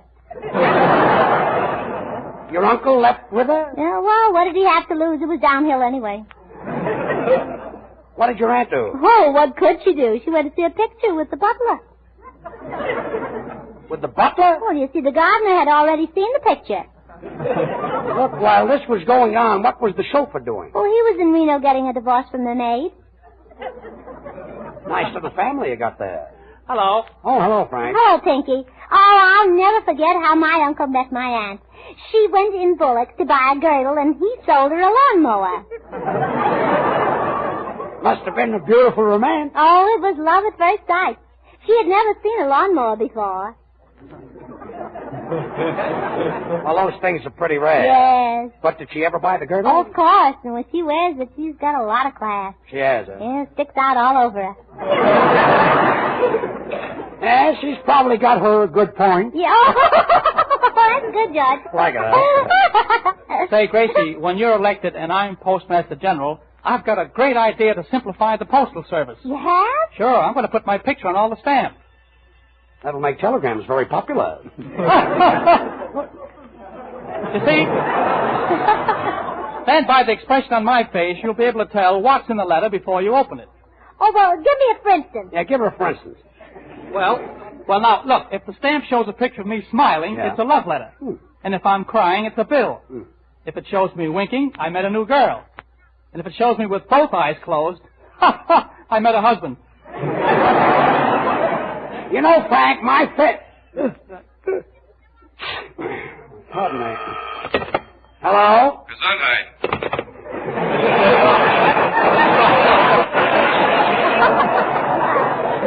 Well, thanks. Say, that stamp idea is great, Frank. Suppose I want to write a letter and tell people how to make rough red hands soft, smooth, and white. What would I use? A 2-cent stamp. I'd use Heinz Honey and Almond Cream. Yeah. You know, I'd give my right arm to have somebody say something sensible on this program. George, old man, would you give your left arm? Why my left arm? I've got a right arm. You had a head. You could scratch it. Maybe we're better off talking about my aunt and uncle, huh? Gracie, will you stop with your aunt and uncle? Well, I can't. They're stopping with us. Well, we're back, folks. Oh, but I'll never forget their honeymoon. They went to Niagara Falls and stopped at this lovely hotel. And after a wonderful champagne dinner or two, at about 11 o'clock, after everybody was asleep, my uncle went over the falls in a barrel. Gracie, that uncle that went over the falls in a barrel, is that on your father's side? No, it was on the Canadian side. And you're a little on the nutty side. Oh, George. Oh, yeah. I say, Gracie, I've been reading a lot about these pocket battleships, and the Secretary of the Navy, I think they're absolutely absurd. Why, Ray? Well, I think it's jolly difficult for a sailor to swim with a battleship in his pocket. Well, Ray, you can always put a zipper on it, and it won't fall out. That's right. There's an idea. Yeah. Oh, and when the fleet is out at sea, I'm going to put Venetian blinds on the portholes. Venetian blinds, huh? Yes, those peeping toms are quite annoying, old boy. Say, Ray,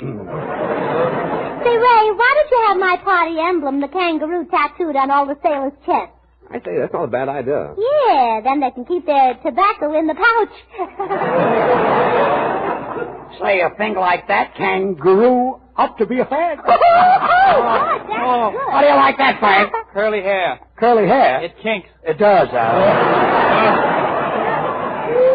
And Ray, when you're Secretary of the Navy, I'm going to make my uncle your first assistant sailor. First assistant sailor? Well, why not? His middle name is Yacht. Yacht, that's a pretty name. Well, we only call him Yacht for short. His whole name is Idiot. Oh, Idiot. That's the one that eloped with the maid. Yes. Gracie, we can't allow your uncle on my ship if he has that maid with him. It's against naval regulations. Well, what do you want me to do, Ray? Just send the maid down alone. Oh. Gracie, stop giving out jobs. You know nothing about politics. Oh, yeah? Oh, yeah. What would you do if a senator tried to filibuster? Well, I'd give him bicarbonate soda. Well, I'm sorry I brought it up. President, you don't even know what the amendments are. Yeah? Which one? Anyone. The 14th. You mean the one about not abridging citizenship rights? Well, is that the... Yeah, that's it. Oh, well, the gist of that amendment is, no state shall make or enforce any law which shall abridge privileges or immunities of citizens of the United States. Well. Nor shall any state deprive any person of life, liberty, or property without due process of law. It's amazing. Nor deny to any person within its jurisdiction the equal protections of the laws. Proposed June 13, 1868. Adopted July 21, 1868. Ratified by July 28, 1868. Oh, Gracie, how did you happen to know all of that? Oh, I just took a wild guess. A wild guess,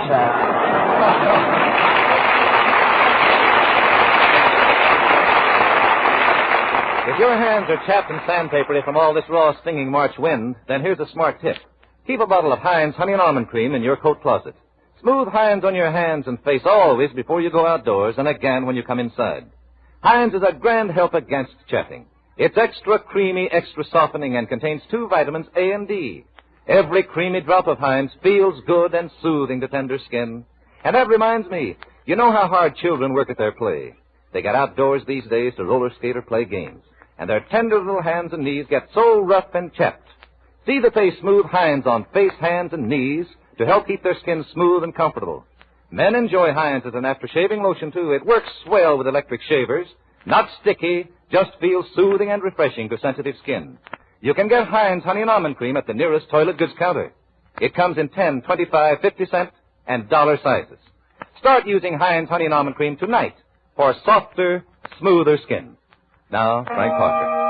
Thanks, Drew.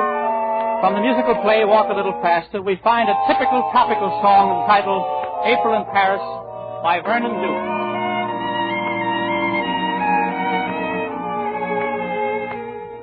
April in Paris, chestnuts in blossom, holiday tables under the tree. April in Paris, this is a feeling no one can ever refreeze. I'm there under the calm of spring, never met it face to face. I never knew my heart could sing, never missed a warm embrace. Till April in Paris, whom can I run to? What have you done to my heart?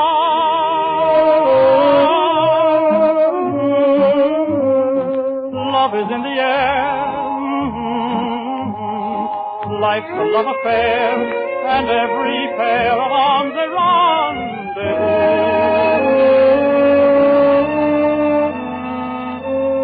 I never knew the calm of spring, never met it face to face. I never knew my heart could sing, never missed a warm embrace. Till April in Paris, whom can I run to? What have you done to my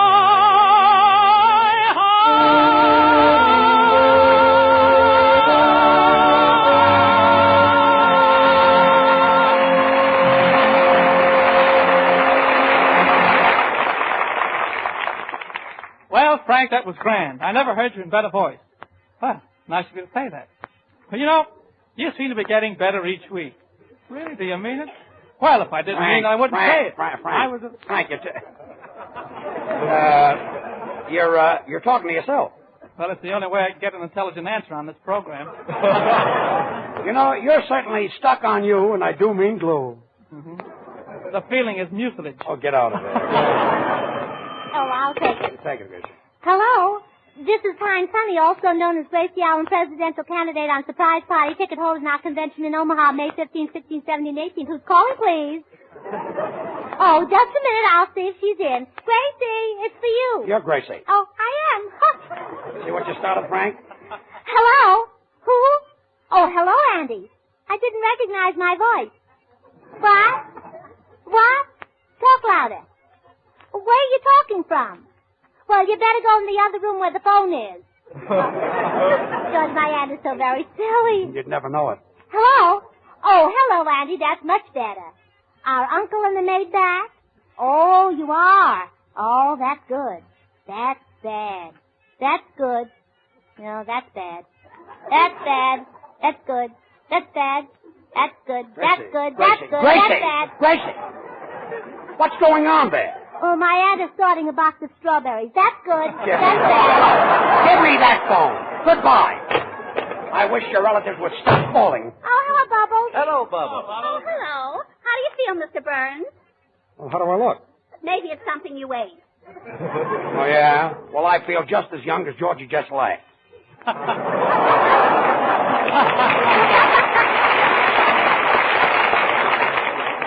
Say, that's right. I read that. Say, is it true that Jess was going to marry a 15-year-old girl? Said so in the papers. Oh, maybe he's marrying her for her money? Yeah. Either that or she's a swell cook. Yes. Say, Frank, did you know they're each bringing a school chum to act as best man and maid of honor? Really? Yeah, she's bringing Shirley Temple and he's bringing George Alice. Yes. And if, you know, I'll tell you something. If she marries Jessel, she couldn't marry a nicer fellow. Well, you're perfectly right. You know, he proposed to me about 32 years ago. Really? What did you say? Da-da. I saw a picture in the paper, and she's certainly a beautiful young girl. Oh, she certainly is. And, you know, she comes from a very young family. Her grandmother's only 19. 19? And her father isn't born yet. Isn't born yet? That's what it said in the New York papers. They're expecting him to arrive any day now. Yeah, that's what Dr. Kildare keeps telling them down at the office. Uh-huh. I don't know what the papers are so upset about. When she's 92, he'll only be 147. Well, that's nice. Then they can grow old together. Now, you take my drummer. When he was 55, he married a girl of 14. How did that happen? Jessel was out of town. Probably playing Lowe's Afghanistan. George, we'll have to send the bride and groom a nice present. Yeah, something they can both use. Yeah. How about a lollipop with a cigar on the other end? Well, I don't know. The difference between 50 and 40 is only 25. That's not so much. No. If it is, George, you can always get the 10-cent size. That's, well, who said that? Or if that's too little, get the 50-cent size. And then, of course, there's always the dollar size. Of what? You know, that soothing stuff that you can get at all toilet goods counters. Yeah, but what is it? You know, it comes in bottles. Yeah, but what is it? Oh, George, you made me say it. Heinz, honey, and almond. Yeah, I forced you. Say, Gracie, do you know that 25,000 members of the Whiskerina Club in Omaha have passed a rule that all men have got to have whiskers to come to your convention? 25,000 sets of whiskers? Oh, that ought to sweep me into office. I don't like the idea of a beard, but it might grow on me. Oh, George, that's a scream. Yes, I'm another Boris Karloff. You know, George, a beard would be very becoming to you. Well, thanks. You look like a Nairdale peeking through a hedge. What's the matter with my face? George, do you shave yourself? Certainly. Do you ever cut yourself? No. Isn't it a temptation?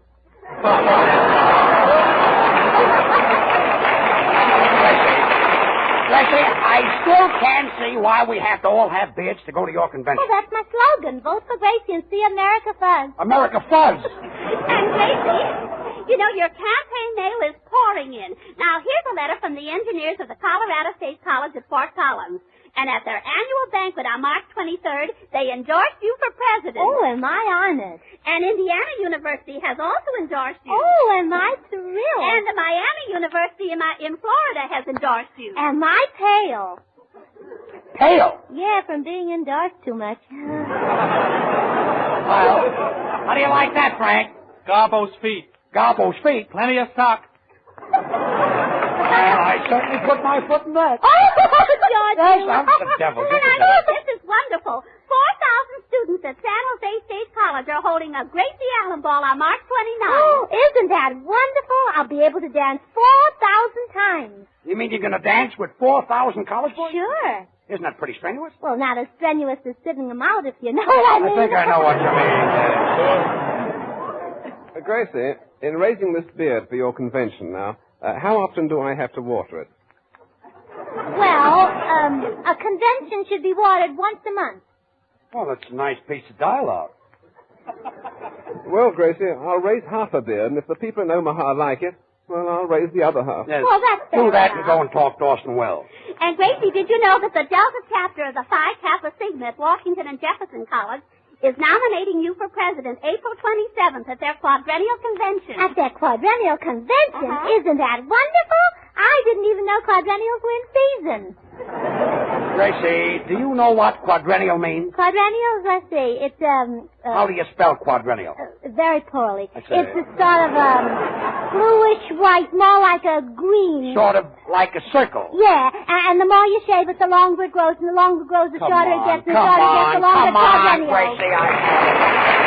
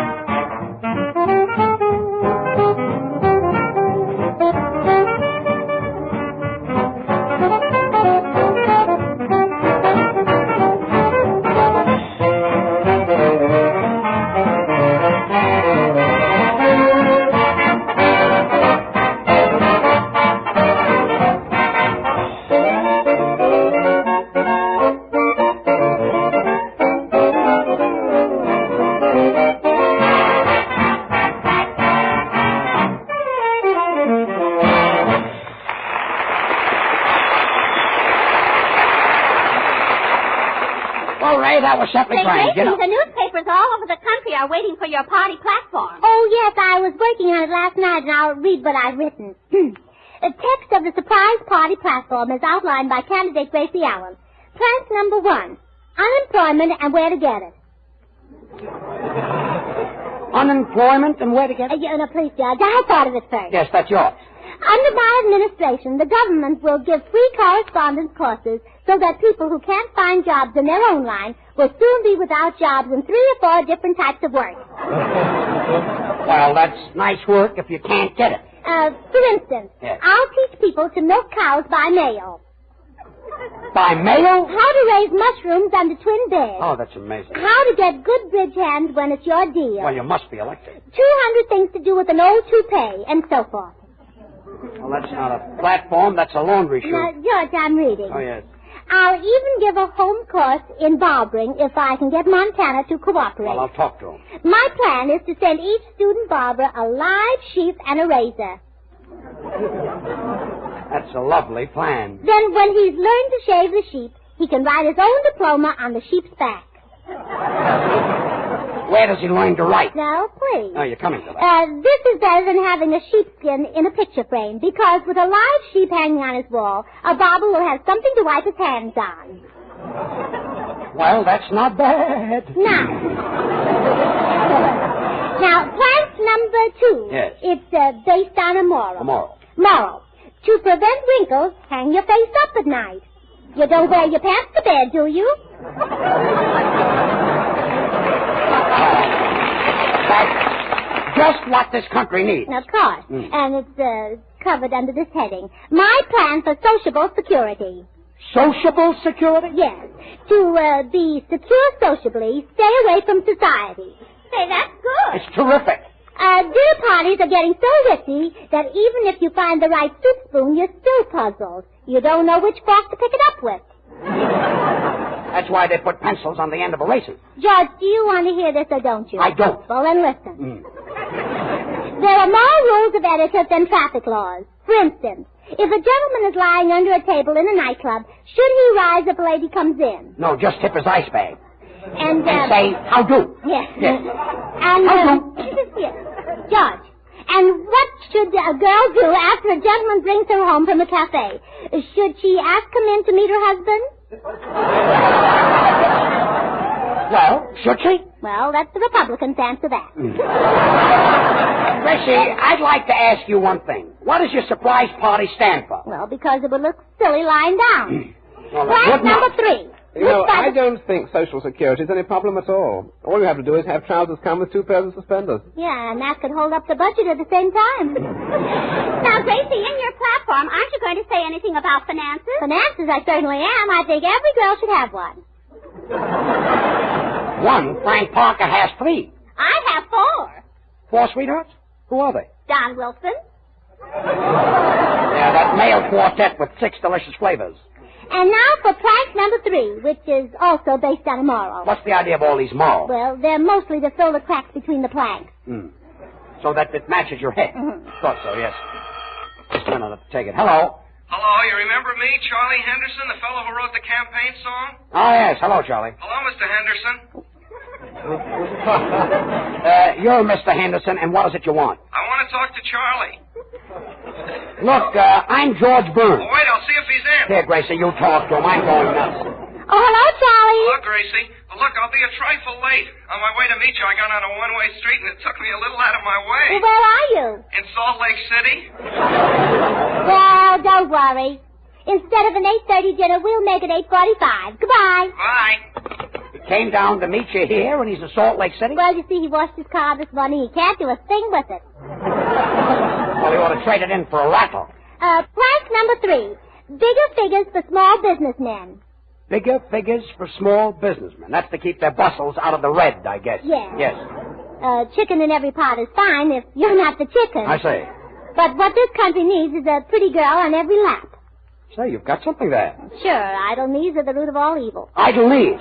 Plank number 4. Hello, Gracie. Oh, hello, Charlie. Do you mean to say you came all the way from Salt Lake City in 2 minutes? I would have been here sooner, only I had an accident. An accident? I went through the windshield. Attaboy. Please, don't pat me on the back. My head keeps falling off. Well, I've had enough of this. Plank number 4. Immortality. And I've had enough of that, too. I've enough of these things.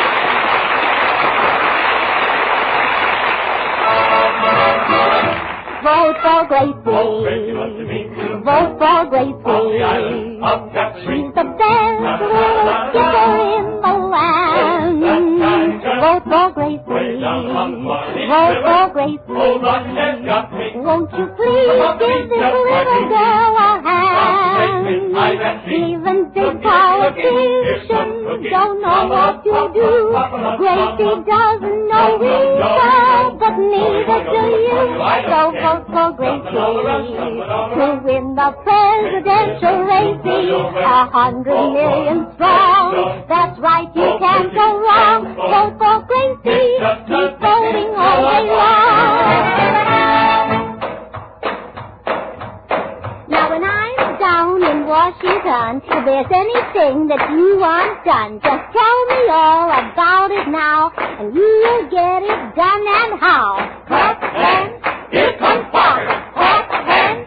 Here comes Parker.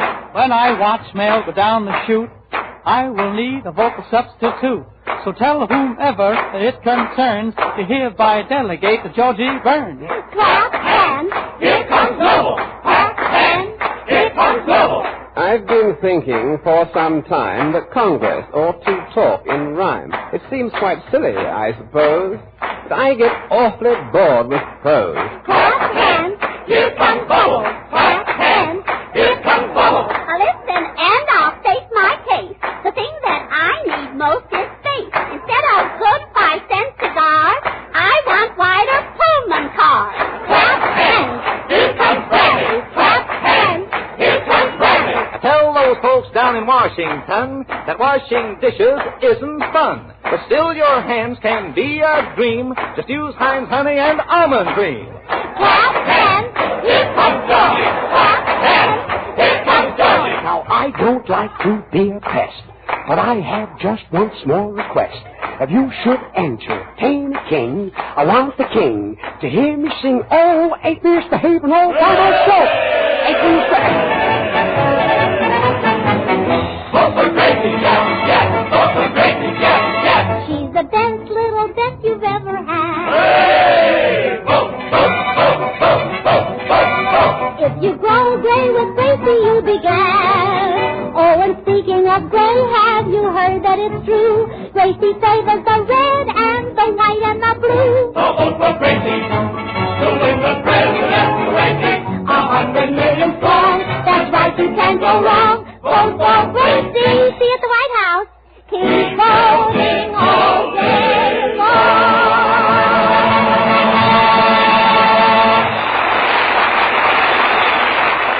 Send for your copy of Gracie's campaign song, Vote for Gracie, a song the whole country is humming. You get the sheet music, including the words of Vote for Gracie. The tune and the verses are grand for those evenings of fun around the piano. Just write your name and address on the back of a Heinz honey and almond cream carton, the 25, 50-cent, or dollar size, or send 2 10-cent Heinz cartons to Gracie Allen, Hollywood, California. In a few days, you receive your copy of Gracie's campaign song, Vote for Gracie. There's a picture of Gracie on the cover, too, and let me tell you she's a honey. Now act quickly. This offer is for a short time only. Send your name and address tonight on a Heinz carton. Mail your envelope to Gracie Allen, Hollywood, California, and use your Heinz honey and almond cream every day to help keep your hands soft and pretty in spite of housework. Heinz is extra creamy, extra softening, and contains 2 vitamins A and D.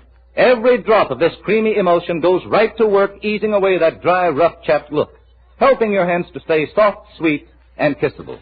You can get Heinz honey and almond cream at the nearest toilet goods counter. Treat your hands to the soothing comfort of Heinz tonight, and send a Heinz carton for your copy of Gracie's campaign song now while the getting is good. Address your carton to Gracie Allen, Hollywood, California. Good night. Good night. Want a good hand cream? Try the new Heinz hand cream in jars. It's made by the makers of Heinz honey and almond cream. And like this famous creamy lotion, Heinz hand cream is quick softening for chapped, rough hands. In 2 sizes, 10 cents and 39 cents each at toilet goods counters. This is the Columbia Broadcasting System.